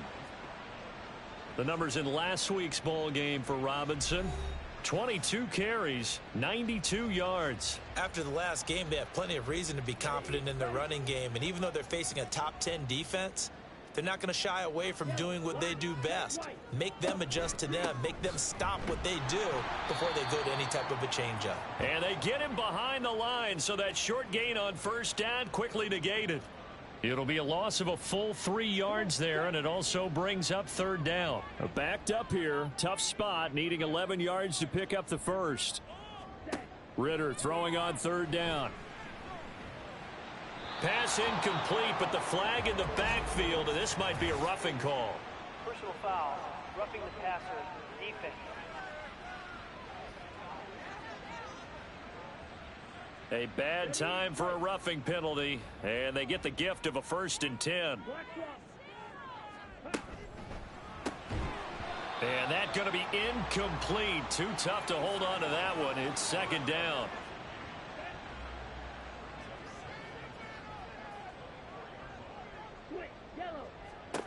Ritter will set up to throw it. This to Pitts, and he's got him. Touchdown, Atlanta. Kyle Pitts. A 24-yard touchdown. And the Falcons are able to match the opening drive touchdown against them with one of their own. Their first passing touchdown of the ball game, and they go to the big tight end in those sure hands, and he provides the score. Certainly looked like they were focused on taking away other weapons, and he certainly made them regret that because he found the soft spot, ended up taking it to the end zone. Nice throw, too, to complete the play. Extra point splits the uprights, and we are tied at 7. Each team's had it. Each team has scored. 7-7 here as the kick's away. And taken down just past the 20 at about the 21-yard line. The Vikings taking the field here for their second drive of the game. 1-7 their record here at the midway point of the season, and right now this organization, more than likely, if you look at it, CD, probably in for a rough second half of the season. Well, we've seen teams turn things around in other places. I mean, we've seen 1-7 first halves turn into 5-3 second halves, but with this squad, I think these guys aren't playing to get into the playoffs. They're playing for their jobs. So's the coaching staff. They're coaching for theirs. Front office trying to keep theirs. The heat is on from all directions. And what's interesting is a lot of these guys are playing for jobs and trying to keep their positions. It might be just in the league in some other spot. It's his first catch, and it'll be good for 15 and a first down. Someone sharp in this game. I mean, a touchdown pass on the first drive and comes right back, and he's flinging it around really well here. A really nice throw there to pick up the first down. You kind of just feel a laser focus and confidence about him, and I think we saw that this week, didn't we? Talking to him and the coaches, they felt good about his performance coming up. Yeah, I was really impressed with that last practice we saw when they went through 2-minute drill, when they went through all the different situations. Ball hardly hit the ground, and I thought, yeah, he might be locked in for this one. 2nd and 10. To throw, Browning. Middle of the field to Jefferson. 4 yards the gain, and it'll bring up a third down.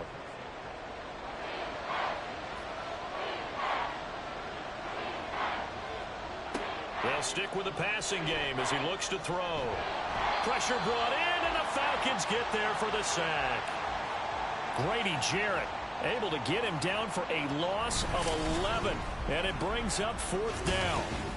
They just gave up a sack there, and if I'm not mistaken, they gave up 4 last week, didn't they? Yes, and just looking really porous, aren't they? They really are, and I'm wondering if they're going to have to start thinking about keeping the tight end in, maybe a back, someone to help assist, because right now, the quarterback's been getting hit a lot in the last couple of games.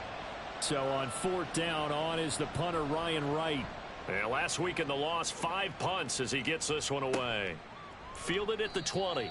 That'll be a 43-yard punt, just a single yard on the return. And it will be Falcon football. Bijan Robinson and the Falcons back onto the field. You start prorating these rushing numbers and looking ahead, he could be on pace for a 2,000-yard season. I don't want to jinx him, but what a year to this point. But you just did. Sorry. That's okay. No, he can overcome that. I'm not right? apologizing to you. No. Okay? I like your attitude. But you're right. What's got to happen for it to actually occur? Offensive line has continued blocking the way they've been blocking. He has to stay healthy. But also, it's not just the idea that he's going to run the football, but you got to run it against numbers that dictate you throwing the football. Sometimes when you have 6 to block and you only have 5 guys, you've got to block them anyway, and he has to make... Ritter cannot escape, and they bring him down. Danielle Hunter, he continues to wreak havoc in the offensive backfield. Sack number 16 on the year. The punter Sterling Hoffrichter out now on 4th down. Back deep is a very dangerous Mike Hughes.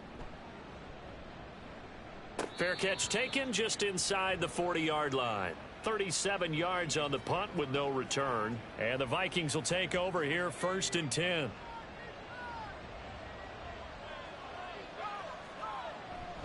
They'll start on the ground with Madison.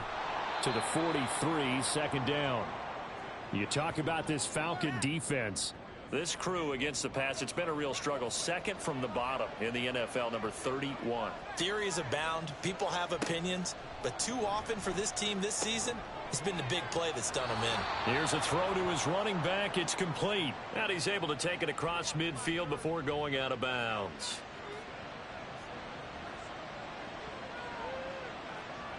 Throwing on 1st down. Browning. And his throw here's incomplete. Well, this defense for the Falcons, they were terrific in the win over Tennessee a week ago. And what I saw on film was a nearly unstoppable pass rush. 5 sacks last week, plenty of hurries given up. So now what do you do on offense? You just max protect, keep everyone in and run the ball, or maybe just 1 or 2 receiver routes in order to try and keep your quarterback upright. So back-to-back incompletions, and that has him staring at a 3rd and 10. Again, he'll drop to throw. That's to the sideline and incomplete. Yeah, it's still early in the game. No sense taking a chance on 3rd down and forcing one into traffic. So I like the wise play he made there. Get it to the sideline out of bounds where no one's going to have a chance at it. Now on 4th down, on is the punt team sending this one away. And here now come the Falcons. And, you know, it's certainly a lot of football left to play. We're not into December yet, but right now where we stand, they're in 1st place in their division, looking really good and looking to be a threat come January. And are you one of those early holiday shoppers, partner? Are you one of those guys get your list done? Because I think about what every team has on their holiday shopping list right now. What's the number 1 goal? Make the playoffs. Number 2, win your division. Number 3, and I think the biggest goal of all, try to get the number 1 seed so you get that 1st round. And now off to the races down the right side. And he's going to get this all the way down to the Vikings' 38-yard line. A big-time gain there on the keeper, using his legs to hurt him. 1st down. What a run there. I mean, you've got speed, elusiveness, escapability all rolled into one. And we all know that quarterbacks are coached. They get the ball to the guys who can do all the things you just described. You want those guys who have speed, elusiveness, and escapability all rolled into one with the ball in their hands. And guess what? It's him. So there's no sense in throwing it or handing it off when you can do all of that yourself. 2nd and 9. Again, it's Robinson. And he'll get 3 down at the 34-yard line. Some of the most unselfish players on any football team, defensive tackles, because we ask them to just eat up blocks and allow other people to make tackles. But when he can make a play himself, as we just saw there, That's a big day. Pressure coming from the Vikings, and they get there and bring him down. Multiple defenders getting to him there for a huge loss. Well, last game he had 2 sacks. Got another one here, picked up right where he left off. Brandon, he spent the entire offseason working on new moves, new techniques, trying to add to his arsenal of pass rush moves. Certainly paying dividends in what we've seen so far. On 4th down, the Falcons send out Sterling Hoffrichter to punt.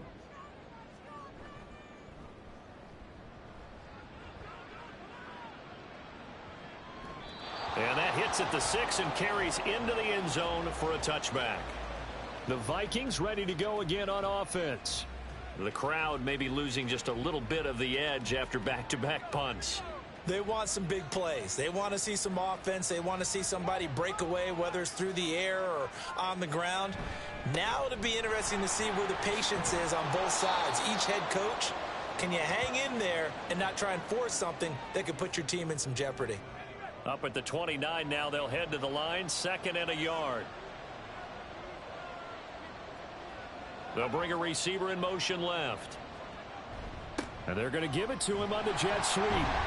Looking for a crease, can't find one. Stopped at the line of scrimmage. Officially, it's no gain on the play, and they'll remain a few inches shy of a first with 3rd down looming. From the gun on 3rd down. Browning. A short throw to Conklin, the tight end. This will wind up a loss on the play, and it'll be 4th down. We'll put that one in the win column for the defense. Trying to contain tight ends in the passing game is so difficult nowadays, but they did in a big way there. And here's Ryan Wright now as he's on to punt for Minnesota. And he's getting a workout here in this first quarter as he gets it away. Fair catch called. It's taken in right at the 20-yard line. So a change of possession here on the punt. And the Falcons will be taking over 1st and 10. Here's Ritter.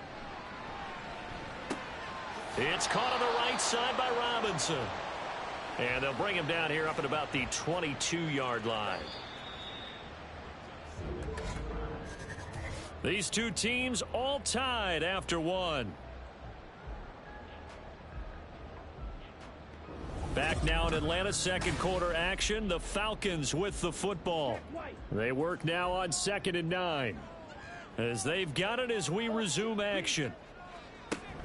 Ritter off to play fake. Man open, that's Calvin Ridley. And he'll be taken down, but not before they work it across midfield.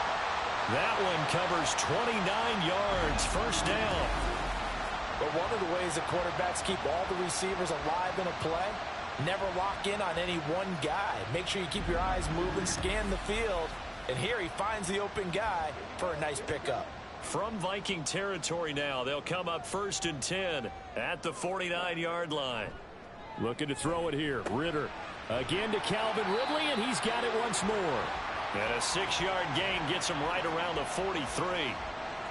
Line of scrimmage, the 43 on 2nd and 4.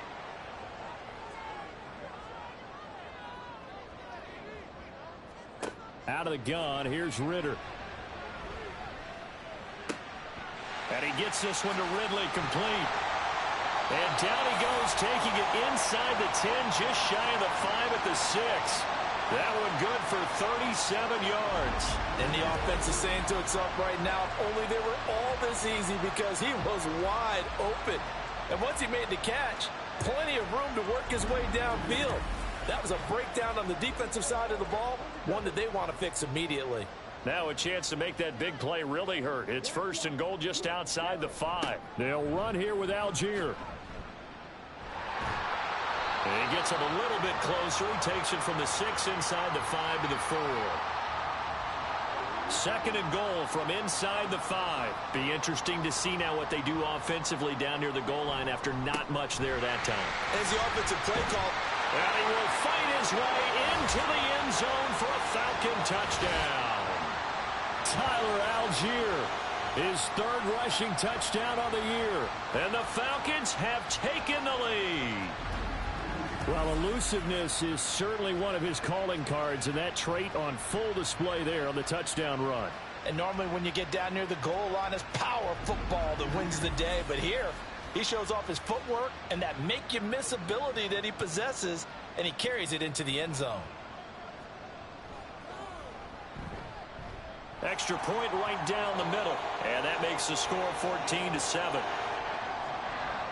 Now following the touchdown, Richter to kick off.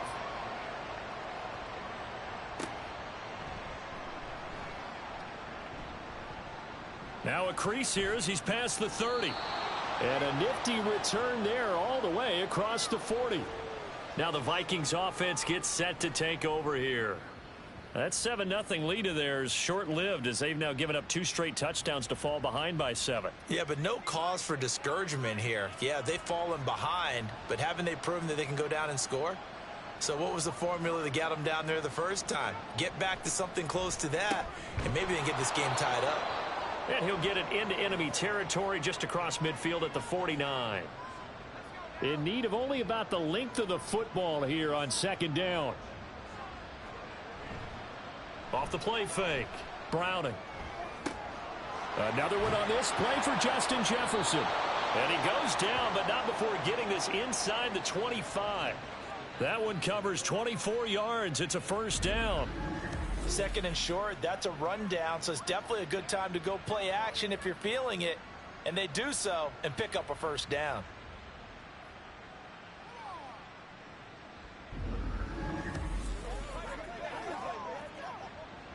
Back-to-back good plays have them on the move on first down. Now they'll fake the jet sweep here and throw off play action. Oh, he was hit as he threw it there, and that one winds up incomplete. No sense risking anything there on first down. Even though he's still in the pocket, he had a receiver out to his side, so just put that in a spot where the only people who could make a play on it are the trainers and the coaches. Well done. On second down, Cook. And that play going absolutely nowhere as he's belted before he could get out of the backfield. He lost 4 there, and it's third down. Going to need a crafty play call here. 14 yards is what they need to try to convert this thing. Now on third and long, they'll look to throw. And he's going to be taken down. Pressure gets there back at the 39-yard line. Multiple defenders getting home there for a loss of 11. Now that was a passer's nightmare. The front door totally shut down by the defense, so he kept going backwards, hoping to find another avenue of escape. It didn't exist.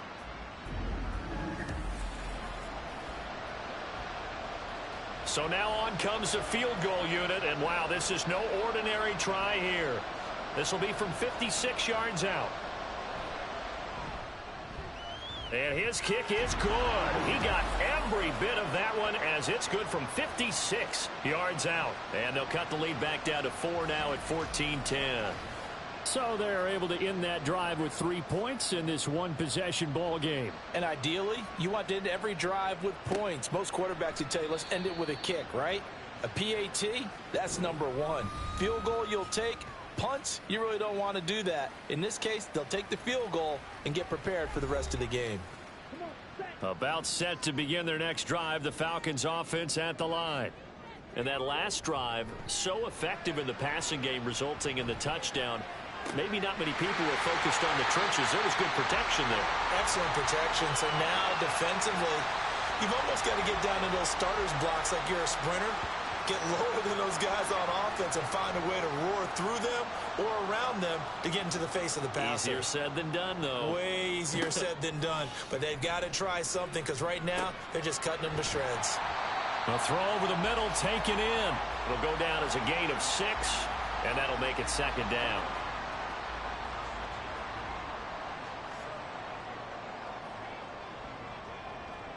From the midfield stripe, they'll look to throw. Looking for Ridley on the out route. He's got him. He's exceeded his receiving yards from a week ago, and we're still in the first half. It's a first down.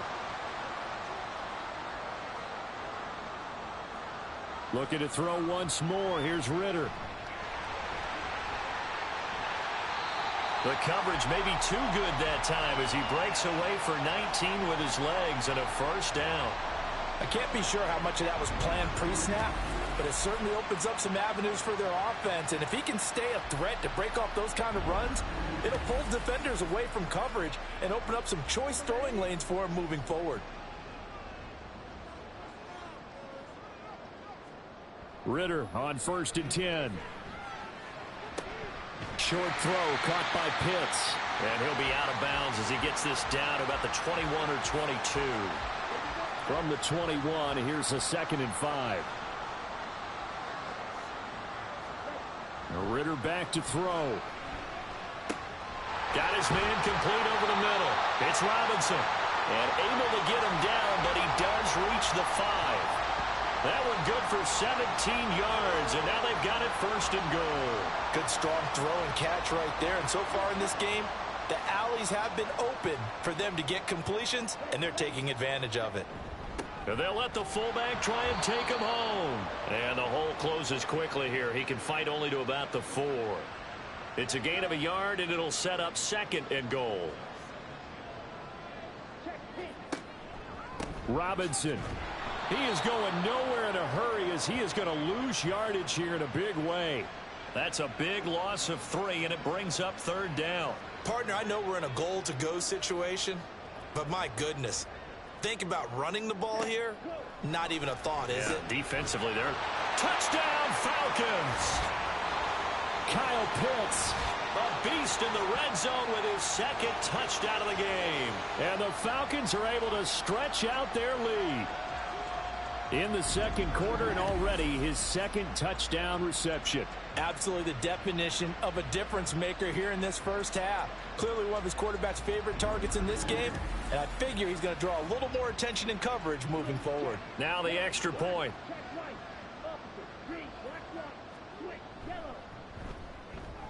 It's good, and it's 21-10. A good drive that time as they go 9 plays in all. And it was the tight end Kyle Pitts finishing it all off on the touchdown reception. And some good special teams coverage as they bring him down just outside of the 15. Now the Vikings offense works their way back onto the field. Last time out, you remember their drive stalled, but thanks to their kicker, booted a long field goal to at least get them 3. Now here they'll try to do better and find the end zone. And in our experience, how much fun is it for coaches to know that they've got a kicker who can nail it from long distance? Now the hard part is, as an offensive play caller, you don't want that in your head too much where you're relying on it, and he goes out and gets the job done for them. But I'm quite sure he would be content to just kick extra points from here on out. Yeah, absolutely no question. I think his teammates would be okay with him just kicking the extra points as well. From the gun on 3rd down, Browning. Throwing quickly there, but it's incomplete. Well, it's looking like another 3 and out here, and at some point, got to be able to put together a drive to keep your defense from having to go right back out on the field. I feel like things are starting to unravel a little bit, and we're not even at halftime. On 4th down, the punt team is on as this is sent away. A 41-yard punt there with no return. And it will be 1st and 10 as they take over. Bijan Robinson leading the offense out for another drive. He's been good. His guys are winning. So far, the recipe working here in the 2nd quarter. And he doesn't like to just tote the rock. He wants to carry his team on his back, and that's what he's done throughout this game. Yeah, he's done that. He'll be hoping to continue. And now the rookie's free. Now he's going to get this all the way down inside the 35. 64 yards rushing for him as he has been tough to stop here in this 1st half. Sometimes those lines that are drawn on a grease board or in a playbook, they come to life out on the field, don't they? And we just saw down that outside handoff to the right. That right tackle, he gets excited for that call, doesn't he? He does, because he just wants to dominate his guy and say, listen, I was the point of attack. I took care of business. That's why you're able to get downfield and add all those yards to your total. Yeah, really nice gain there. Now here's a pass on 1st down that's knocked away and incomplete. The Falcons at 5-3 now on the year. And they come in feeling pretty good after back-to-back victories, CD. And I thought that they played pretty well last week. Their execution, their discipline, their resilience, all on display in that victory. And this is going to turn into another 1st down as the tackle is made at the Vikings 23.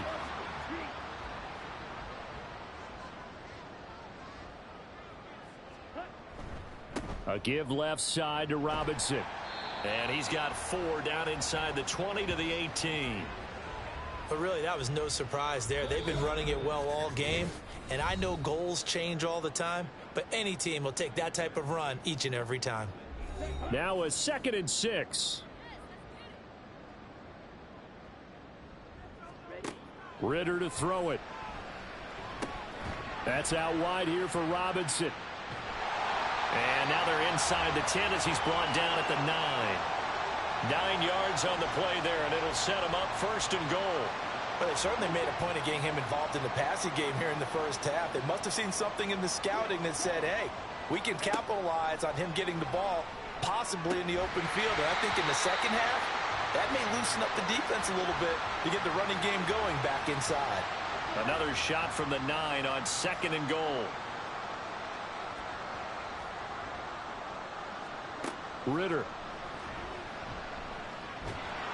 And he'll be hit as he releases it, and that'll fall incomplete. That is the first time that they've targeted him that he has not come down with a catch. He's caught everything that's been thrown his way. A dominant pass receiver that can break down any defense, because when he's doing that kind of work, it really hurts you on the back end. And even though it's an incompletion there, I think they're going back to that well. I see the surprise in your face there, partner. That is a rare incompletion from him. He's been on point this entire game. He has percentage completion-wise way up, not that time.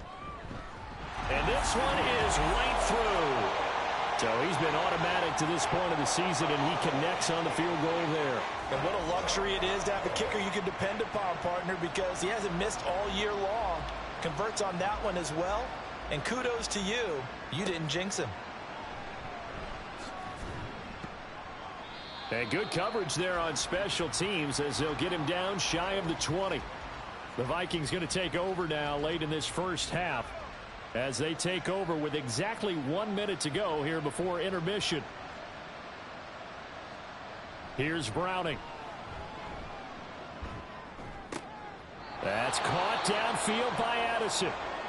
The Vikings going to signal for the first of their timeouts, as the clock will stop with 55 seconds to go until halftime. This is caught by Addison. And he is out of bounds, but not before he's inside the 30. Well, these guys have definitely been outplayed in the first half, but I like their countenance. I like the way that they haven't panicked out there, the way they're carrying themselves. They're starting to move the ball, and what you have to do, maintain your poise and start to put together some drives.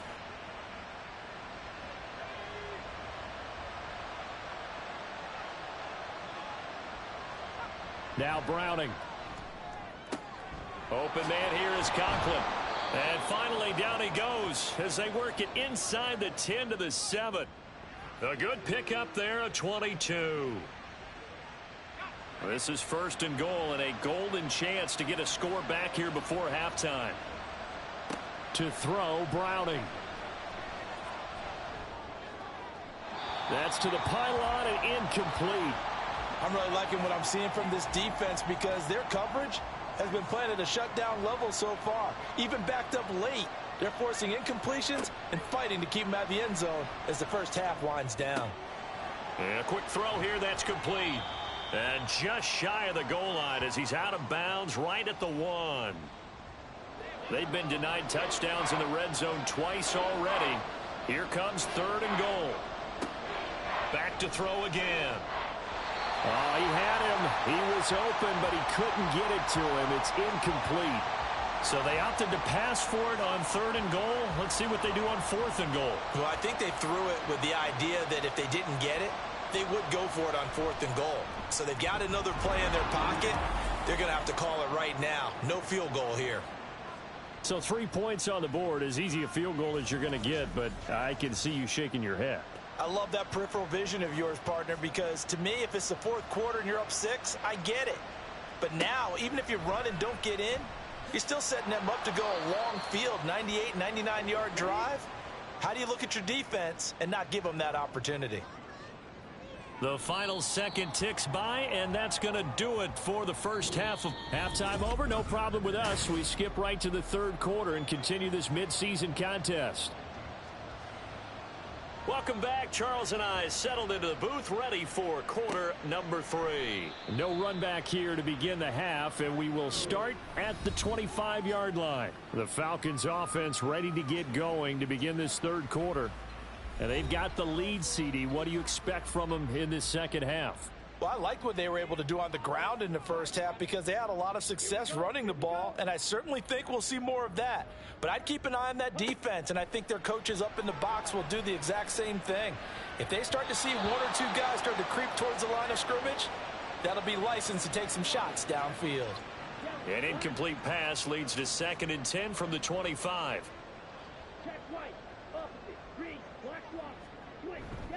Robinson up the middle. And he's upended after a gain of 2 out to the 27. Well, that's a good start to this drive on the defensive side of the ball. Force the incompletion on first down. Then you're able to shut down the running play on second. Yeah, I wouldn't be surprised now. A little bit of pressure going at the quarterback in an expected passing situation. He's going to pick up the first down and then some. Touchdown, Falcons! Calvin Ridley, 73 yards. And the Falcons come right out of the locker room and score here in the opening minute of the third quarter. And he showcased his blazing speed on that one. Was he wearing football cleats or track spikes? Because he was gone. Big-time play, and just think about what that does if you're a receiver on the team with him. Well, that's got to open things up for you as well, because if I'm a defense, I've got to get back deeper and deeper in order to keep him in front. But I'm not sure how many can actually keep him in front with that speed. Now following the touchdown, Hoff-Richter to kick off. From a yard or two deep, here comes a return.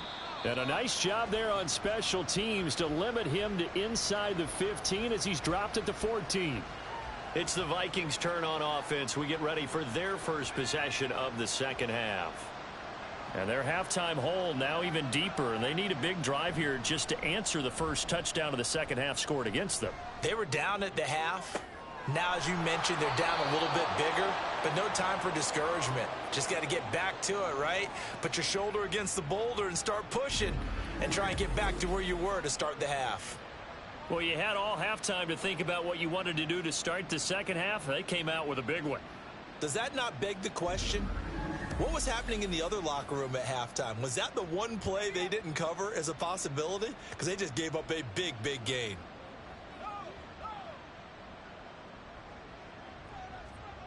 On first down, Browning. Oh, and that is incomplete. That's some good closing speed there defensively because that looked open for a minute. But that's great work with the ball in the air. Never gave up, converged on his man, and broke the play up. And Browning's throw pulled in by Jefferson. And that's going to be good for another first down as the tackle's made at the Falcons' 40. Here's Madison running left, and they're going to stop him right at the line of scrimmage. Just no cutback lane to be found whatsoever. 2nd and 10.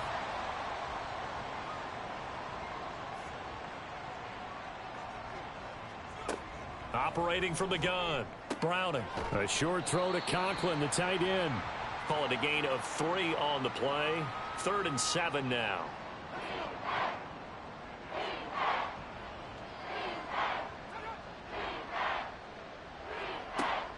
Out of the gun, they'll look to throw. And this pass broken up. Excellent coverage there on 3rd down, as that was not an easy one to hold on to. Well, it's easy to see when we review this that the ball needs to come out quicker, because if you don't throw it right on the break, you bring a crowd of people into the equation. And that's why it got knocked away there. That's leaking to the right, and he missed it by a foot or two. It's no good, and the deficit will stay at 3 scores. Yeah, 55 yards is anything but a gimme. You've got to really concentrate on your leg swing and proper technique. This time, though, he's unable to convert. Now we'll again see Calvin Ridley in the Falcon offense. And now he's inching closer to a 200-yard game. He's been so solid.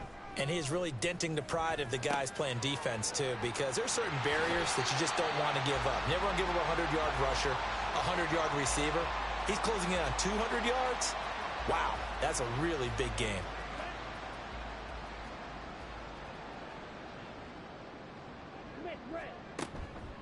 On 1st and 10, it's Robinson. Muscles him off. Even with the good footwork, he'll be stopped just inside the 35-yard line. 77 yards for him on the ground now as he has been terrific here this afternoon. Ritter now on 2nd down. He's going to drop this underneath for Robinson. And he'll be brought down at the 27-yard line. 7 yards there and a 1st down.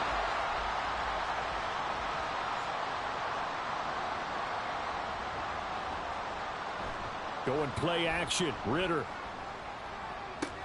That's brought in downfield by London. And he'll be out of bounds about a half to a full yard shy of the 5. A good pickup there, 21 yards. And while we may be looking at the scoreboard, this offense certainly is not, because they're showing no signs of backing down, even with a 3-score lead here in the 3rd quarter. I think they keep taking their shots. They've seen blown leads happen throughout this league. They don't want to fall victim to it themselves.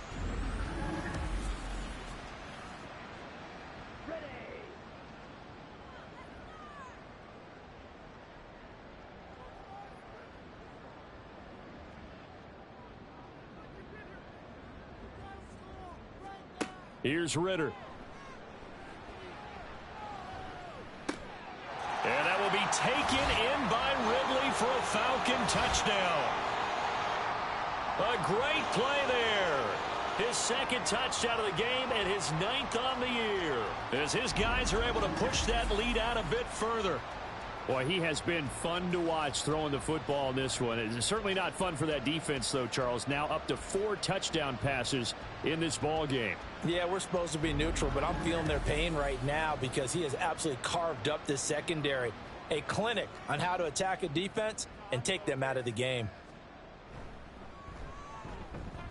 Point after, right down the middle. And they open the lead up now to 25. So that drive spanned 5 plays. And it's Calvin Ridley who finishes it off with a touchdown reception. Now following the touchdown, Hoff-Richter to kick off.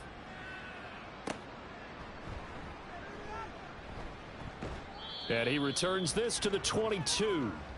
And the Vikings now heading onto the field. Well, we haven't exactly been treated to a nail-biter in this one, CD. And if they cannot score here, this one's pretty much all but over. Are you saying that you feel like people are starting to think about getting out of here, maybe beating the traffic in order to get home or to their final destination? Yeah, I don't think there's a whole lot of reason to hang around, especially if they can't score here. Yeah, you're right about that, because it has been pretty clear who the better team has been in this one. And in a league that we talk about every game being a 1-score game as we go into it, watching this blowout, let's just say it's been unusual. And Browning's throw taken in by Diggs. That'll wind up a gain of 27 on the catch and run. Well, the margin on that scoreboard, obviously for them, it looks daunting. I don't know, Charles. They're probably not focused on that right now. Maybe just chaining together a positive drive with plays like we just saw, giving themselves something to build on. Yeah, I think you're right about that. And what they have to be careful of is getting glued to that scoreboard, trying to do too much. Because if you do that, you're all but guaranteed to start making mistakes. Just focus on one play at a time and make each one successful.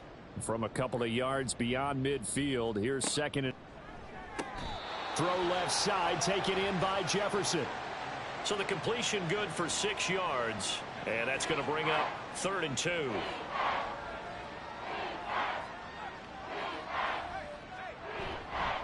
Off play action. Browning able to find the open man. That's complete. And that's going to be good for another first down as the tackle's made at the Falcons 30.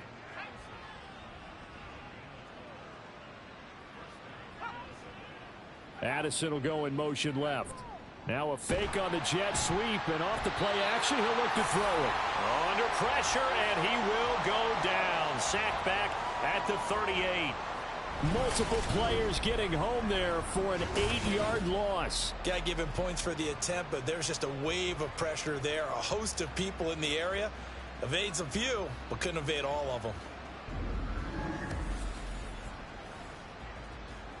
So that complicates things a bit here. 18 yards to go now on 2nd down.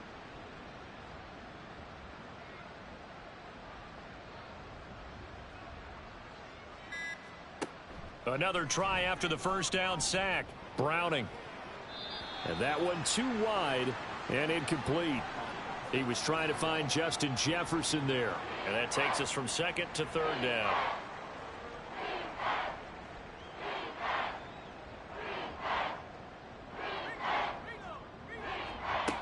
Looking to throw. Browning. And that's to the left sideline and incomplete. The third down battle won by Atlanta's defense. Solid coverage. Well, if you're going to give out a little applause on that play, it has to go to the defense. More good work by them. They've taken away the passing lanes all game long, and you can see the frustration that it's causing because he just about threw that one into the first row. So another long try for 3 and another kick that comes up lacking. Yeah, this isn't going to do any wonders for his field goal percentage, but you have to figure as a head coach that when you send a guy out there to try and kick from that distance, it's a 50-50 proposition at best. Bijan Robinson and the Falcons back onto the field. He's toppled the century mark already receiving the football, closing in on that on the ground, too. They've really had trouble handling him.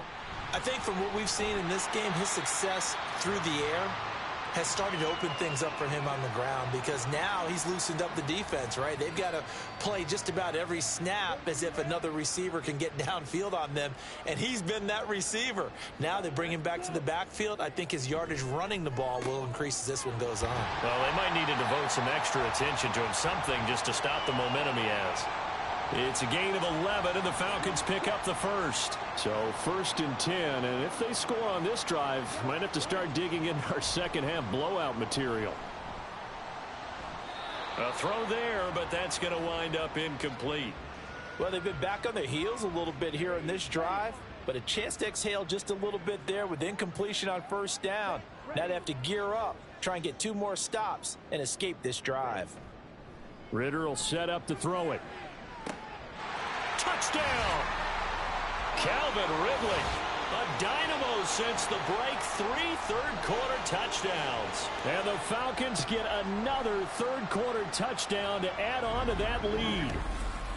Well, on the other sideline right now, it's just absolute dejection. But, Charles, let's focus on the positive. With the lead that they built here, they've done pretty much everything to perfection in this ball game. They certainly have. Makes me think that their week of preparation was excellent. And they flowed into this game, and it carried over. And right now, I don't expect them to back off at all. They're playing so well, they just want to keep it going. Extra point splits the uprights, and the lead grows even larger here in the third quarter. And there will not be a return here. It's a touchback, and it'll come out to the 25-yard line. And the football going back to the Vikings offense. And the way their last drive ended, boy, it was frustrating. They had a pretty good drive going. It was sustained, and then it stalled out, Charles, and they missed the field goal and got nothing out of it. Is that insult to injury? Because they had such a sustained drive, as you noted. So you know for the head coach, it almost felt like a little bit of failure to send out the field goal unit and then to not even see the ball go through the post. What a bummer on that last drive for them. Got to pick themselves up from that one. And the Falcons get there. The Falcons get the sack. Down he goes. D'Angelo Malone In there to bury him for a loss of 11. That's number 4. Sack number 4. They had 4 last week, so he's been down on the ground a lot. Partner, they say the eye in the sky does not lie. And that's indeed the case because they watched the game tape from the previous week, incorporated it into their own defensive scheme, and continued to get after this quarterback. And now this defense will be searching for sack number 5. Now on 3rd and long, they'll look to throw. Oh, going for Jefferson downfield. And it's knocked away and incomplete. 2 things you can do in that situation: run and punt the football, or try and take your shot at getting the first down. They chose the latter, but they'll have to punt all the same. And here's Ryan Wright now. As the drive goes backwards, so he's on to punt it away. That's taken it around the 40. It's a return of 4 following a 42-yard punt. And out will come the offense as they take over. Bijan Robinson leading the offense out for another drive. Responsible for well over 100 yards of total offense, but still hasn't found the end zone. You think that's in the back of his mind going into this drive? It's always in the back of the mind of a player who's having that type of a day, because you want that gratification for your work, right? You want that stamp on top of everything. But bottom line for him, he's doing great work. Sometimes it just opens it up for other people to actually get into the end zone for him. The runners, would they rather have 60 yards, 3 touchdowns, or 150 no touchdowns? I think more than likely 150 and no touchdowns. But all the runners that I know would say, I'll take 150 and 3 touchdowns. They're greedy that way. Now they face a 3rd and 10 after back-to-back incompletions. Back to throw, Ritter. And he's going to have the hook up to Gage. Now he's going to get this all the way down inside the 35. A well-executed 22-yard gain. I do think that sometimes on 3rd and long, many defenders just get caught watching the sticks instead of watching the ball. And the guy who's got it, because here, they just got the ball into the receiver's hands and told him to do it yourself, a little bit of a desperation play. And he was able to take the short throw and turn it into a big gain and a conversion on 3rd down. That's a big pickup. Ready. On 1st down, Ritter. That's caught left side to tight end Pitts. Give him a gain of 5 on the completion, and it's 2nd down.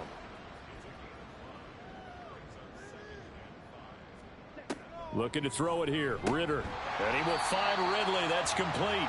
Stopped at the 24-yard line after a gain of 5. Here comes 3rd and about a foot. And they'll try and run the option to pick it up. That'll back him up 2 yards and also bring up 4th. Well, he's had success running the football in this one. Yeah, that's undeniable. But that time, the defense was on to it. And, partner, I think the more you see a play like this, the more they're able to diagnose it quicker and easier for them to defend it. I think you have to dress it up a little bit and show maybe some different formations and looks. The Falcons send out their punter as he's on here to punt it away. And it's out of bounds. Now we'll see what the side judge says. He says out at the 8-yard line. Minnesota's offense takes over possession. See if they can put this drive in the end zone, Charles, because it's been a little bit of a rough go at times. They've had to punt the football a ton in this ball game because of stalled out drives. So are you saying that you're kind of tired of seeing the punter run out there and do his thing during this game? Is that what you're trying to say? Well, I mean, I'm okay with it. I have a feeling that this offense, they don't want to see the punter again. And frankly, the punter doesn't want to run out there anymore himself. He would love to see his offense put together a drive and give his leg a rest. And he'll be taken down, but not before he gets into enemy territory. From Falcon territory now, here's 1st and 10 at the 47. They'll go Madison up the middle. And they'll get him down after a pickup of 8, 2nd and 2. 8 yards on the pickup, and now they'll have some options on 2nd and short. And as they come to the line, they will not be able to get off another play as time has run out on this 3rd quarter. We'll return with more after this break. You're watching the NFL on EA Sports. Ball on the 39. Here's 2nd and a couple. Operating from the gun, Browning. And now the ball's out, fumble near midfield, and the Falcons grab it, and they'll set up shop right near midfield at the 49-yard line. And I don't know that that fumble's going to matter a whole lot. You look at the deficit here in the 4th, it doesn't matter. The coach on the sideline still scratching his head. Yeah, not only scratching his head, but probably writing a note or two about, we're going to address this come practice next week, because maybe that's the reason we're down this far. Doesn't matter at this point, but being sloppy throughout the game, not going to help them improve. Okay, right?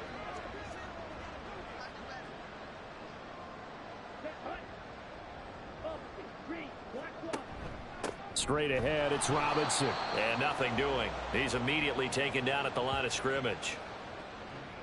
Give the tackle there to Daniil Hunter.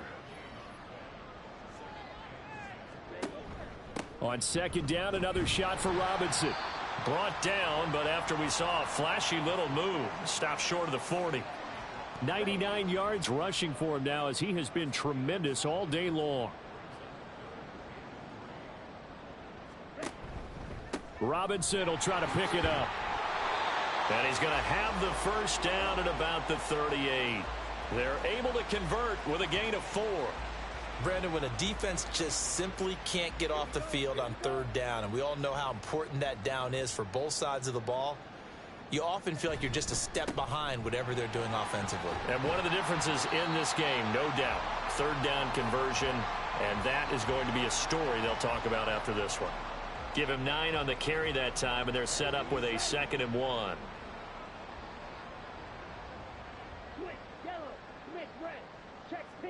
Ritter now looking to throw it this time. He's got Hooper on the short connection. And inside the 20 before he's brought down. First target, first catch, and a first down. Partner, I know we're still in the afternoon slate here. Some primetime games still on the docket, but it's going to be tough to top this effort. What an offensive performance we have seen. They have been unstoppable from the moment we began this game, and they're not holding back. They're still throwing the football here in the fourth. They certainly are, and let me tell you something. If you're old school, you don't like this at all.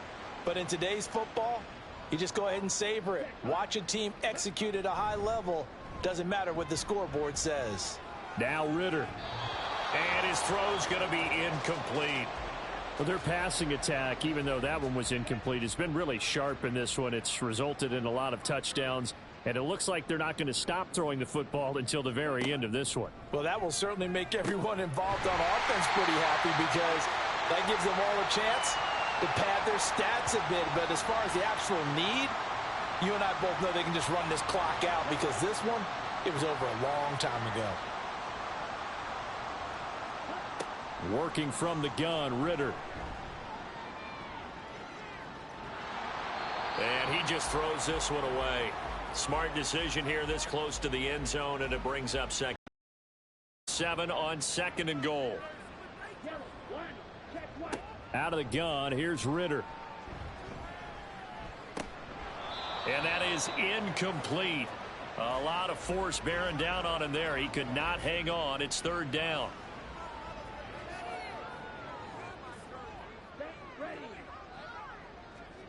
To the air again, it's Ritter.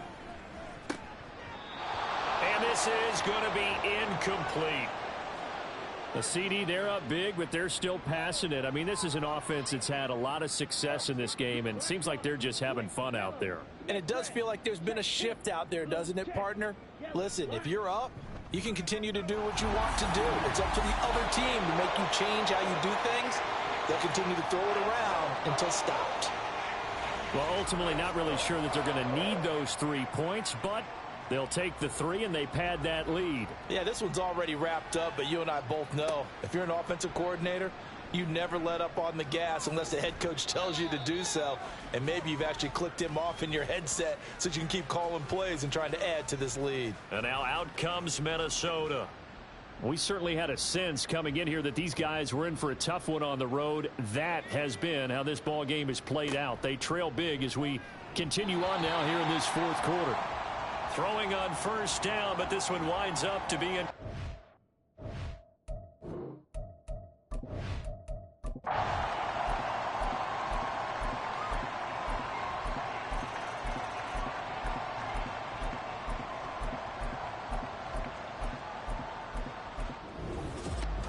Well, fans usually love to see scoring, and there was no shortage of it today. What a dominant showing from an offense that was truly playing at an elite level in this contest.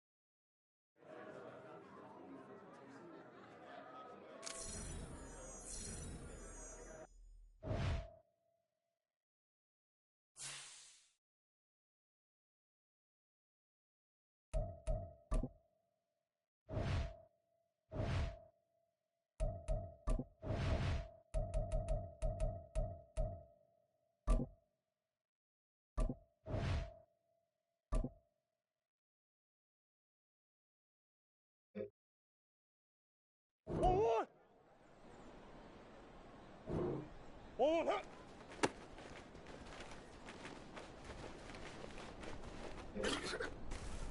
One. One, hut.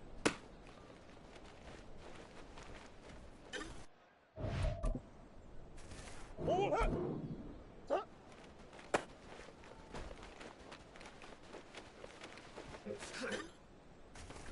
One. Two, two.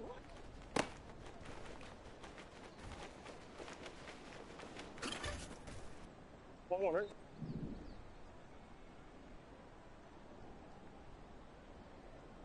One, hut.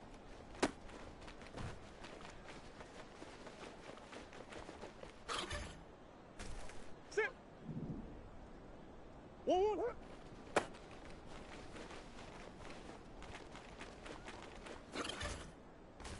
Two, two. Hut.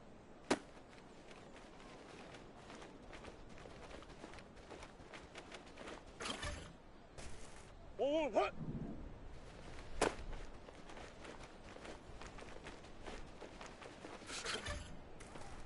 One, hut.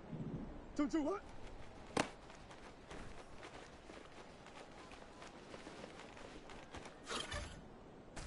Go one, ready? Two, two, hut.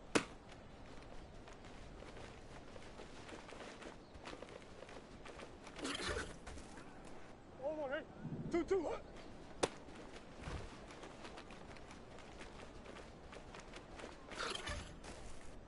One more, hut.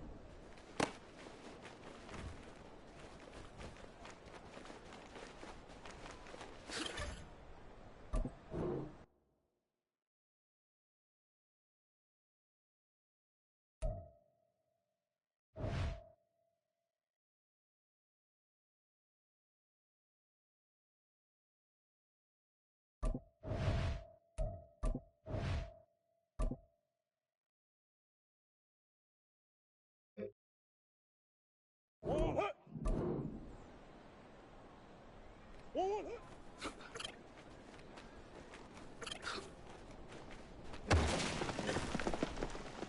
One, hut. Stop.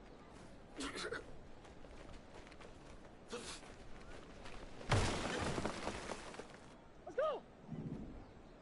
One, hut.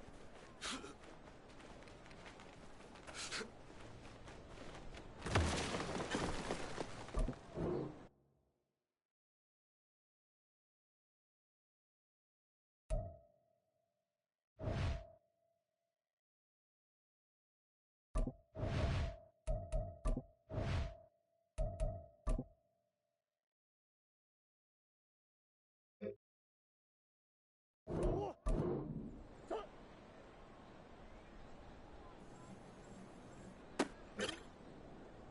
One, stop.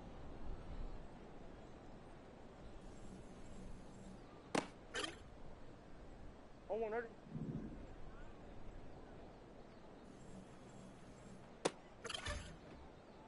One, one, hut.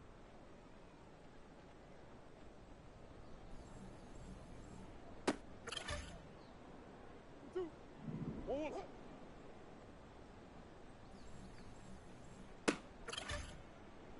One, stop.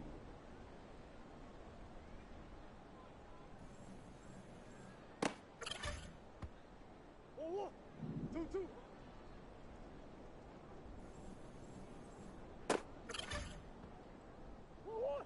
One, hut.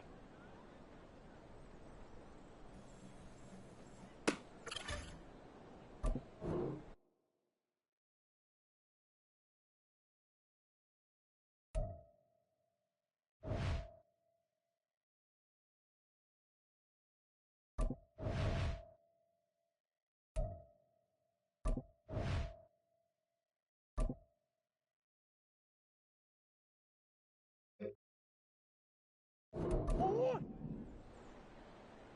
two, two, hut.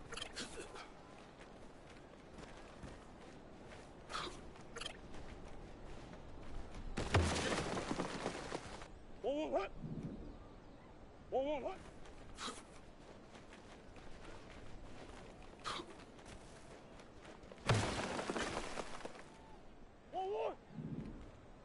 One, hut.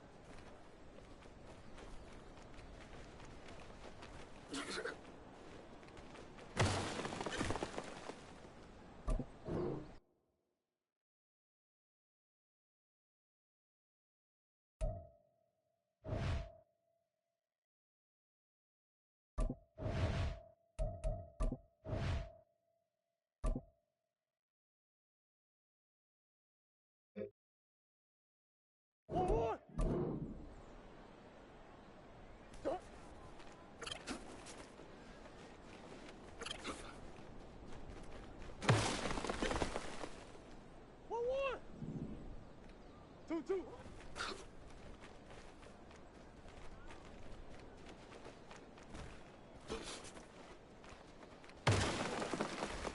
Forward hit. Forward.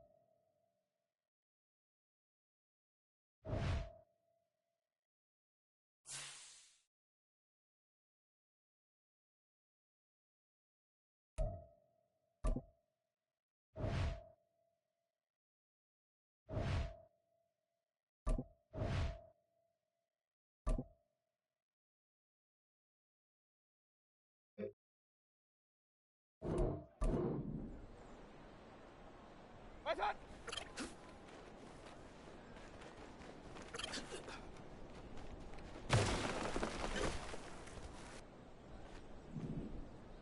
Done.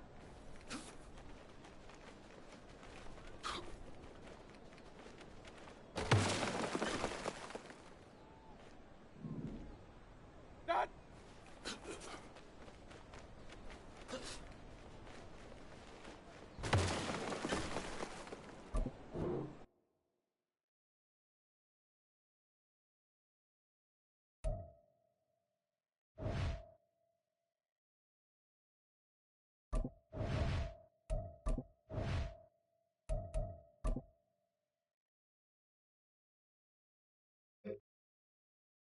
Dead. What's that?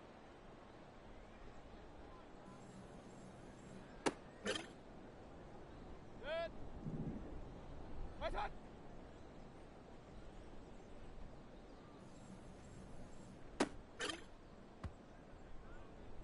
Dead.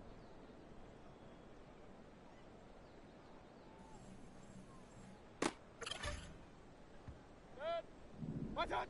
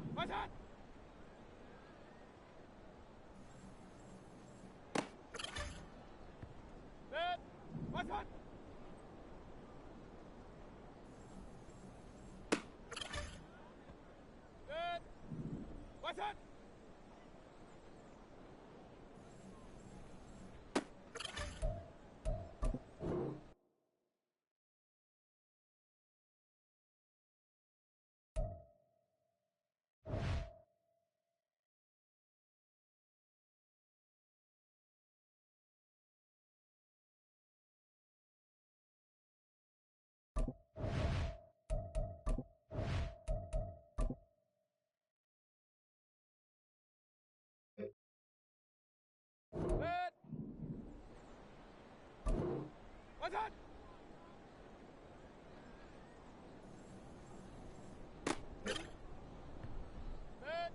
That. That.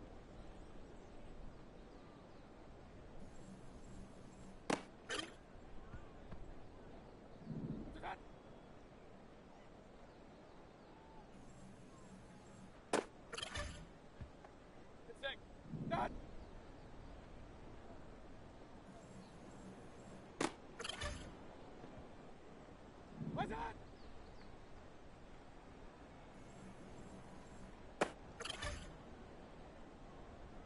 What's that?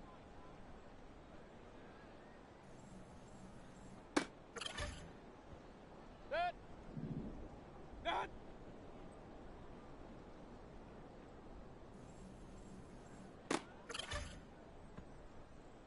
What's that?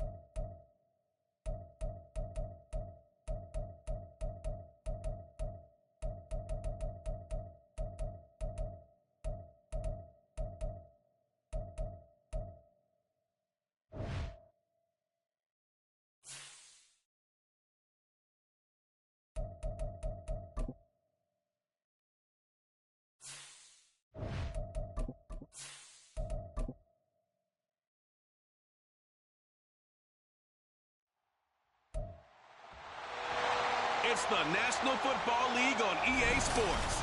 And coming up, we'll see the electric Kyler Murray. It doesn't get a lot better than his last game, going over 500 yards. It's the Cardinals and the Browns, and it's all just ahead on Madden NFL 24. Fun times in Cleveland ahead as we join you by the Lakeshore here at Cleveland Browns Stadium. Today, it's a Week 9 matchup. We are all set to go as it'll be the Arizona Cardinals taking on the Cleveland Browns.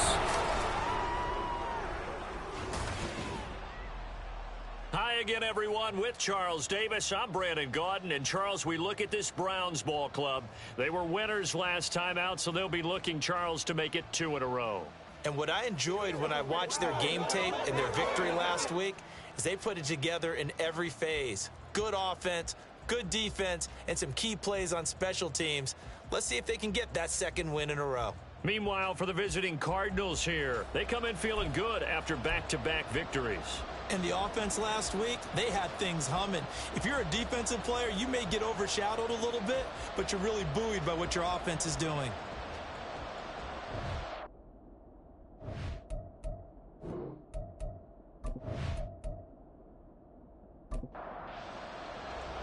The first 2 months of the regular season down. What will the final two bring us as we're off in Week 9?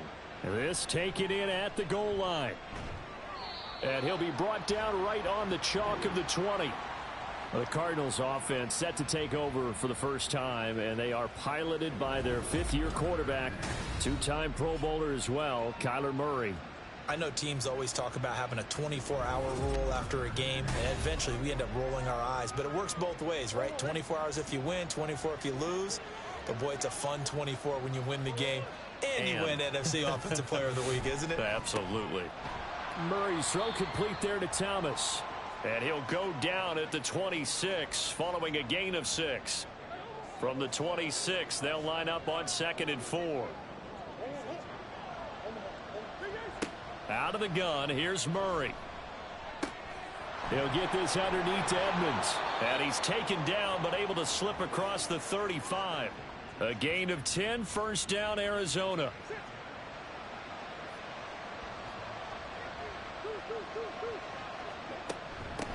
Now the veteran of a handful of teams, it's Chase Edmonds to about the 40-yard line. You look at this Browns defense. They're a tough unit to throw against, currently 4th toughest in the NFL. Yeah, defending the pass hasn't been an issue for them. It's been stopping the run. And if they don't stop the run, they can't get back to their strength, which is guarding against the air attack. The second down attempt there knocked down as it leaves the quarterback's hand, and it's incomplete. Throwing now is Murray.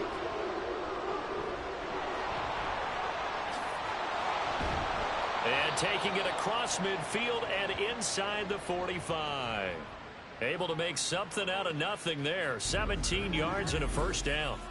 And there's the beauty of Kyler Murray, because we all know he can get it done through the air. Terrific right arm, and nowadays we don't even talk about his height anymore. He's shown that he can see downfield and make throws, but he also possesses wide receiver speed. He can call his own number or scramble and turn it into a big play as well. Kyler Murray, a dual threat at the quarterback position. On first down, a running play ends up going backwards as he won't get close to the line of scrimmage. In fact, he's going to lose 4 yards. That was well played there defensively. 2 tight ends in the formation, which essentially gave them 7 blockers up front. Hard to imagine with all that size and beef that they could let a tackler through. But that's exactly what happened. A loss resulted. And that's an early scramble that can be viewed positively by either side. From the offensive point of view, it begins to establish him as a possibility to keep it on certain plays. And defensively, they avoided giving up a huge play in one of their first tests in containing a quarterback on the run. And he'll be out just a yard or 2 shy of the 30. Give him 10 yards there as this offense is on a roll. This drive continues to plunge forward. Line of scrimmage, the 31 now on 1st and 10. Here's Murray as he sets to throw it. And he'll be brought down at the 21, just shy of the 20 in the red zone. He'll get 10 there all on his own, but it'll be 2nd down.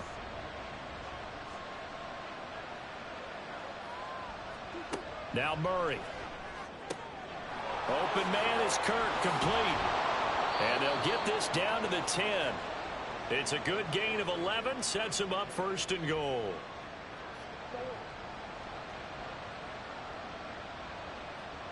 From the gun, Murray. Dancing to his left. It won't be a sack, but it's no gain, and it brings up 2nd down.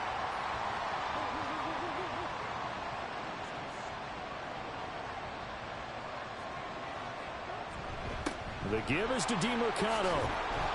And he's going to ball his way down to about the 1-yard line. A nice run there, 8 yards, moves him much closer to the goal line now for 3rd down. They'll try again.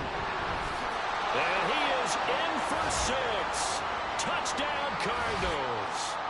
Amari DiMercado, his third rushing touchdown on the year. And the Cardinals will jump on top with the game's first score here this afternoon. Everybody in the stadium knew what they were going to do right there, CD. 3 tight ends on the field, all that extra bulk, and they run it in. And you saw where that one went, right? You run it over your best blocker. I can just see the head coach right now. I want to run this one over the big boy. And they got it done. The kickoff unit is out on the field, and they will send this one away.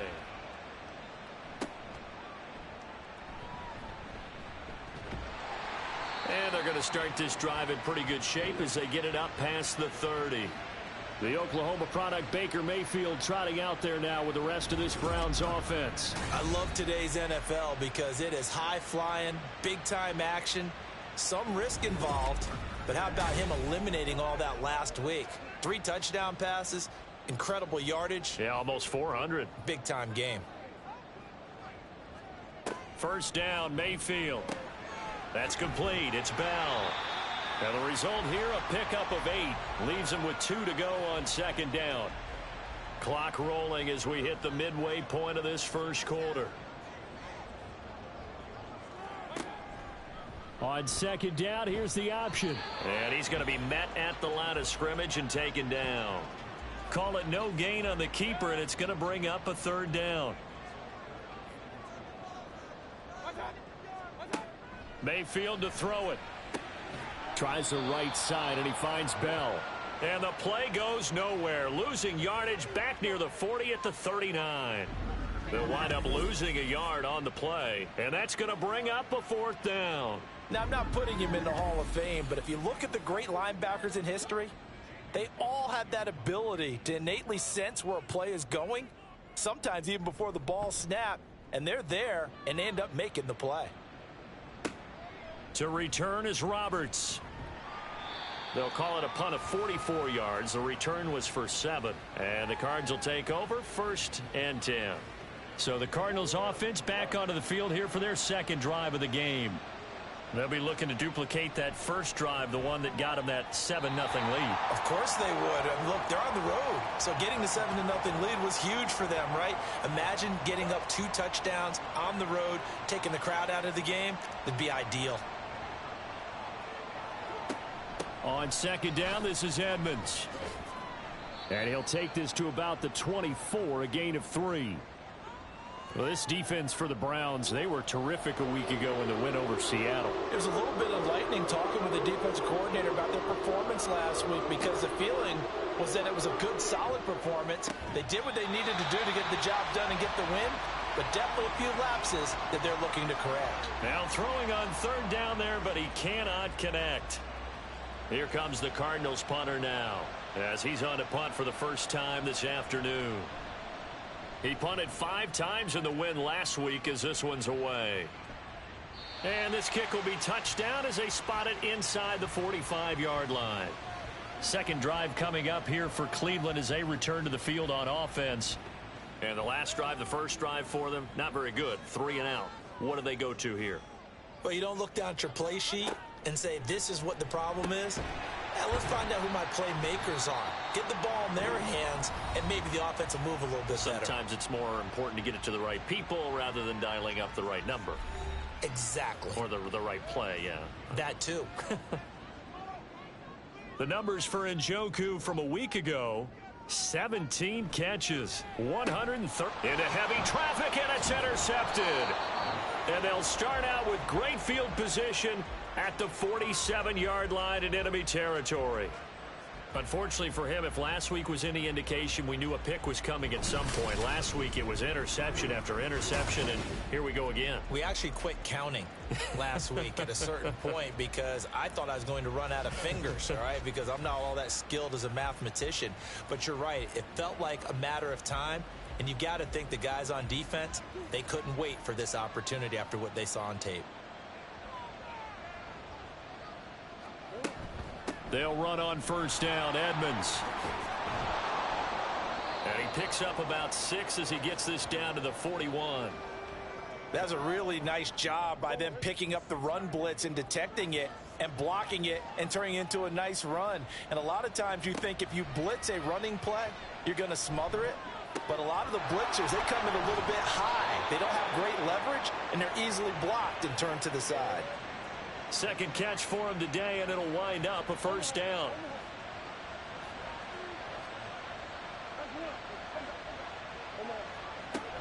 Now a run straight ahead with Edmonds. And nowhere to run on the interior of that defensive line. He'll get back only to the line of scrimmage.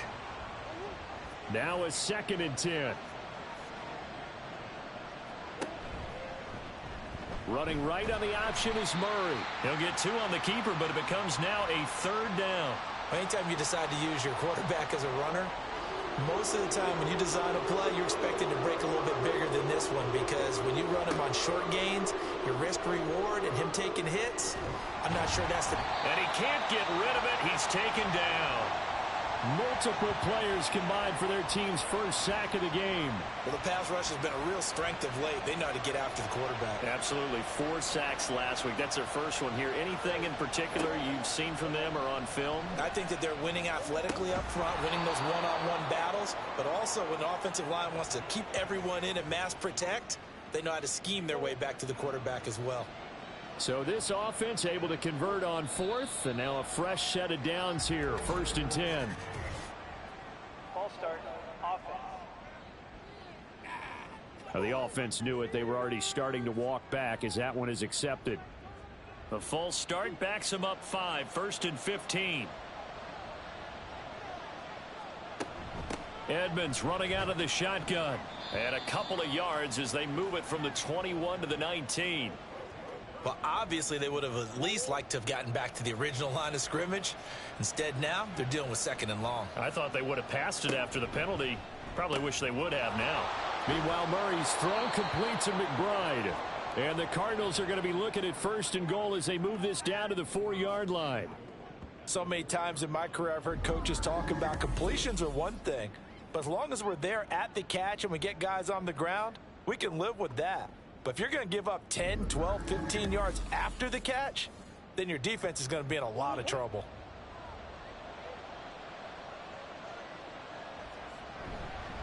On the handoff, it's DiMercado. And he gets halfway there from the 4 to the 2 on a gain of 2. Give him 2 yards on the gain there, and it will take us to the end of quarter number 1. After 1, 7-0 on EA Sports. Cardinal football here to start quarter number 2. From the 2 now, 2nd and goal. As they've got it as we resume action. And they'll run again. Trying to find a lane, but he finds nothing but defenders. Stop for no gain at the 2-yard line. How about this Browns defense they've held so far? This is now 3rd and goal. Edmonds. And now Edmonds going to be stopped up short. He did not get there.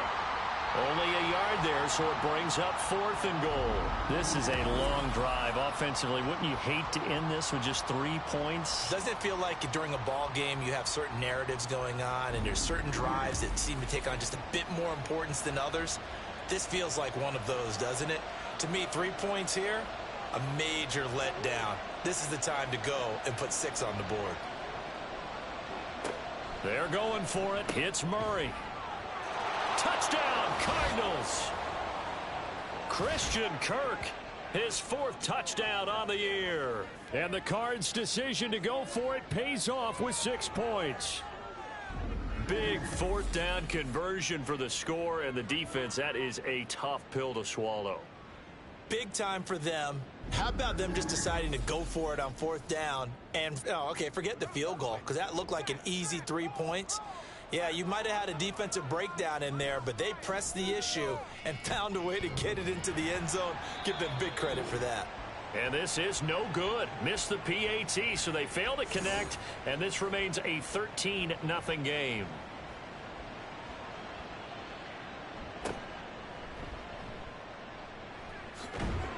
Yeah, they'll be set up pretty nicely here as they have it up to the 35-yard line. And the Browns getting set to go. They've shown precious little here offensively thus far as they try again with a 1st down now. Trying to shake off the interception. He'll look to throw. So just 3 yards on the completion there. And it's second down. They'd love to just strike back with a touchdown right here. And if it's a long play, so be it. But the main goal, get a couple of first downs. Run some plays, run some clock. Allow their defense to get a chance to catch their breath, settle down, and relax a little bit after they just gave up a score.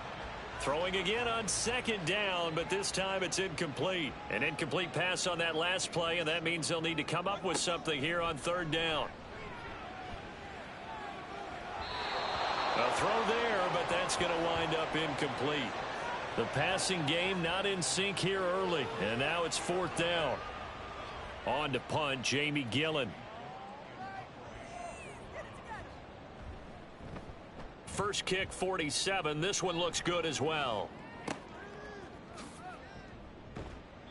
A 46-yard punt, 8 yards on the return. And they will take over first and 10. Kyler Murray going to lead the Cardinals back out on offense. And he had the touchdown on the last drive, also 4 for 4. Very, very effective. What does he need to do to translate that forward into this drive? Not think that what he saw in coverages last time is exactly what he's going to get again. He's got to play ahead and start thinking to himself, okay, we just did that. What are they going to take away now? What do we go to as a counter? And continue to encourage his offensive line to continue to give him time. They were really good on the last drive. Now here's a throw right side taken in by his tight end. And he'll be out of bounds, but able to get it up past the 45. Catch number 4 for him on the afternoon, and it'll give him a first down.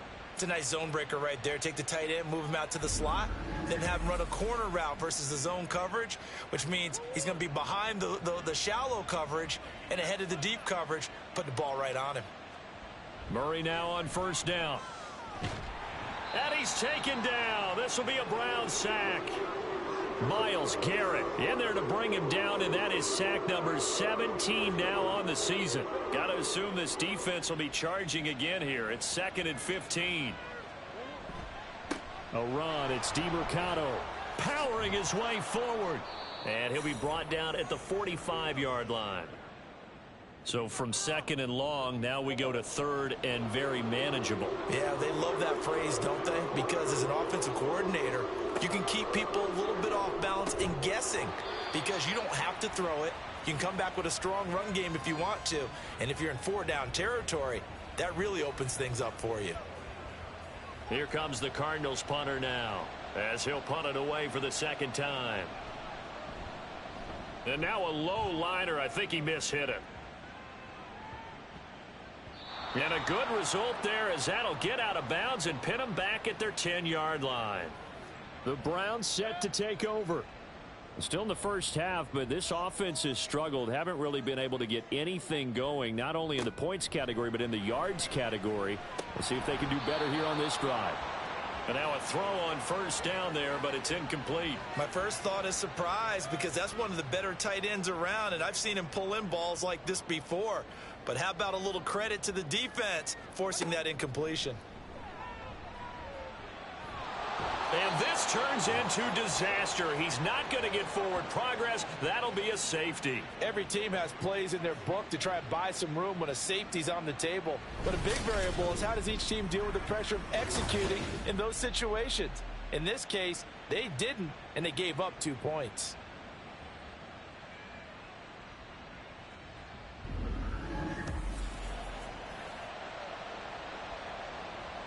And remember, following the safety, you give the football up as well, and they free kick it from the 20 now. Here's Thomas. And it's a fumble.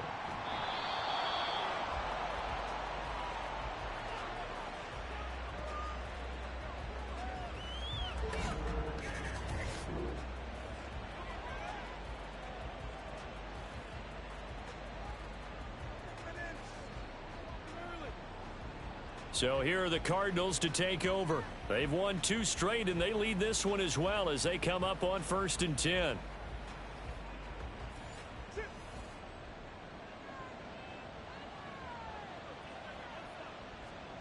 Murray going to throw. Pressure comes, and down he goes. Myles Garrett. That is now 2 sacks for him here in this first half. Well, someone's closing in on the league lead in sacks. He came into the game in the top 5. Now you add 2 more to his total. On second down, here's Murray. A short one here, caught by McBride. So the completion good for just 3. And it's going to be third down and a ways to go here. 3rd and 14. Murray now to throw. On the screen, this is Edmonds. And he's out of bounds, able to take this one up to the 35. A gain of 9, not enough, and it's 4th down. And that's a play that's not uncommon on 3rd and long because the offense is just hoping that somehow they can get a guy in space and follow some blockers downfield. Does a pretty nice job there getting a few yards, but he ends up getting stopped before he can get the first down. And this will be down by a member of the kicking team just outside of the 30-yard line. And now the Browns coming out on the field. Not only are they in search of their first score, they're in search of their first down in this ball game as they come up 1st and 10. From the gun, Mayfield. And that one drops down, incomplete. Good coverage there, forced the ball free, and it's 2nd down.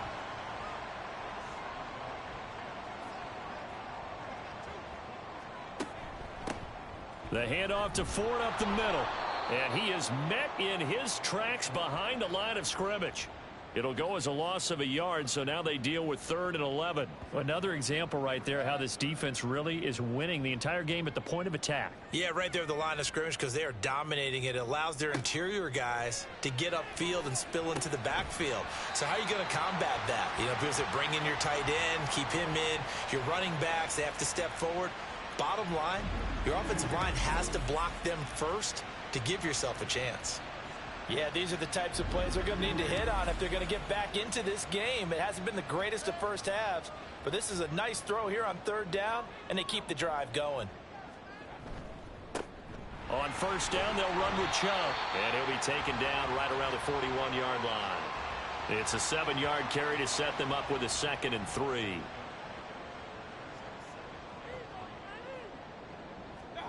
Mayfield now. And this one incomplete. Too much contact to hold on to that one, and it's 3rd down.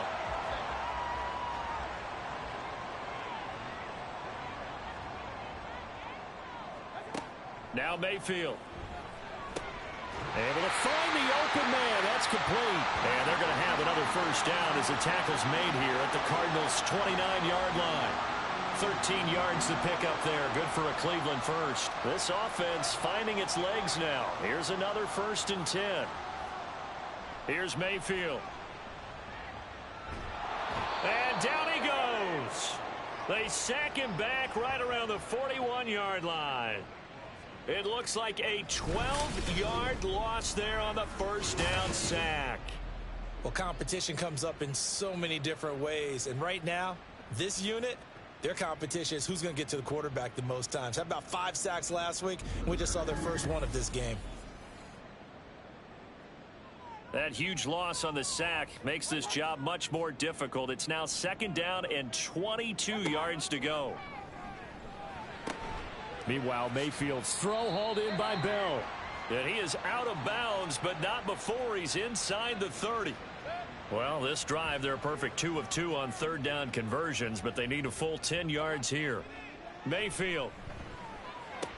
Pass taken in by his big tight end. And he gets it all the way down inside the 10 and mark him at the 5. They're able to convert on 3rd down, and that sets up a 1st and goal.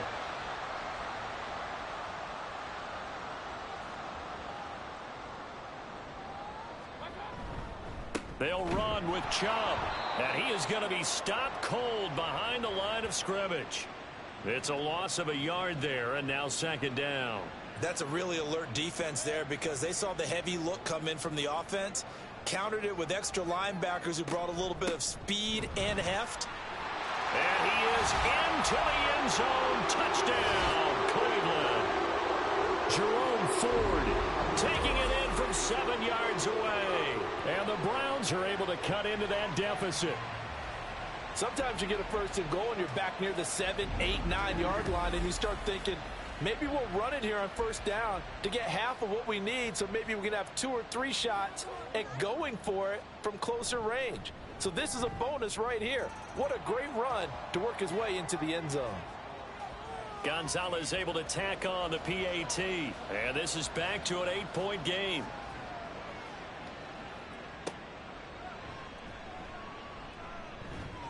And he'll take it up past the 25 to the 26-yard line.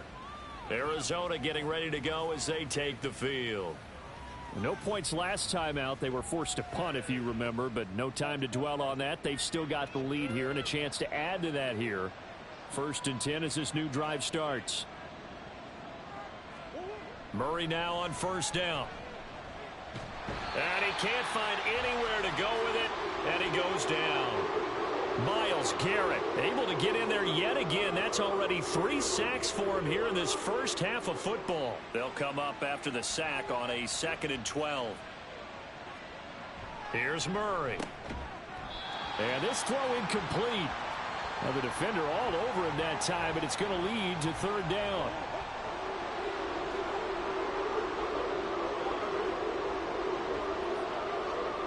Here's Murray. Now they go screen. It's complete. Well, this is going to depend on the spot, but it's not a very generous one. He looks to be about a yard or so short. They'll get 11, but still a little short. 4th down. Here comes the Cardinals punter now, as he'll punt it away for the 4th time today. Oh, it's a wobbler here. And this will be down just inside the 30-yard line. The Browns set and ready to go on offense. A long drive last time out for this offense, Charles. If you remember, they started basically in the shadows of their own end zone, marched it down the field, and a lot of that was through the passing game. And partner, as a former defensive back, I'm having almost a physical reaction watching what's happening right now. But let's give credit where it's due, because they've done an excellent job moving the ball through the air. Secondary getting picked apart pass by pass. Obviously, they need to make some adjustments there on the back end. And because offensively, we know that they're not going to be shy about throwing that football. Throwing, Mayfield. This is the tight end, Njoku. And he will lose yardage here to the 31-yard line. On 3rd down, Mayfield. He's got his target. That's complete. A big play that time for Cleveland. And even 40 yards. It's not a surprise when you read scouting reports and watch tape, because you know he's a heck of a player. But he is so difficult to get down in the open field. They just want to get him the ball and let him do his thing.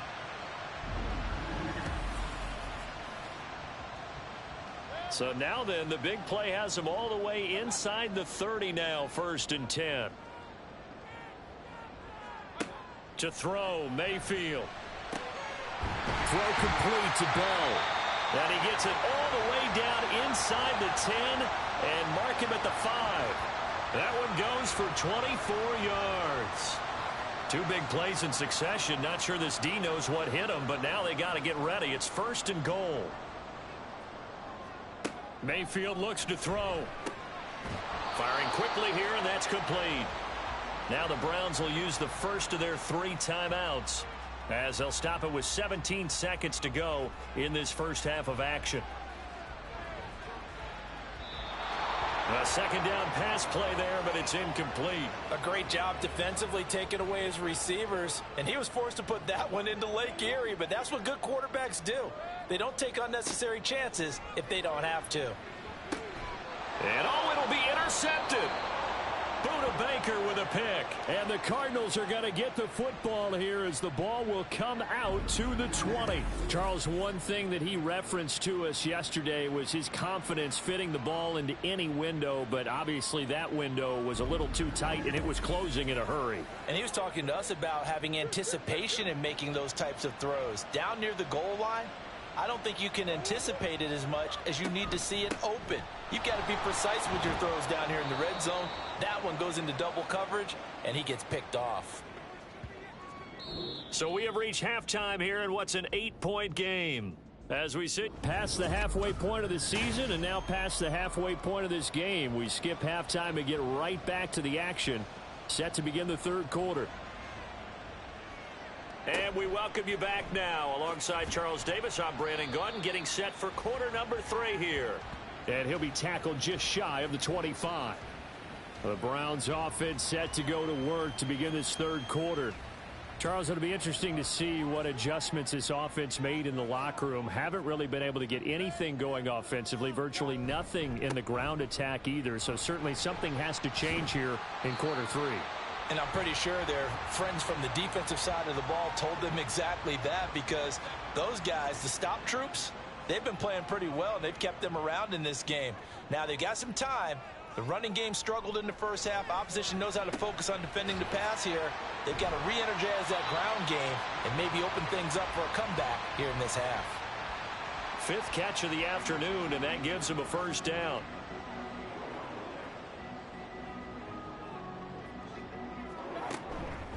They run with Ford. This will be stopped about 2 yards shy of the marker. 8-yard gain, 2nd and 2.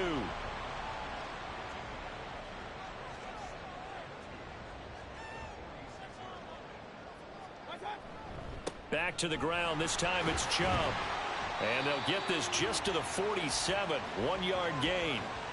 I have to think a major focus of the halftime meetings had to be figuring out how to create space for the running game to get operating. Well, what you pointed out to me at half seems accurate. That line has struggled to sustain blocks. Yeah, I would agree with that totally. They've got to focus on staying on their double teams at the first level, make sure that block's secured before they slide off and try and chip someone at the second level.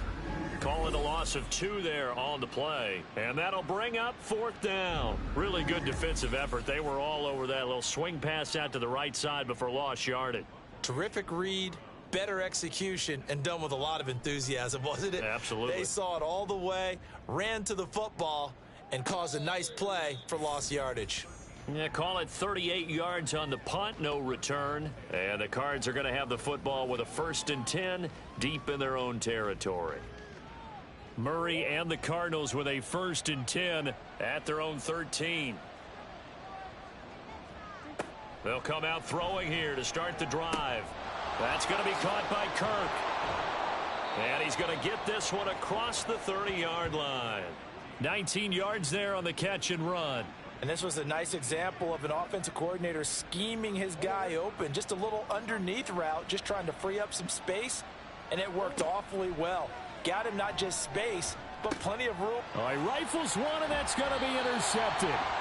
Picked up by Jeremiah Owusu-Koramoah. And his guys are going to take over at the 31-yard line. That's now a 2nd interception in as many weeks from his linebacker position. And think about all the different techniques he has to employ in a passing situation. Is he spot dropping because it's zone? Is he picking up man-to-man? Is he having to run with a running back or a tight end? In any event, great eyes, head on a swivel, and excellent hands. Yeah, versatility and showing those hands. Line of scrimmage, the 31 now on 1st and 10. This is Ford. He'll be dropped at the 25 after a gain of 6. Decided to hand it off that time on the run-pass option. Appeared to be an easy decision. Just gave it inside. Nice steady gain. 2nd down, Mayfield. Pressure applied, and he's going to be taken down. They sack him back at the 33-yard line. Hassan Reddick just would not be denied. That's a loss of 7. Mayfield to throw it. That is caught, and he doesn't quite make it, taking it within an eyelash. Dropped at the 1. They're able to convert on 3rd down, and that sets up a 1st and goal. Despite writing it down on my notes, I never give enough credit to the offensive line, and we have to here. The protection, that's what made this play a success. Quarterback had to wait for his crossing route to develop, and that takes a little bit of extra time. Excellent job by the big fellas up front. Chubb. Oh, he's going absolutely nowhere as he is hit behind the line. Yikes, a 4-yard loss really sets him back now for 2nd down. This defense is just flat getting after it. They have not given up much of anything in the run game. Case in point right there. They'll try again with Chubb. And a carbon copy there, at least as far as the results are concerned, as he'll be dropped behind the line yet again. That 2nd down play nets a -4. Now, they'd really like to make the short field pay off. We'll see if they can, but this is 3rd and goal. They'll set up a throw. And Mayfield again with the interception, his 3rd. Picked off by Byron Murphy. And the Cards are going to get the football here at their own 23. So a big chance goes by the wayside there. A tough break on 3rd and goal. Yeah, as a general rule, you know you're usually not going to win games with field goals. But in this case, they had 3 points in their pocket. I get what he was trying to do, but that's a big swing of momentum right there. Here's the Arizona offense now as they get set to take over. And both of these defenses have been stifling these last few drives offensively. Just not able to get anything going. So what needs to change? I think a lot of the guys will go back and review, so to speak, because everyone has someone assigned to how did each play work. Okay, what did we use that kind of worked for us during this game? Try and get back to some of those plays, as well as the possibility of showing something you haven't shown already in this game and trying to change things up. We'll see if they take the advice of Mr. Davis. Rolling to his right.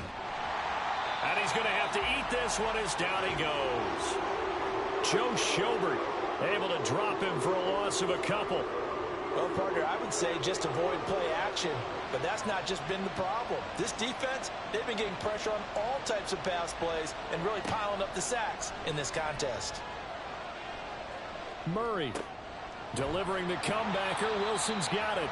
And boy, he is very close to a first down, but from where they're spotting that football, he's going to be a foot or so short. Here comes the Cardinals punter now as he's on for the 5th time here today. And here's a very low line drive, almost whiffed on it. Ready to take over again on offense. Out comes Cleveland. We have not seen much on offense here from either side these last few drives. We've hit a wall, so to speak. And have hit it hard, haven't we? Because the defenses right now, they seem to be a step ahead, don't they? Beating them to the point of attack, beating them to the punch. These offensive guys, they're tinkering like crazy. What's it going to take to get back on track? Yeah, both sides searching for adjustments. Mayfield now on 2nd down. Slant route complete to Bell. The result, only 4 yards there on the play. And now 3rd down and 6 to go.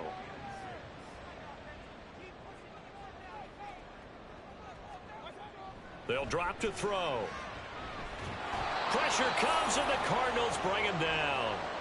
B.J. Ojulari picks up his 2nd sack of the afternoon. And you get the feeling, Charles, yeah, he's got the 2 sacks now, but he may get more here. We still got a quarter and then some to go. And the way that he is playing this game, it reminds me of one of the best golfers in the world who can use every club in the bag and make a great shot. That's what he's doing with his pass rush moves right now, showing a little bit of everything. They have no way of stopping him. And here's Gillen on now to punt as he gets this one away. And no return on this one as the fair catch is signaled for and taken. So possession goes over here on the punt. And it will be 1st and 10 as they take over. They'll start on the ground here on 1st down. And he'll manage to pick up about 4. It's 2nd down. Now we're going to get a stoppage here as we've got an injured Cardinal on the field. Well, now they're going to come out and take a look at this injury, and we'll be back in a moment. 2nd down and 6 now. Murray now to throw. A short one here, caught by McBride. 68 yards receiving now for him in the game, and a 1st down on that last catch as well.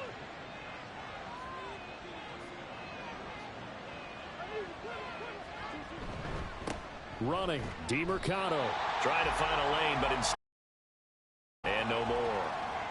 3rd quarter action. Appreciate you joining us from Cleveland, Ohio. 2nd and 10. To throw is Murray.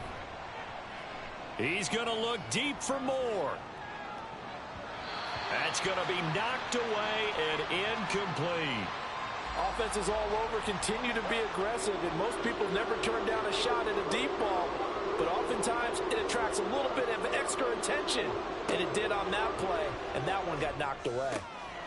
Work in the middle of the field, and he's got a man complete. And they're going to have another first down as he's going to be tackled at the Browns' 40. His first catch, and it's a pretty big one. They get the conversion on third down.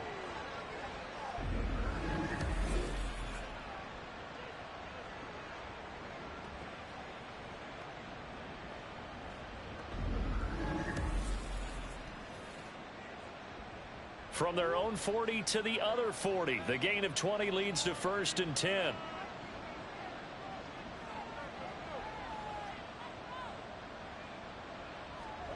Here's Murray as he sets to throw it. And he'll go right back to Moore. Complete again.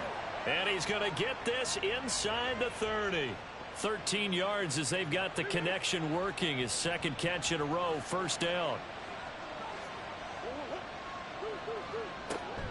Running left, here's Edmonds. And he'll head out of bounds inside the 10. Mark him down at the 9. A good gain again. That's now 31 yards combined on those last two plays.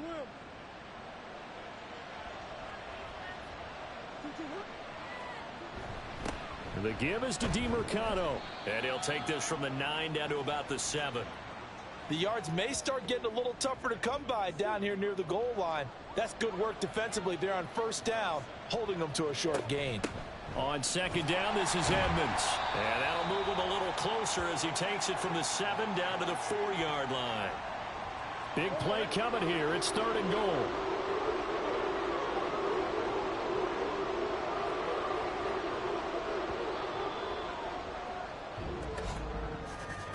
And they're not going to get to the line to run another play. So we will switch ends as the third quarter has come to a close.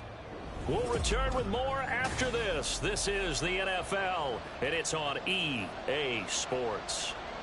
A lot of tired bodies on that field, but this is a big play. 3rd and goal. Back in the end zone. Could he get his feet down? No, it's incomplete.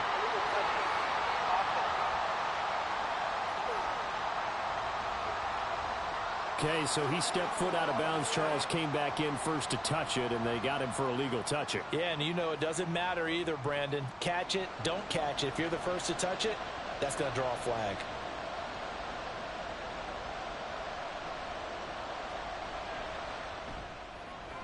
And the 11-year veteran bangs it through, and that will extend their lead even further. So that's, CD, an important one here in the 4th quarter. And that importance cannot be overstated. All eyes on both sidelines were staring that one down all the way. The significance is that they made it a 2-score game. Still lots of time left to go, but likely that was their goal at the start of the drive. Get 3 points, make it a 2-score game, and they were able to get it done. The Browns offense trotting back onto the field.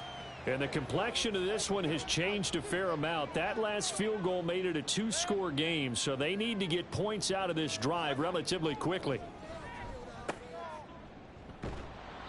And he will lose yardage here to the 31-yard line. Holding offense.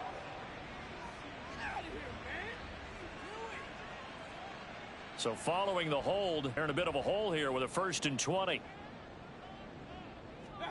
Mayfield now. And that's going to be caught by Peoples-Jones. One thing I think that's safe to say defensively, the tackling's been really good. And because of that, it's been very, very hard for them to move the ball because you're not getting the benefits of run after catch. They're tackling them almost on the spot. That means you have to run extra plays, harder to move it. Now a throw here going to be taken in by the tight end Njoku. So 5 yards here, 5 on the play.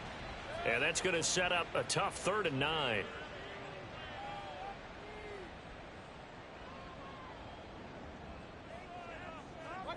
Mayfield. And he'll just toss it away.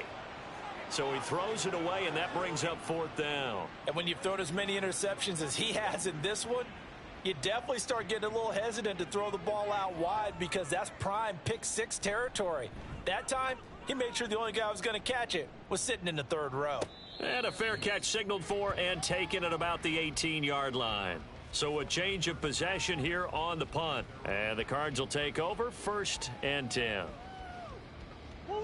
Murray and the Cardinals with a 1st and 10 at their own 19-yard line. They'll try and start this drive in the air. That one tipped, and it's incomplete. Well, good hands there defensively. It's 2nd down.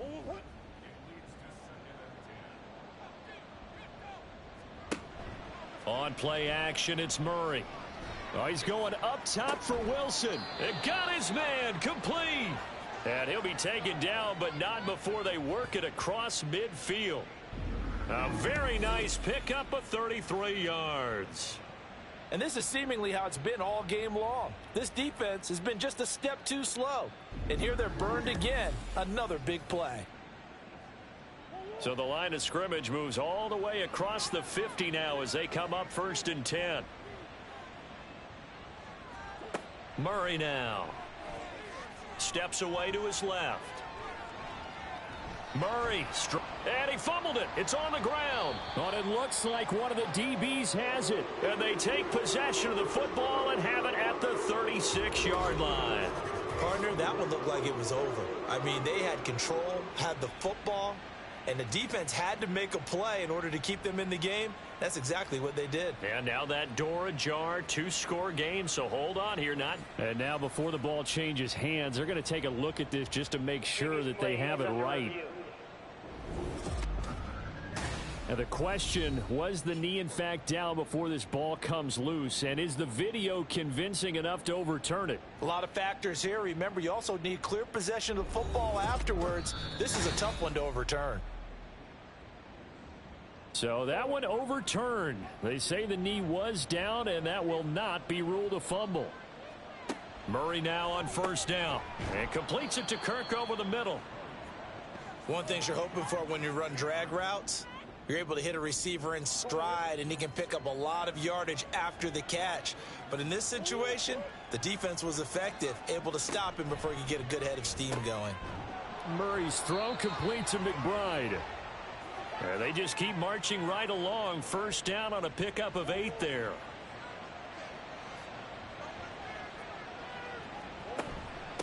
Now a give to Edmonds.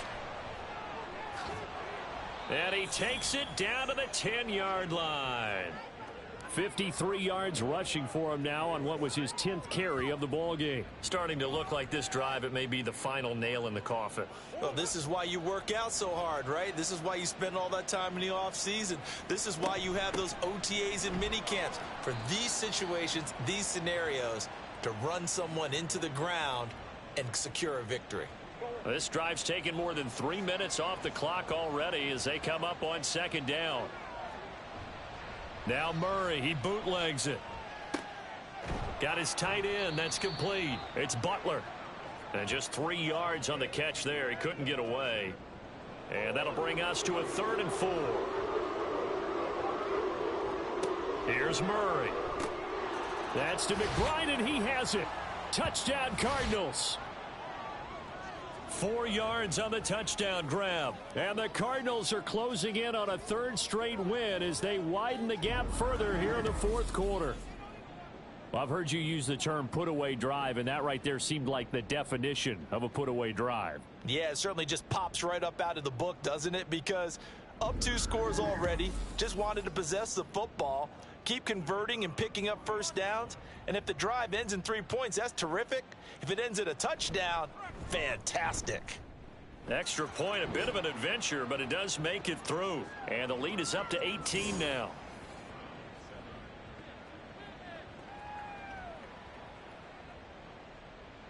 The Cardinals set now to kick this one away, and off we go.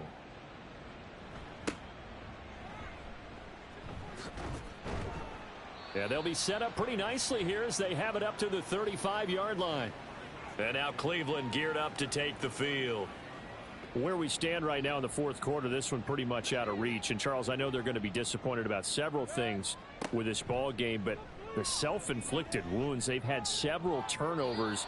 You would have to think that's going to be something they're going to discuss heavily in the film session in the coming days. You're absolutely right about that, partner, because they're going to have to sit in that film room and watch every error that they made and figure out how to not do it in the future. And mentally, and his pass is intercepted for the 4th time today. Jalen Thompson picks it, and the return stops at the 39-yard line. Well, offensively, Charles, hard to put a silver lining on this one. No secret that they had to take chances with a score where it is, and it leads to a turnover. I love how you paint the picture, partner, because you're exactly right about that one. Look at the empty stares on that sideline. This is one of those games where you just want to go crawl under a rock until it's over. So from the 39 now, they'll come up on a 1st and 10. On the ground, it's DiMercado. And some strong running there as he's down just shy of the 20 on the edge of the red zone. It'll be an Arizona 1st down on a gain of 17.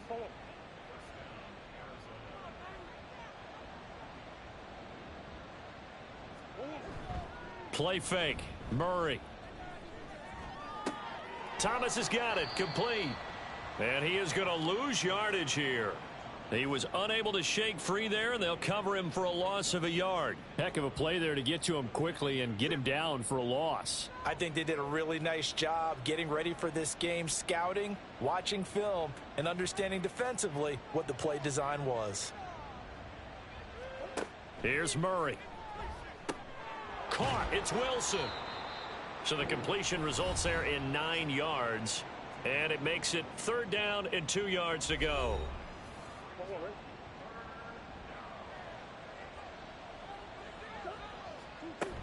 Trying to pick it up on the ground with Edmonds.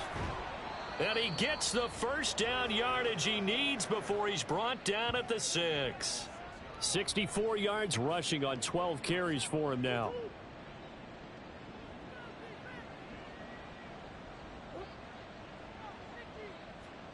To throw, it's Murray. This will be caught at about the 6. Touchdown!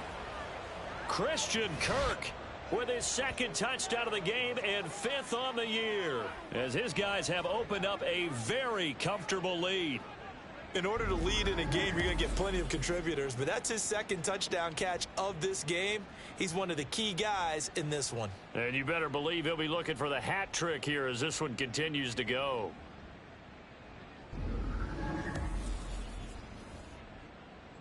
Point after try forthcoming.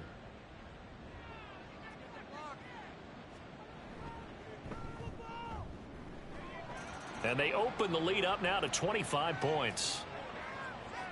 The drive summary that time, 5 plays. And it's capped off by a touchdown run of 6 yards.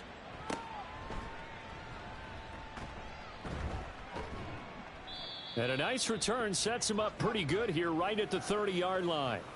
The football going back over now to the Cleveland Browns. So now, Charles, this drive maybe a touch more important, trying to erase the memory of that interception they had the last time out. Yeah, and everyone goes through this because even the best in the game, you're going to have games where it just doesn't go right for you and interceptions result. So, frankly, to me, it's all about how you respond, not just the types of plays that you call, but how you carry yourself, how you show your team that you're still with it, and how you continue to lead.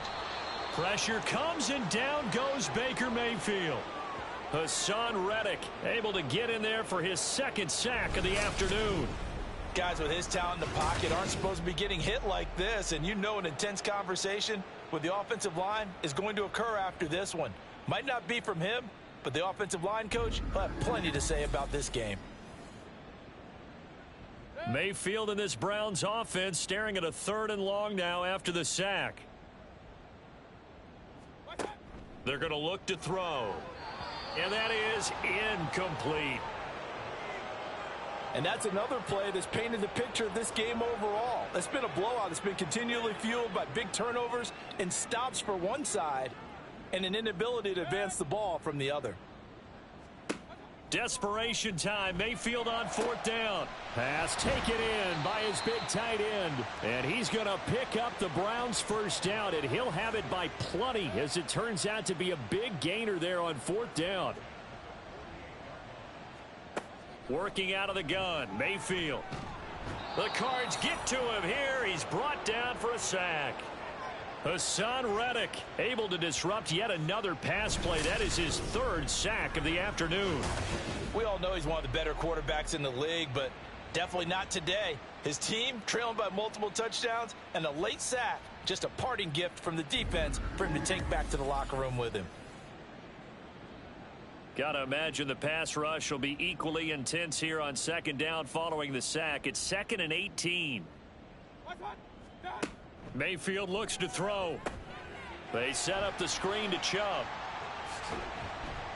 And he'll go down shy of the 40 at the 41. Well, they've certainly had their share of troubles running the football in this one, but this play is almost an extension of the running game right here. They set up the screen, let him work out in space on the perimeter, and he turns it into a big pickup. And a good push up front, and he's able to navigate his way down inside the 30. That's good for a Cleveland first down, an 11-yard pickup. Here's Mayfield. This is caught. Touchdown, Browns. David Bell, his first touchdown on the year. And the Browns get a bit closer.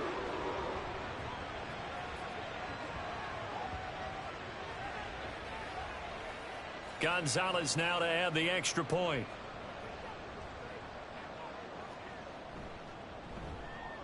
And that'll cut the lead down now to 18. So that drive goes 8 plays. So still lots of work left to do, but here comes the onside kick. And the Cardinals hands team able to secure the football. Now they're down big here in the 4th. They had to try the onside kick. Can't fault them for the effort at least. No, you can't at all. And if nothing else, now you've put something that you're trying to practice, right, that you've worked on into a game situation, and now you can go back and dissect it. So if you need it again sometime, maybe you'll find a better way to do it. But, yeah, this game's pretty much done for them.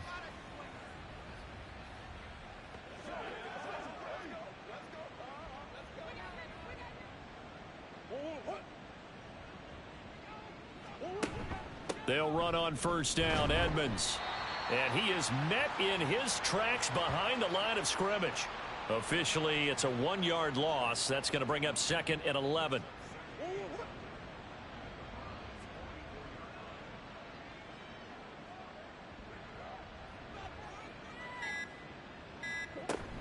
Another carry now for Edmonds.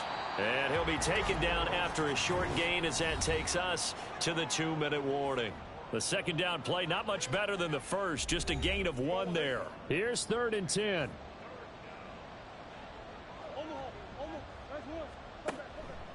On the handoff, it's DiMercado. And he'll go down to the ground at the 39, and obviously that's well short of the first. Call it a gain of 4, and it'll bring up 4th down.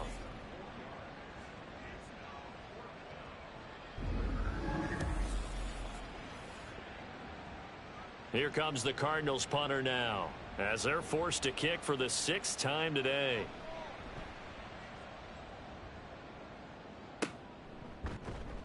It'll go as just a 15-yard punt, and the Browns will take over 1st and 10.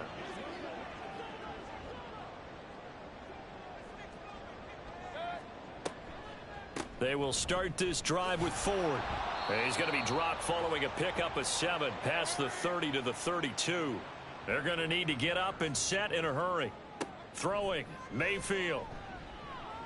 Now a desperation throw deep downfield. And that's going to be incomplete. Good effort there trying to take a shot, but it's 3rd down.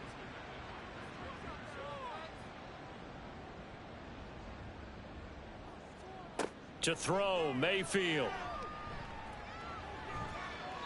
And an off-balance throw there, and it's going to wind up incomplete. This has been a rough one, to put it mildly, for him. And after this one's done, you just feel like at the post-game press conference, this team's going to have a lot of questions and definitely not a lot of answers. Now Mayfield on 4th down. That's to his running back, complete. Now the Browns will use the first of their 3 timeouts as the clock stops here with 46 seconds left to play. Going to the air again with Mayfield.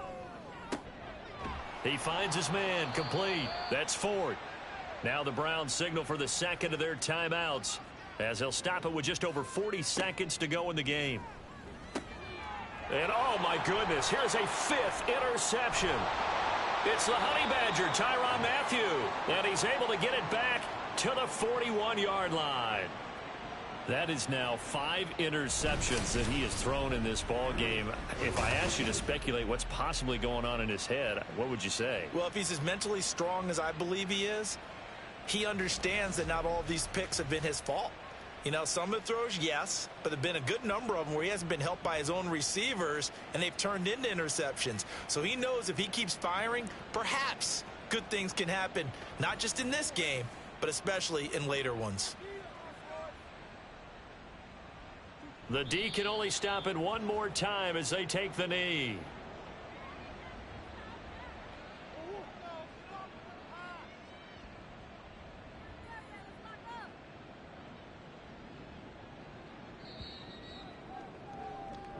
So it's a win here for the Arizona Cardinals. And this not always an easy proposition, Charles. You had a West Coast team that traveled east, but they got the job done. And there's so much that goes into it because your body time and your body clock different from what you're used to.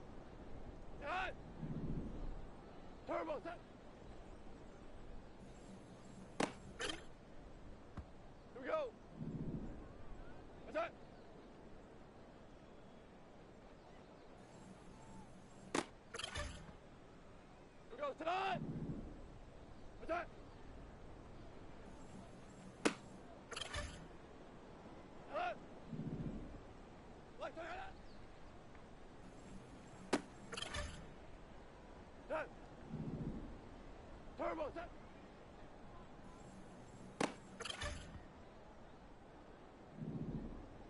What's that? That. What's that?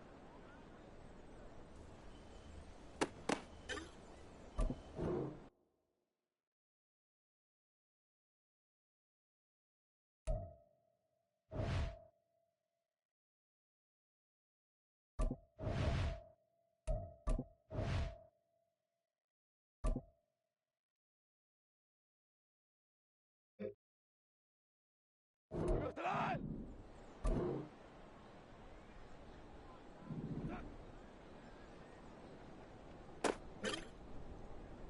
That. What's that?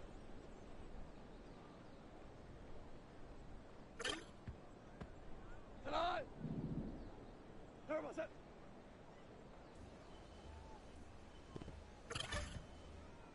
Done. What's that?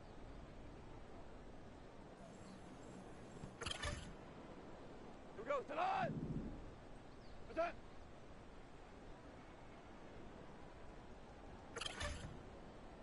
Done. What's that?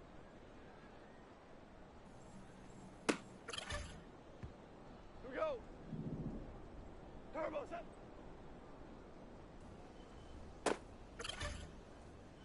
Who goes to line? Lights on out.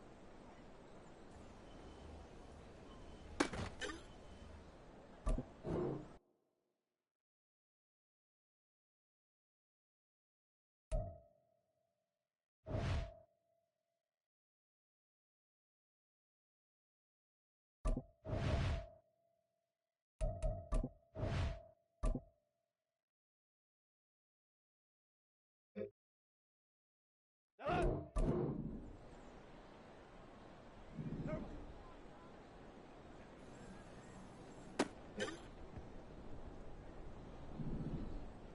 Lights on out.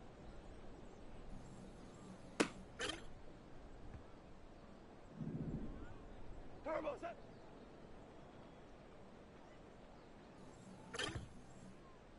Done.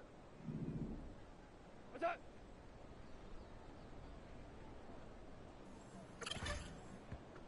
Done.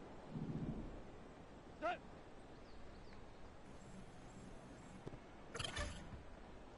Who goes to line? What's that?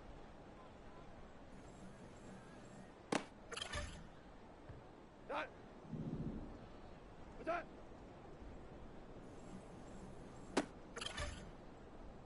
To line. Turbo set.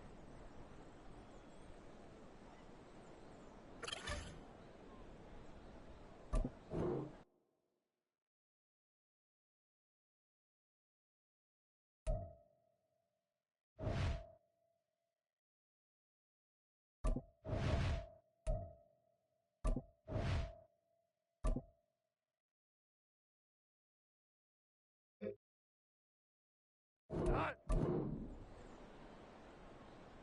What's that? Who goes to line? What's that? Done. Done.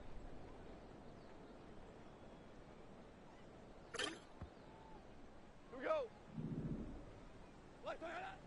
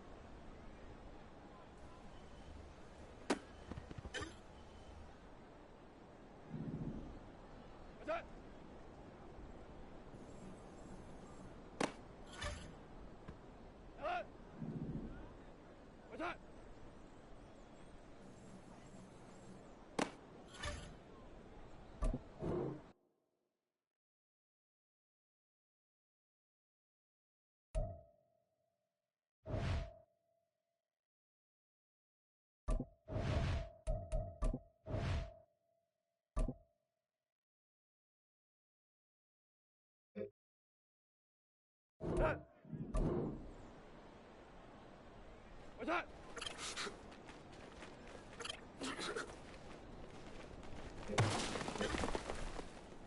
That. What's that?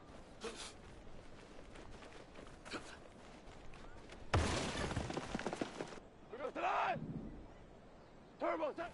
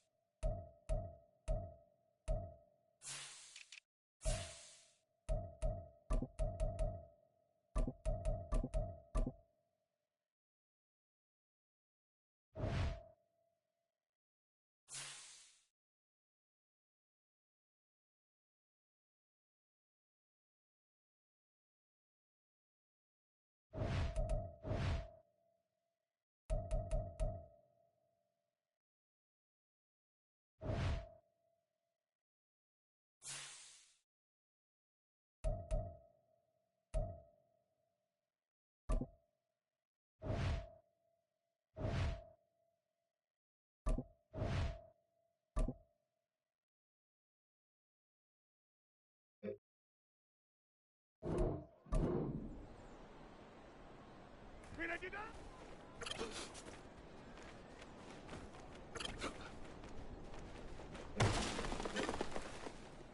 No. Blue 58.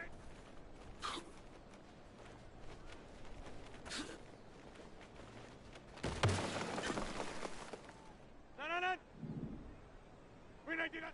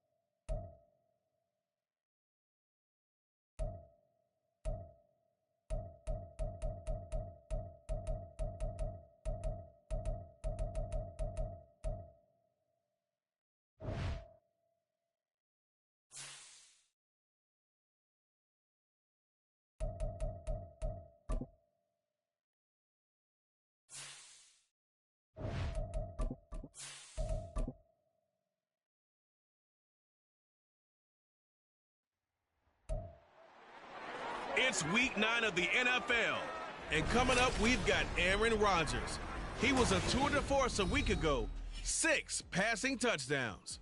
It's the Packers and the Rams. All that and more coming up next on EA Sports. We are at the oldest continually operating stadium in the NFL as you get a look inside Lambeau Field in Green Bay, Wisconsin. Today, it's a Week 9 matchup. We are all set to go as it'll be the Los Angeles Rams taking on the Green Bay Packers.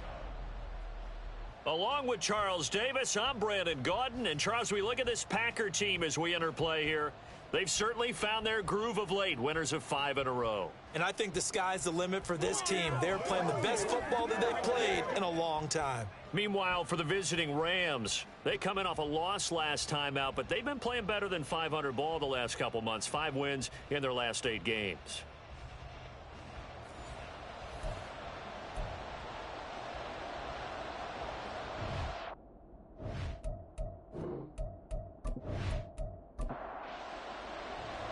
The first 2 months of the regular season down. What will the final 2 bring us as we're off in Week 9? From a couple yards deep, he'll bring it out of the end zone. And he's up past the 20 to the 22-yard line.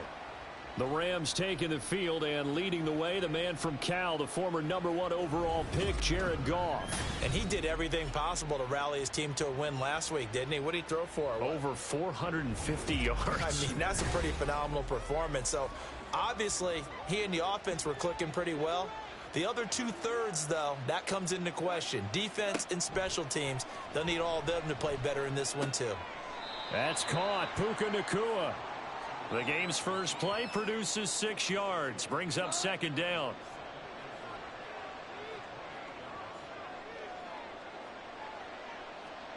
From the gun, here's Goff. Throw left side, complete to Kupp. And Kupp going to pick up a Rams first down as he'll get this up past the 35-yard line. That'll go as a pickup of 8. So from the 36 now, 1st and 10. They'll run it for the first time with Williams. And he'll take this ahead for about 4. 2nd down coming up. You look at this Packers defense. They were very good a week ago in the win over Minnesota. Have to admit, I was extremely impressed by what I saw. They ended up getting 4 sacks in the game, stayed in the face of the quarterback the entire time, made it difficult for him to step up and find receivers downfield. And that's what they told us this week, that pressure on the QB is key. 2nd catch for him today, and it'll wind up a first down. So the assignment, a tough one here for this defense. You've got a quarterback ranked in the top 5 in passing yards. What do they need to do to try to keep him under wraps? Well, they didn't sleep a whole lot getting ready for this one. I can guarantee you there's just so much to combat. But I think they're going to zero in on taking away his top target. Double, triple him if they have to. Make the other guys rise up and try and beat them. They'll feel a whole lot better if those guys win in the routes instead of their number 1 guy.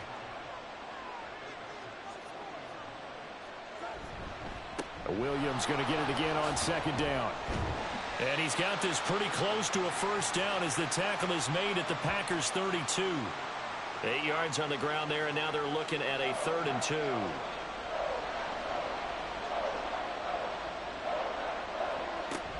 They'll try and run for this with Akers.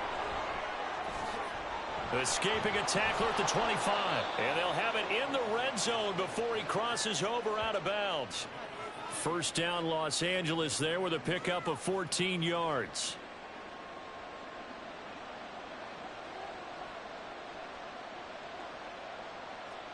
From the red zone now, Goff. And it's incomplete. Took a shot, couldn't connect.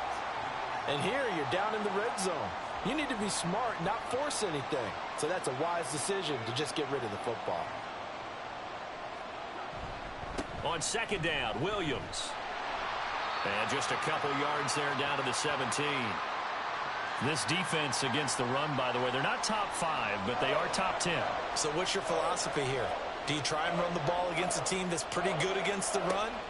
What if you're a pretty good running team? If so, you might want to go ahead and run it anyway because that's your strength. Now throwing on 3rd down there, but he cannot connect. Just looking at it from a defensive perspective, when you break the huddle in the red zone, tight end is one of the guys you've got a key on because quarterbacks want the ball in their hands fast in this position, and they want to get it to someone. And in this case, he had the play. They just didn't complete it. And all in all, a pretty decent opening drive, Charles. Pretty balanced. They had the passing game going and the rushing attack, too. I would think they have to be happy with that start because you get your ground game going, which means your offensive line and your runners are pretty happy, and then you get your aerial attack going as well, so your quarterback and receivers have smiles on their faces. Now both up to speed, awaiting their next possessions for this game. They can't wait to get started again.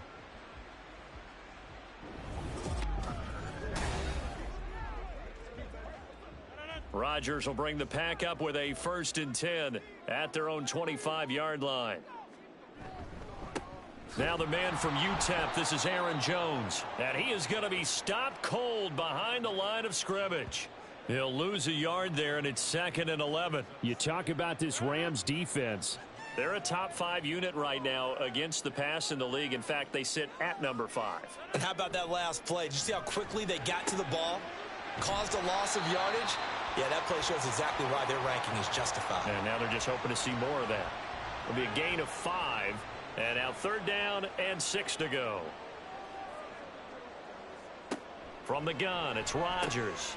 Pass caught. It's Romeo Doubs. And he is going to have a Packers first down as they're able to get the 3rd down conversion. The Packers sitting at 5-2 on the year, and they've certainly found their groove of late. Winners of 5 in a row. And this team is absolutely playing their best football right now. This is the best that we've seen them play in a long time, partner. Sky's the limit as far as they're concerned. Their confidence really soaring. And they'll get this well past midfield before being stopped just before the 35.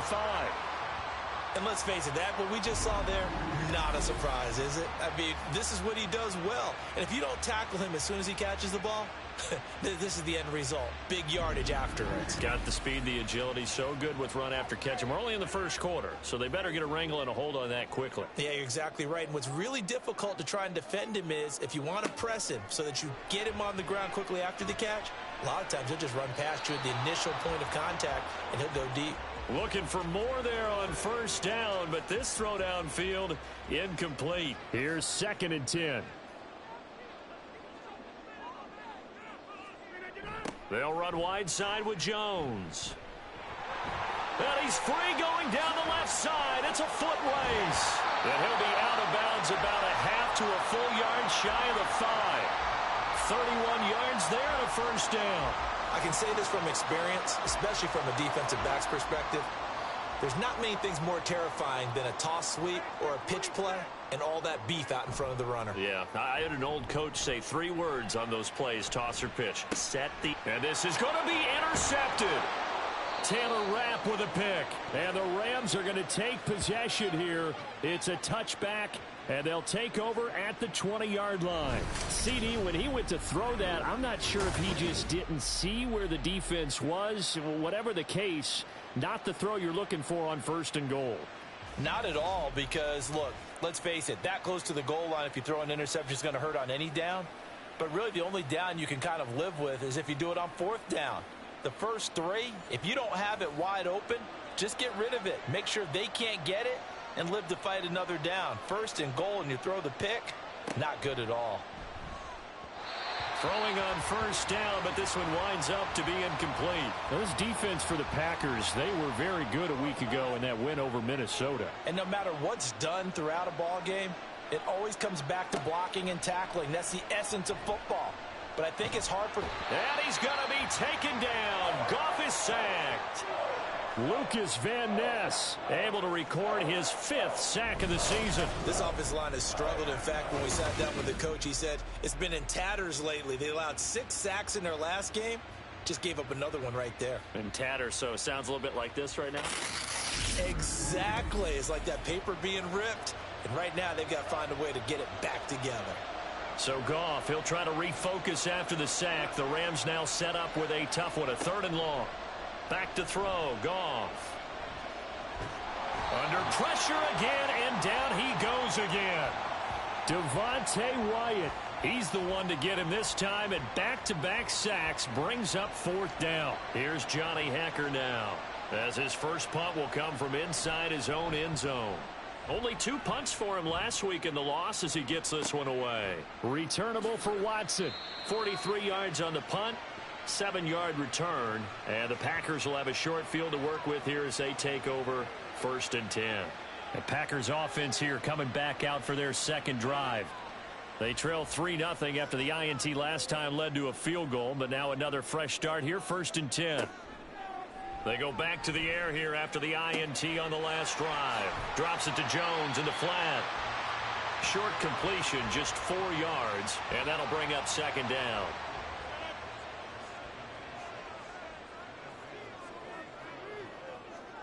Throwing is Rodgers. And he fires one incomplete.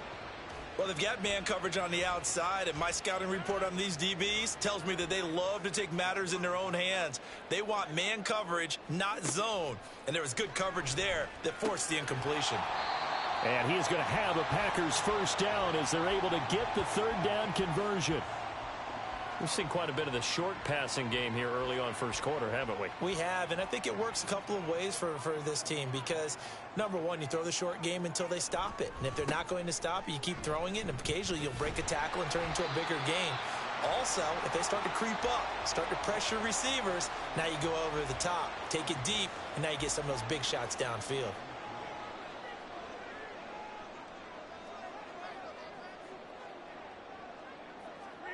Throwing now is Rodgers. And that'll be incomplete. Took a pretty good shot as he tried to pull that one in. Couldn't hang on 3rd down.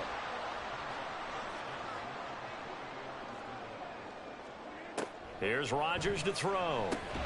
Throw right side, hauled in by Dobbs. Yeah, this is only going to be a gain of 2. He needed 3. It's 4th and 1. Well, we hear so often how tackling has become almost a lost art in the NFL game. But it's so important to tackle well on these receivers, especially in a play like this one. 3rd down, they gave him the underneath stuff. You got to go up and make the tackle right away. The kick by Crosby is good, and that will tie us at 3-3. So it was 4th and 1. They wind up taking the 3, but I'm not sure that offensive unit, judging by the sideline, Charles, was in 100% agreement with the decision. No, not at all, but the head coach has final call on this. We know that. But let's face it, offenses want to feel like, hey, you believe in us, let us go for it. We'll see if that is a problem for them moving forward in this game. Goff will lead the Rams up here 1st and 10 at their 25-yard line. They'll come out throwing here to start the drive. Over the middle, that's hauled in by Kupp.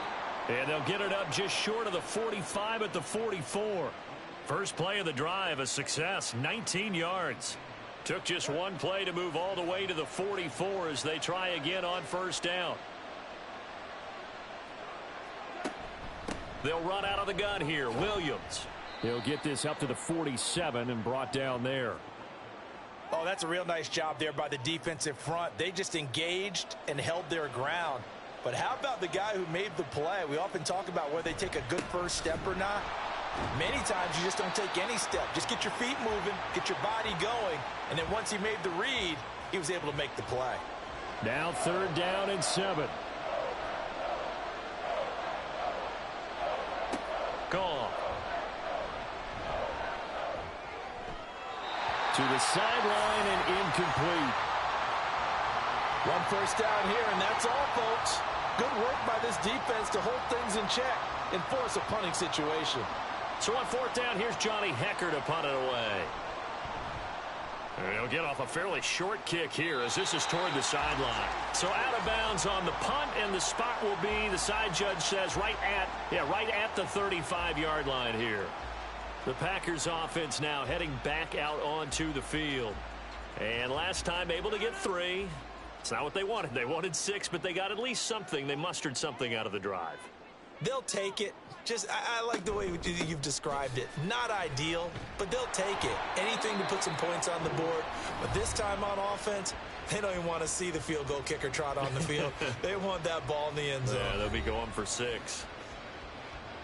The numbers for Jones last week, 19 carries, 76 yards. After the last game, they have plenty of reason to be confident in their running game. And even though they're facing a top 10 defense, they're not going to shy away from doing what they do best. Make them adjust to them. Make them stop what they do before they go to any type of a changeup.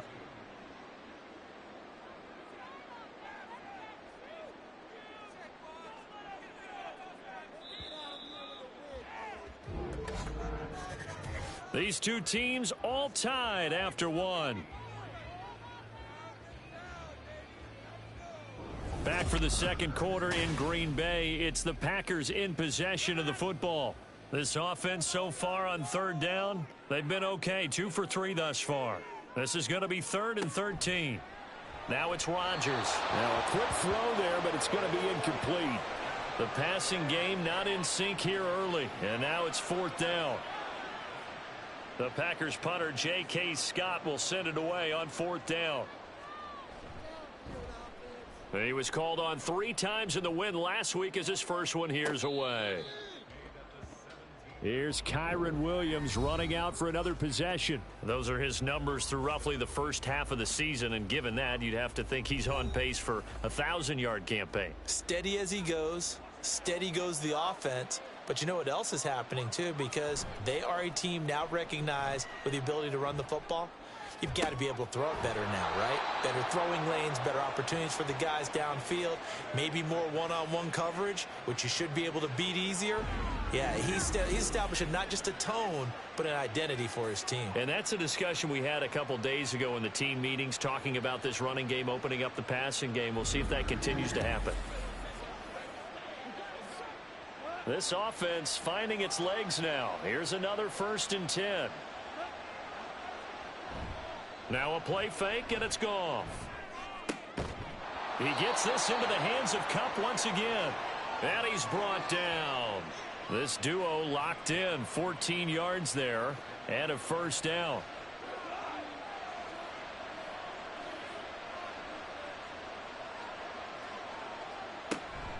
Up the middle, it's Williams. And this will leave him a yard short. Nice pickup of 9 yards on first down. Second down and a little more than a yard here. Goff now to throw. That's caught by his tight end, Gerald Everett. First connection there of the afternoon for those two, and it's good for a first down. Now Goff. Open man right side is Kupp, complete. That's good. The completion there for 7 yards, and it'll be second down. Goff. Pass complete there to Nakua. It'll be a pickup of 4, good enough to earn him yet another first down.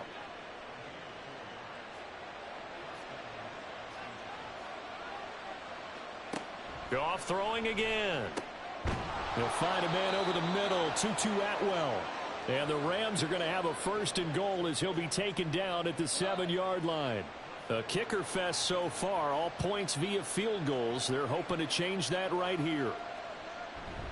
They'll try and run. This is Williams. And he'll get into the end zone. Touchdown, Rams. Kyron Williams. His 5th rushing touchdown now on the year. And the Rams have taken the lead. That almost looked too easy, and I think thanks goes to the offensive line for making it look easy. Yeah, I agree with you totally on that one. I'm not sure how much everyone understands the preparations that go into a game for an offensive line, because there's a reason that running backs and quarterbacks give them big gifts at the end of a season after a big year. The consistency and the continuity it takes to know each other and execute their blocks is pretty impressive. And here comes a return from just beyond the goal line. And they'll get him down right around the 25, actually the 26 officially, so a net gain of 1 there. Green Bay's offense ready to go again. It's been very much a slow start for them. 3 drives and just the 3 points, CD. Yeah, if you're into the points per drive ratio, that answer is 1. And that's not going to get it done in a ball game. They've got to find a way to finish these drives in end zones, not having balls go through goalposts.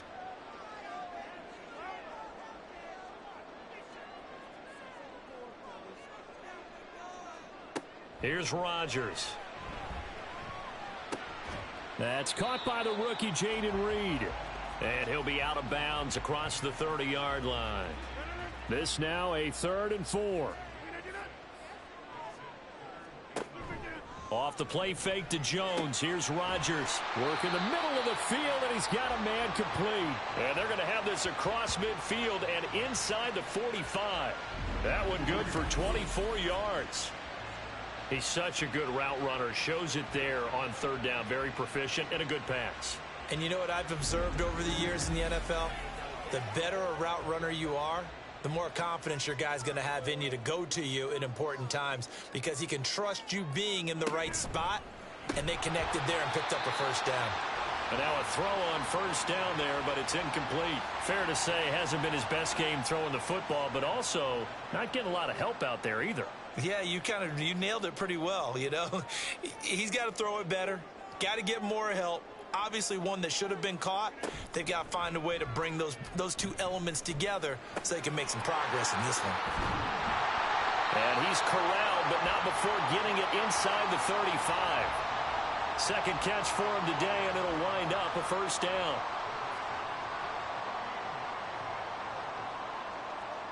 Rodgers again now. And this is incomplete.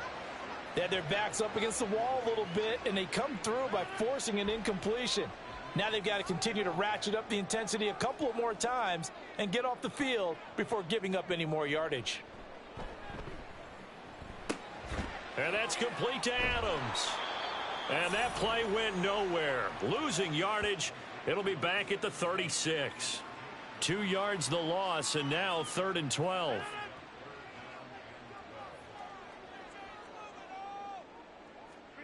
To throw, it's Rodgers. And the Rams got him. They bring him down. Aaron Donald coming in to drop him for a loss of 8, and it also brings up 4th. Donald just continues to astound with plays like that. Last year, his 9th season in the NFL, and the first time since his rookie year, he wasn't voted an All-Pro. Yet even in just 11 games, had 5 sacks and made the Pro Bowl. Simply incredible. On 4th down, J.K. Scott ready to punt it away. And they'll play keep away from the returner as this one will be marked out of bounds at the 13-yard line. Pretty good spot. The offense for Los Angeles returns to the field. They have the game here followed by the open date on their calendar next weekend. And Charles, this is a crew that you have to think really is relishing the opportunity to be on the couch for a few days. Yeah, they certainly are, but let's face it, partner. They can't get caught looking ahead to that couch time while they're playing this one. They've got to take care of business first. An excellent way to start the drive there, 18 yards. So 1st and 10 now from the 30. Here's Goff. That's caught. It's Tutu Atwell. And he'll be taken down, but not before they work it across midfield. Back-to-back receptions for him, and it's another 1st down.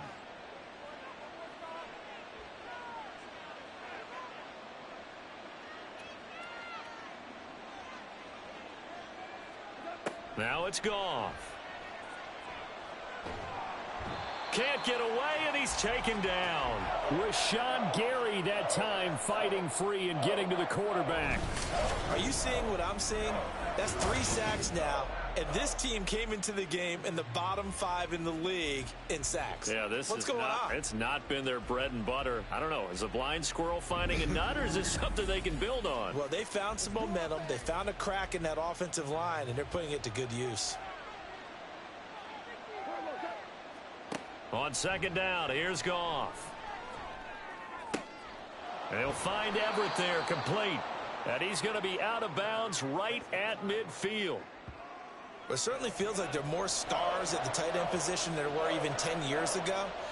And I think it's become more of a glamour position because of the ways it can hurt a defense. And guys want... And he's going to be taken down. Goff is sacked. Rashawn Gary. That is now 2 sacks for him here in this 1st half. So that now 4 first-half sacks. This pass rush has been unrelenting. And, partner, you hear that sound of paper being ripped to shreds? That's a game plan that they've had so far because they've got to say to themselves right now, we have to do something differently. So on now is Johnny Hekker to punt this one away. He's been a busy man here in this 1st half as he gets it away. Fair catch called for and collected right at the 10-yard line. The Packers offense now, they get ready to head back onto the field. Over on the sideline, hoping to hit that reset button between possessions. Last time out, they had to punt it away. This time hoping to finish this thing off in the end zone. Over the middle, that's caught by Adams. And he's going to get a solid gain of 9 before being brought down. 2nd and right at a yard. 2nd and 1 now from the 21.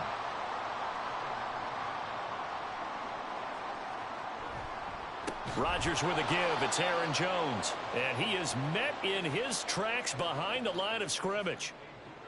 The Packers on 3rd down. They've hit it 50%, 3 of 6 to this point. Here it's 3rd and 2. They'll try and run for it with Jones. And he won't be close to a 1st down as he runs into a wall right around the line of scrimmage. No gain on the play there, and it'll bring up 4th down.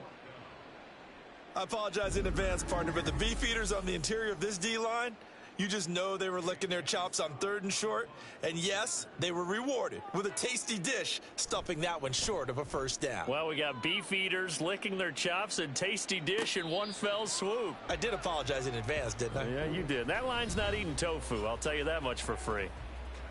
So here are the Rams to take over. They lost 2 straight coming in, but good news for them right now. They've got the lead and the football. They start the drive on the ground. It's Williams. And they'll get him down after a pickup of 8. 2nd and 2. Now, that's a run that warms a play caller's heart because you're actually set up to do whatever you want on offense. You can come right back and run essentially the same play because you have momentum, or you can fake that running play and throw something deep over the top, or you now feel like you have an extra down to play with because if you go ahead and just throw it and you don't get it, come back and try and pick it up on third down. To throw on second down is Goff. That's complete to the tight end, Everett. And he'll work it across midfield inside the 45. It's a gain of 15, and the Rams have a first down. I got a kick out of that one, partner. You and I talk often about trying to hide receivers in certain situations, but a guy of his size, can't really hide him. But the tight end drag route, definitely an effective way to sneak him across the formation for an easy completion and a first down. Encroachment defense. And that'll be a free 5 yards for the offense. Just like a tennis match, that's just an unforced error. Stay alert, don't jump early, and give them free yardage. So a 1st and 5 now after the 5-yard penalty from the neutral zone infraction. Out of the gun, Goff. That'll be caught by Cup. It's a gain of 8, and it'll wind up moving the chains. I always laugh when people say, what's the toughest route to defend? And I'm like, any of them, especially if it's a good receiver. That makes things very difficult. But when you're running a drag route, something short, shallow, going through defenders, using guys almost as screens in order to get open, that makes things tougher, guys trying to get to the football. The Rams going to go ahead and use the first of their timeouts as the clock's going to stop with 47 seconds to go in half number 1. Here's 2nd and 4 from the 24. Throwing again is Goff. And that falls to the ground, incomplete. Well, a nice job of bodying him up defensively, and now it brings up third down. Now Goff. A throw left sideline falls incomplete. Green Bay up to the task there in coverage and forcing a 4th down. Tight defense there on third down, but what a product of good coaching and even better execution because he realized he's in field goal range. No sense forcing anything, and he made sure he didn't. Zerline's kick is up and through, and they will stretch their lead to 10 now at 13-3. So that one on target, and it adds to this first half lead. And maybe we're too early to worry too much about 1-score lead, 2-score lead, etc. But this is where you kind of start banking those points that come in helpful later on. And he'll get it up past the 20 to about the 22. The Packers with a football here late in this first half. And with him down 2 scores, you wonder if they might try and put something together, even if it's just to get into field goal range. Just over 30 seconds to go in the half. They've got it 1st and 10. Now Rodgers. And the Rams got him. They bring him down. It'll be a loss of 10. And it'll bring up 2nd. There's a reason inside linebackers are often captains of a defense. They call the signals. They have the opportunity to affect the game in coverage, against the run, and, of course, on blitzes. Oh, and his early struggles continue. Here's another one intercepted. And he will be brought down on what will be the final play of this first half. Halftime over, no problem with us. We skip right to the third quarter and continue this midseason contest.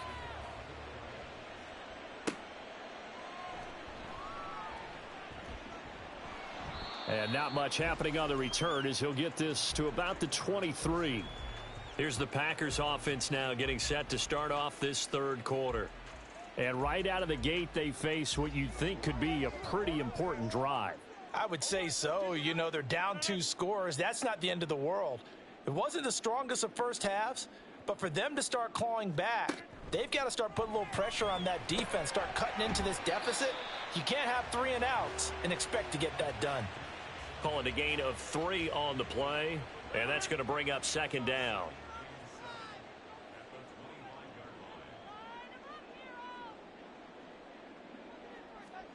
Now Rodgers.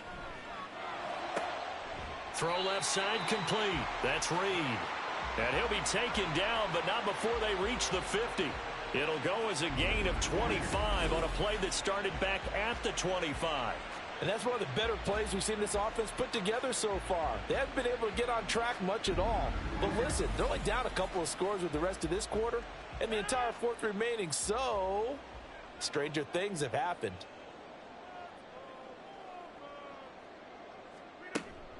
They fake the give. Now Rodgers. It's caught here by Adams. And he's out of bounds as he gets this down to the 45.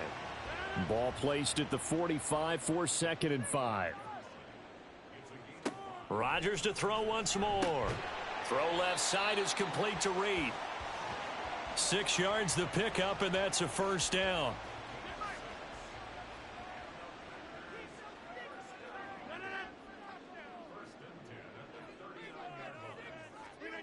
Now it's Rodgers.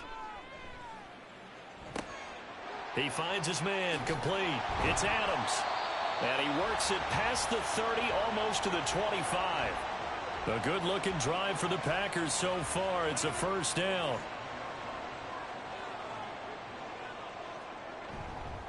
An inside give to Jones. And he's going to take this ahead for right around 3 yards, but no more than that. 2nd down. Here's 2nd and 7.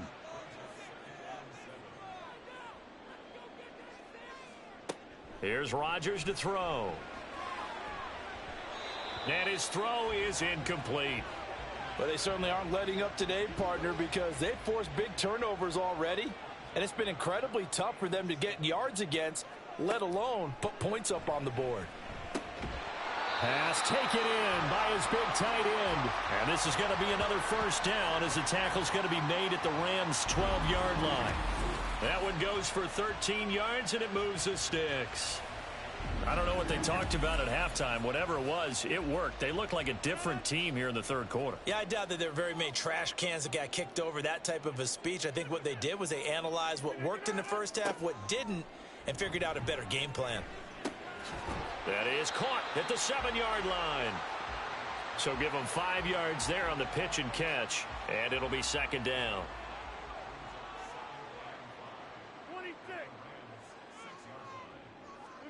Again, they'll throw with Rodgers.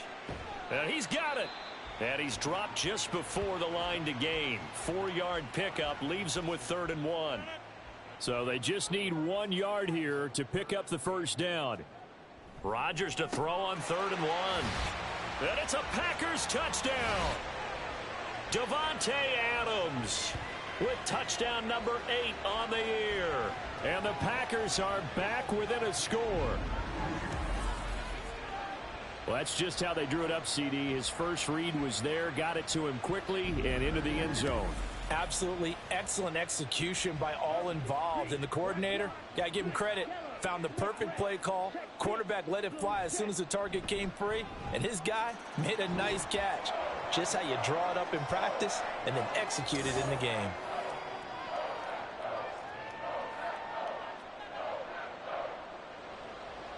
So just a 3-point game now as they send this one away.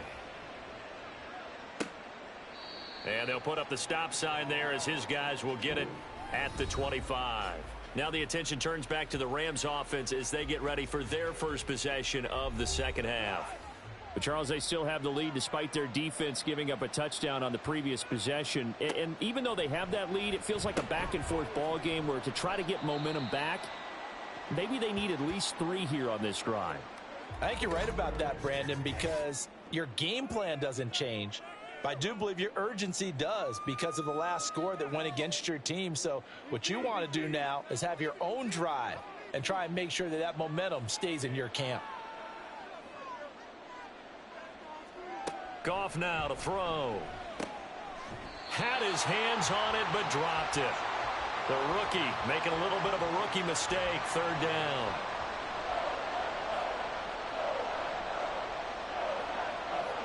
To throw is Goff. Oh, he tried to fit it in on the slant, and it's intercepted. Picked off by Chris Barnes. And he'll bring this one back to the 29. And that's a ball that he is going to want to keep, his first career interception in the National Football League. And I love what teams do when that happens. You bring the ball to the sideline, the equipment guy grabs it, he puts a piece of tape on it, writes on it so that you know what it is, and then they tuck it away so that you can have it for later and put it on your mantle. Pretty good deal for him right there. Now he's eager to get back out on the field and get his second one. Marching back onto the field now, Devontae Adams and company getting set to go. Last drive, the touchdown, 4 catches, really good. He was. They were not good on the other side trying to stop him. What do they need to do? Well, this is where the entire staff has to get involved because we always focus on the defensive coordinator. But he needs help from other people with their eyes and their expertise, and he needs to listen to them.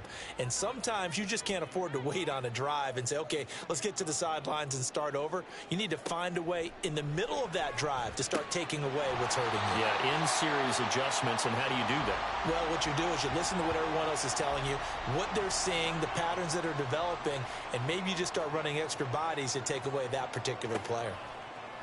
Rodgers now on first down. This one swung out here to Jones. And down inside the 10 here before he's out of bounds right around the 7. 2nd and 2, first down marker at the 5-yard line. Rodgers going to throw. And this is caught. For the moment, it's a touchdown, but multiple flags down, so let's sort this out. Illegal touching. Offense.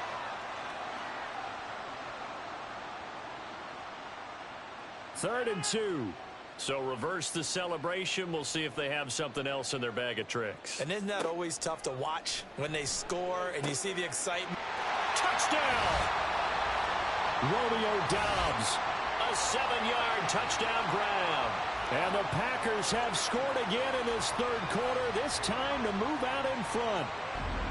Well, this offense only mustered 3 points in the first half on that field goal. They picked up the pace now. 2 third-quarter touchdowns. Hey, you remember that appearance we had last week in front of that crowd, and they asked about halftime adjustments and all that was going on. And remember what I said. It's not always an adjustment at halftime. Sometimes just remembering the game plan and playing better, tuning it up and just working through it methodically. They got it done in this case. And of course, I'll always remember that appearance because I had on a brown belt with black shoes, and you pointed that out in front of the crowd. So thanks for that. I said that out loud? You did. My bad. The kickoff team on the field now as they will send this one away. This fielded right at the goal line. And he returns this to the 22. So now here are the Rams as their offense comes back out. And we'll see if they can bounce back from that last drive. In particular, if they can bounce back at the quarterback position, Charles, after throwing their first interception of the ball game. Yeah, and some guys, you know they're going to want to try and get a big play right away and take control back. Others, they're going to want to look to hit a couple shorter passes and get a little momentum back that way. But for the defense, that goal's not changing a bit. They want another pick. You're exactly right about that. In fact, you've got to watch them a little bit because in coverage, they may cut down their gaps a little bit, maybe their splits a little bit in order to try and get to the ball even faster. Now this one complete on the slant route. They'll give him 4 yards there, and that will bring up 2nd down.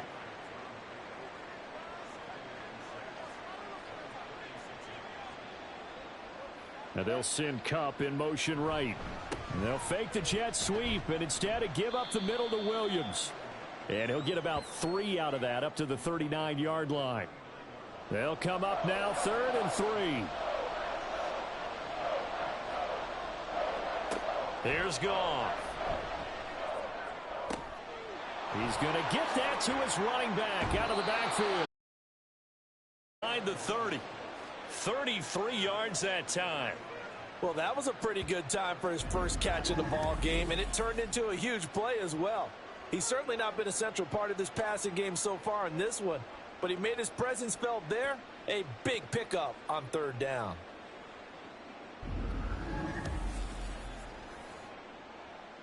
So now then, the big play has him all the way inside the 30 now, 1st and 10. Going to be taken in here by Nakua. Stopped at the 24-yard line after a gain of 5. Now 2nd and 5.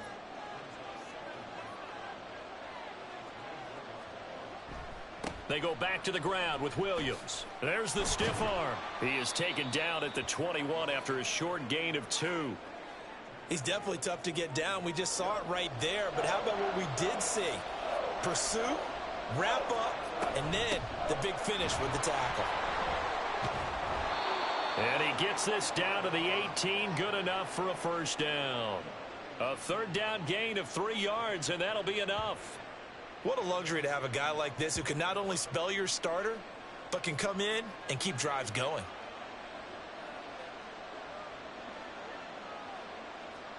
From the red zone now, Goff. And it's caught. And the Rams are looking at first and goal as he's tackled all the way down at the 2-yard line. Hang on here. We got an injury. And, yeah, it's Cooper Kupp who's going to receive some attention following that last play. The medical staff will attend to him, and we will step aside. Williams. And he is going to be stopped cold behind the line of scrimmage. It's a loss of 2 there, bringing up second down. That was a terrific play, causing a loss. As a middle linebacker, simple. You can either fill holes or you can attack them, as he did there. Williams will try again. And the hole closes quickly here. He can fight only to about the 4. The second down play not much better than the first. Just a gain of 1 there. A big play forthcoming. Here's third and goal. Here's Goff. And this is caught. He's got it. Touchdown. His first touchdown on the year. And the Rams have answered back with a third-quarter touchdown of their own to retake the lead. And down near the goal line here, they're able to throw it in. And the key word, quick. Quick hitter. Out of his hands fast, into the receiver's hands even faster. Zerline now for the PAT.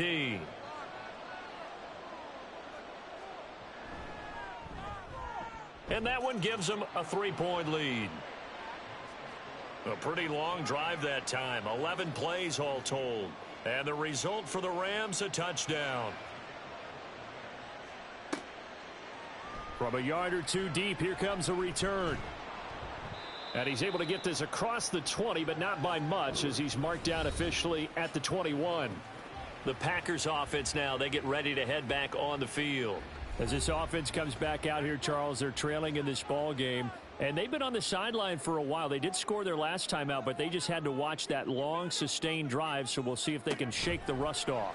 Yeah, and that's always a question that you have when you have to come off the bench after having sat there for a long time. Are you ready to go? Are you loosened up? But even more so, are you mentally alert and ready to put your best product out there?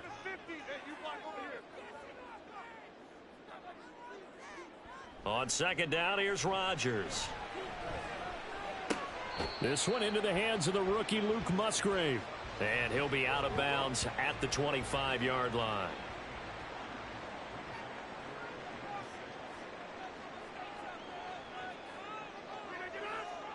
Throwing is Rodgers on third down. And he'll be taken down, but he does have first down yardage. Rodgers finding Adams for a Packer first. I don't care how many times we see it. I still get a kick out of watching quarterbacks and receivers do the pass tree in pregame warm-up. But I always remember that when we go to practices, we see that after practices as well. They really tune it up, don't they? They tune it up. They know why they do it for these situations. First down. And they build that trust, and that's why they're able to find him in this type of a situation. Now, meanwhile, a pass that should have been intercepted, but it winds up falling incomplete. A good action to this point in the third quarter. Just a 3-point game. 2nd and 10. Shotgun now for Rodgers. Pass thrown to Adams. He's got it on the crossing route. And he'll go down, and that will do it for the third quarter of action. We have played 3 quarters. You're watching the NFL on EA Sports. Back now at Lambeau.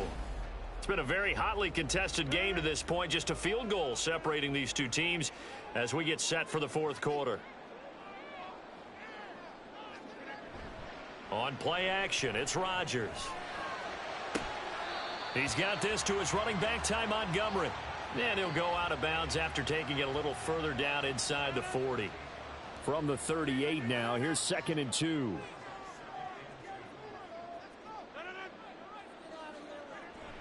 Up the middle, Jones. And he gets it down to the 32. 6 yards the pickup, and that's a first down. Brandon, I think you and I were both raised the same way in the game of football. You run to set up the pass, but I think we've discovered in this NFL, a lot of teams pass to set up the run. And that's what they've done throughout this game. They've aired it out, thrown it around the yard. Now they've come back to the running game, and they find a way to be successful with it. Officially, it's a 1-yard loss. That's going to bring up 2nd and 11. With his size, he's a tough man to bring down, but they do a nice job there stopping his progress and not allowing him to get back to the line of scrimmage. Rodgers to throw on 2nd down. This is caught. It's Christian Watson. Touchdown, Packers. Christian Watson, 34 yards. And the Packers answer back with a touchdown of their own to take a 4th-quarter lead. But plenty of scoring here of late, and our lead changes hands now in the 4th quarter. Yeah, they just gave up a touchdown the other end, so they knew that with time getting short, they had to put something together here, and they were able to do so and retake the lead right back. Extra point try now for Crosby.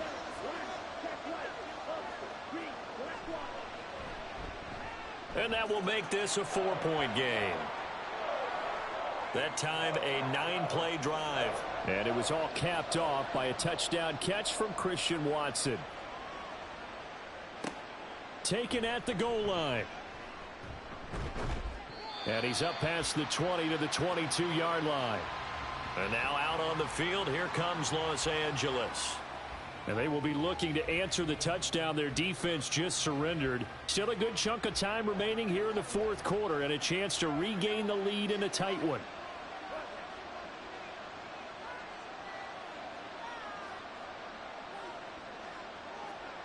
Goff on 1st down. Throw right side is into the hands of his tight end, Everett. And he'll get this up to the 34-yard line. Right off the bat, it's a 1st down to start the drive, 12 yards.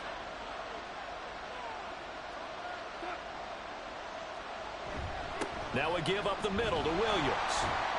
And this defense able to plug him up there as he'll get a yard to the 35.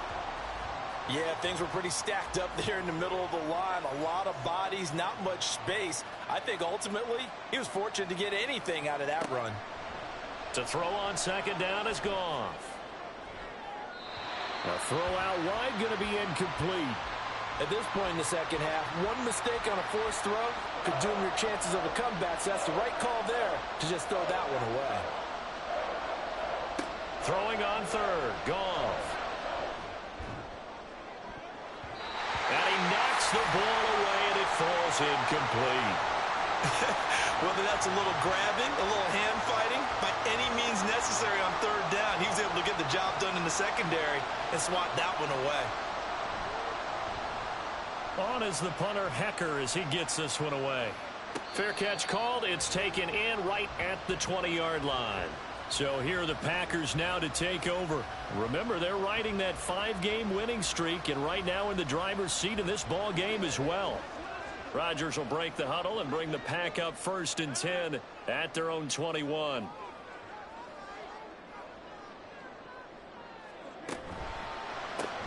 Rodgers throwing quickly out to Adams.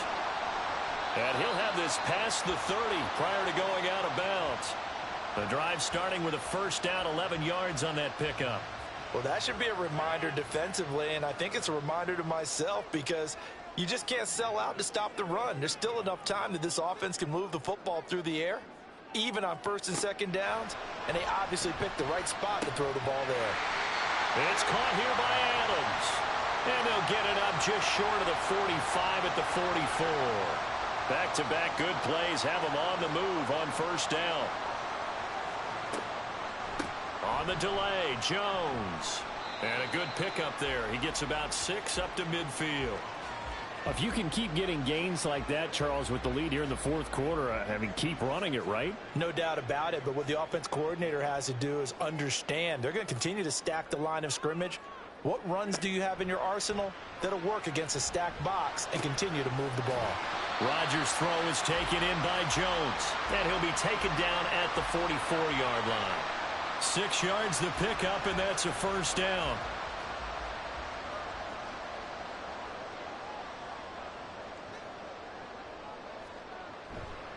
Here's a give to Jones running left. And they're down to the 41. The recipe's pretty simple, I think, right? Just give your superstar the ball, continue to feed him. Yeah, don't overthink this one, right? Make sure he's touching the football, but you're also counting on his intelligence in playing the game as well. If it's not there, don't force the run. Just make sure you hang on to the football and keep the clock ticking. And a very determined run there as he'll take this all the way down to the 27. Good effort. How about this offensive line? They're really starting to establish themselves, take over this game. And before the series began, I know exactly what was said in the defensive huddle. Guys, we got to get no less than a 3 and out. Let's get off the field. Instead, they can't find any traction towards doing that. Right now, they're just getting muscled all over the field and getting pushed down it. 2 yards the loss, 2nd and 12.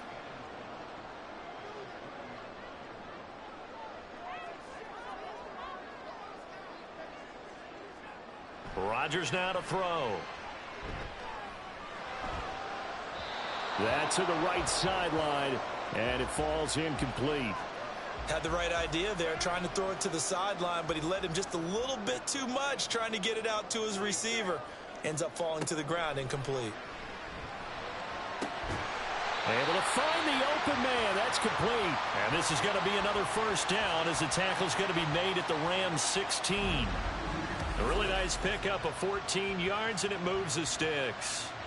He's been the go-to guy. They needed a big play there on 3rd down. Went his way. It worked out. Doesn't matter whether they've scouted it or that they think he's going to get the ball. He has a knack for finding his way open and completing the connection.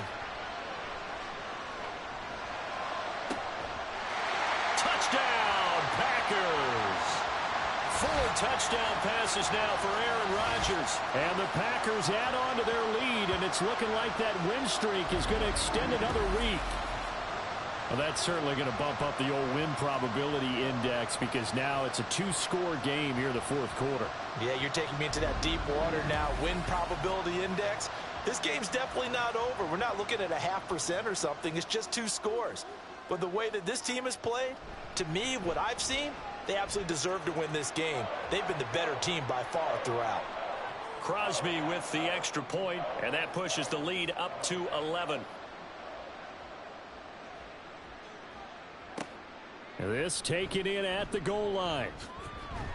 And he'll take it a yard or so past the 20, call it the 21. Now the Rams offense getting the football back. And the script really is flipped for them. The momentum on the other sideline, and now they have to try and battle back from a 2-score deficit. They begin the drive with Williams. He'll get this to the 24, and it's 2nd down. Defenses always talk about earning the right to rush the passer on 3rd down. And you know what offenses want? Win 1st down so they can set things up for themselves better. And that wasn't helpful there. Not a big impact on 1st down. Now here's a throw that's complete. And he'll be out of bounds across the 30-yard line. 5th catch of the afternoon, and that gives him a 1st down. Goff now to throw. And it's incomplete. Boy, 2nd and 10.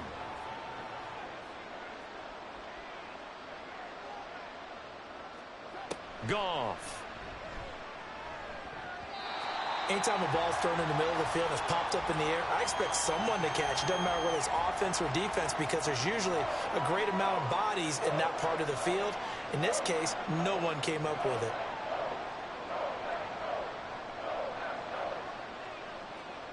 Goff now looking to throw. He's going to loft one deep left side here. And he bats it away, and it falls down incomplete. Going for the knockout blow right there. I think if I'm up 2 scores, I'd be worried about an interception, but playing this way is what got them this lead. So you may as well ride it out to the end. Desperation time for Goff on 4th. And that's caught inside the 35. And he'll be out just a yard or 2 shy of the 30. The time to pull out the stops is now, and they convert there on 4th down. Listen, when you're at this point of the game, All options are on the table. Fourth down, they say, we've got to go for it. And what a play they come up with. Big yardage there to keep the drive alive. So the big play changes the complexion of things. Here's 1st and 10 just outside the 30. Now Goff. He'll get this into the hands of Van Jefferson. That will go as a pickup of 7 on the 7th play of the drive. From the 24 now, here's 2nd down and 3. Now a man who's been busy this afternoon, it's Williams.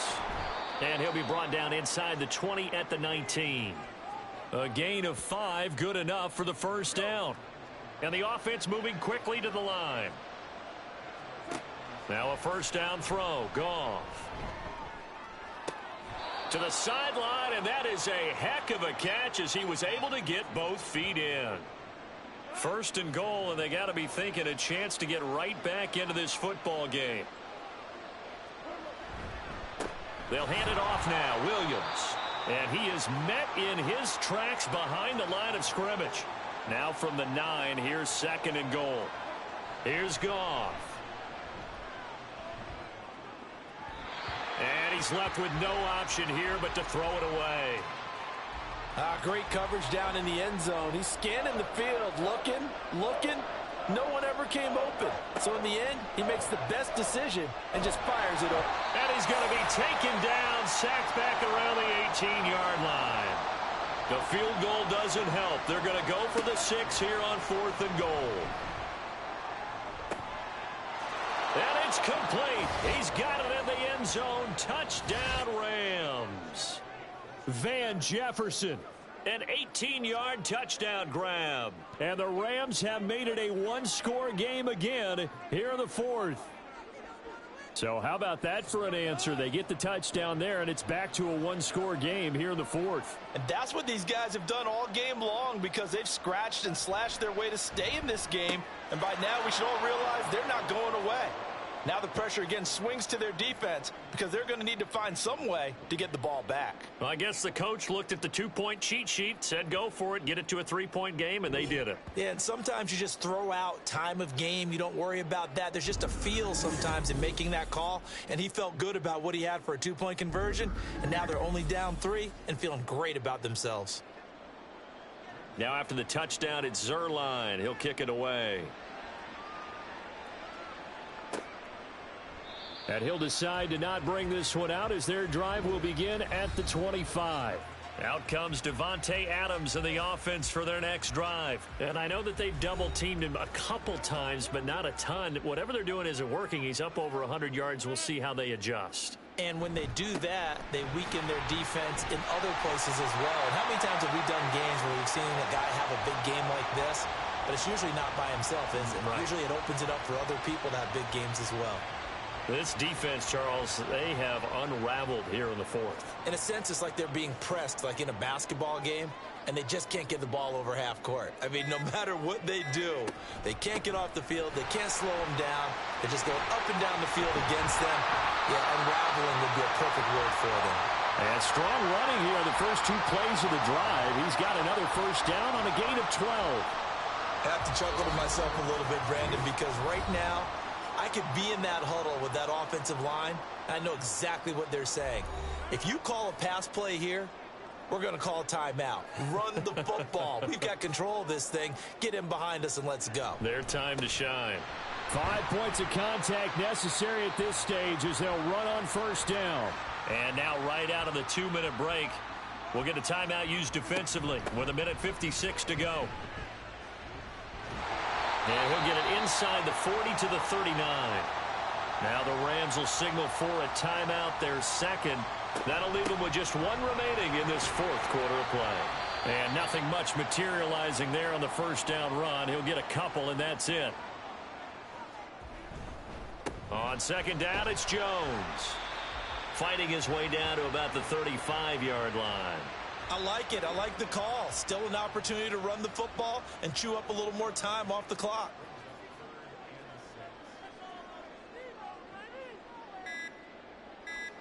Rodgers to throw. And he can't get a throw away. He's taken down. Aaron Donald picks up his second sack of the afternoon. Well, how about that? A dime set on defense, 6 defensive backs. None of them blitz. They're just back there in coverage. Defensive lineman gets the sack. That's where the O-line, they go to the sideline, they keep their helmets on so the cameras can't find them, right? Yeah, the cameras can't find them, but I know one thing. The O-line coach will.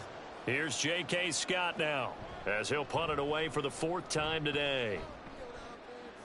And this will be out of bounds, and they spot it at the 15-yard line. Not too bad. So Goff and the Rams down 31-28, 25 seconds remaining. And they're in danger of a 3rd straight loss as they come up on 1st and 10. Throwing left sideline there, but it's incomplete. They'll try again here. 2nd and 10.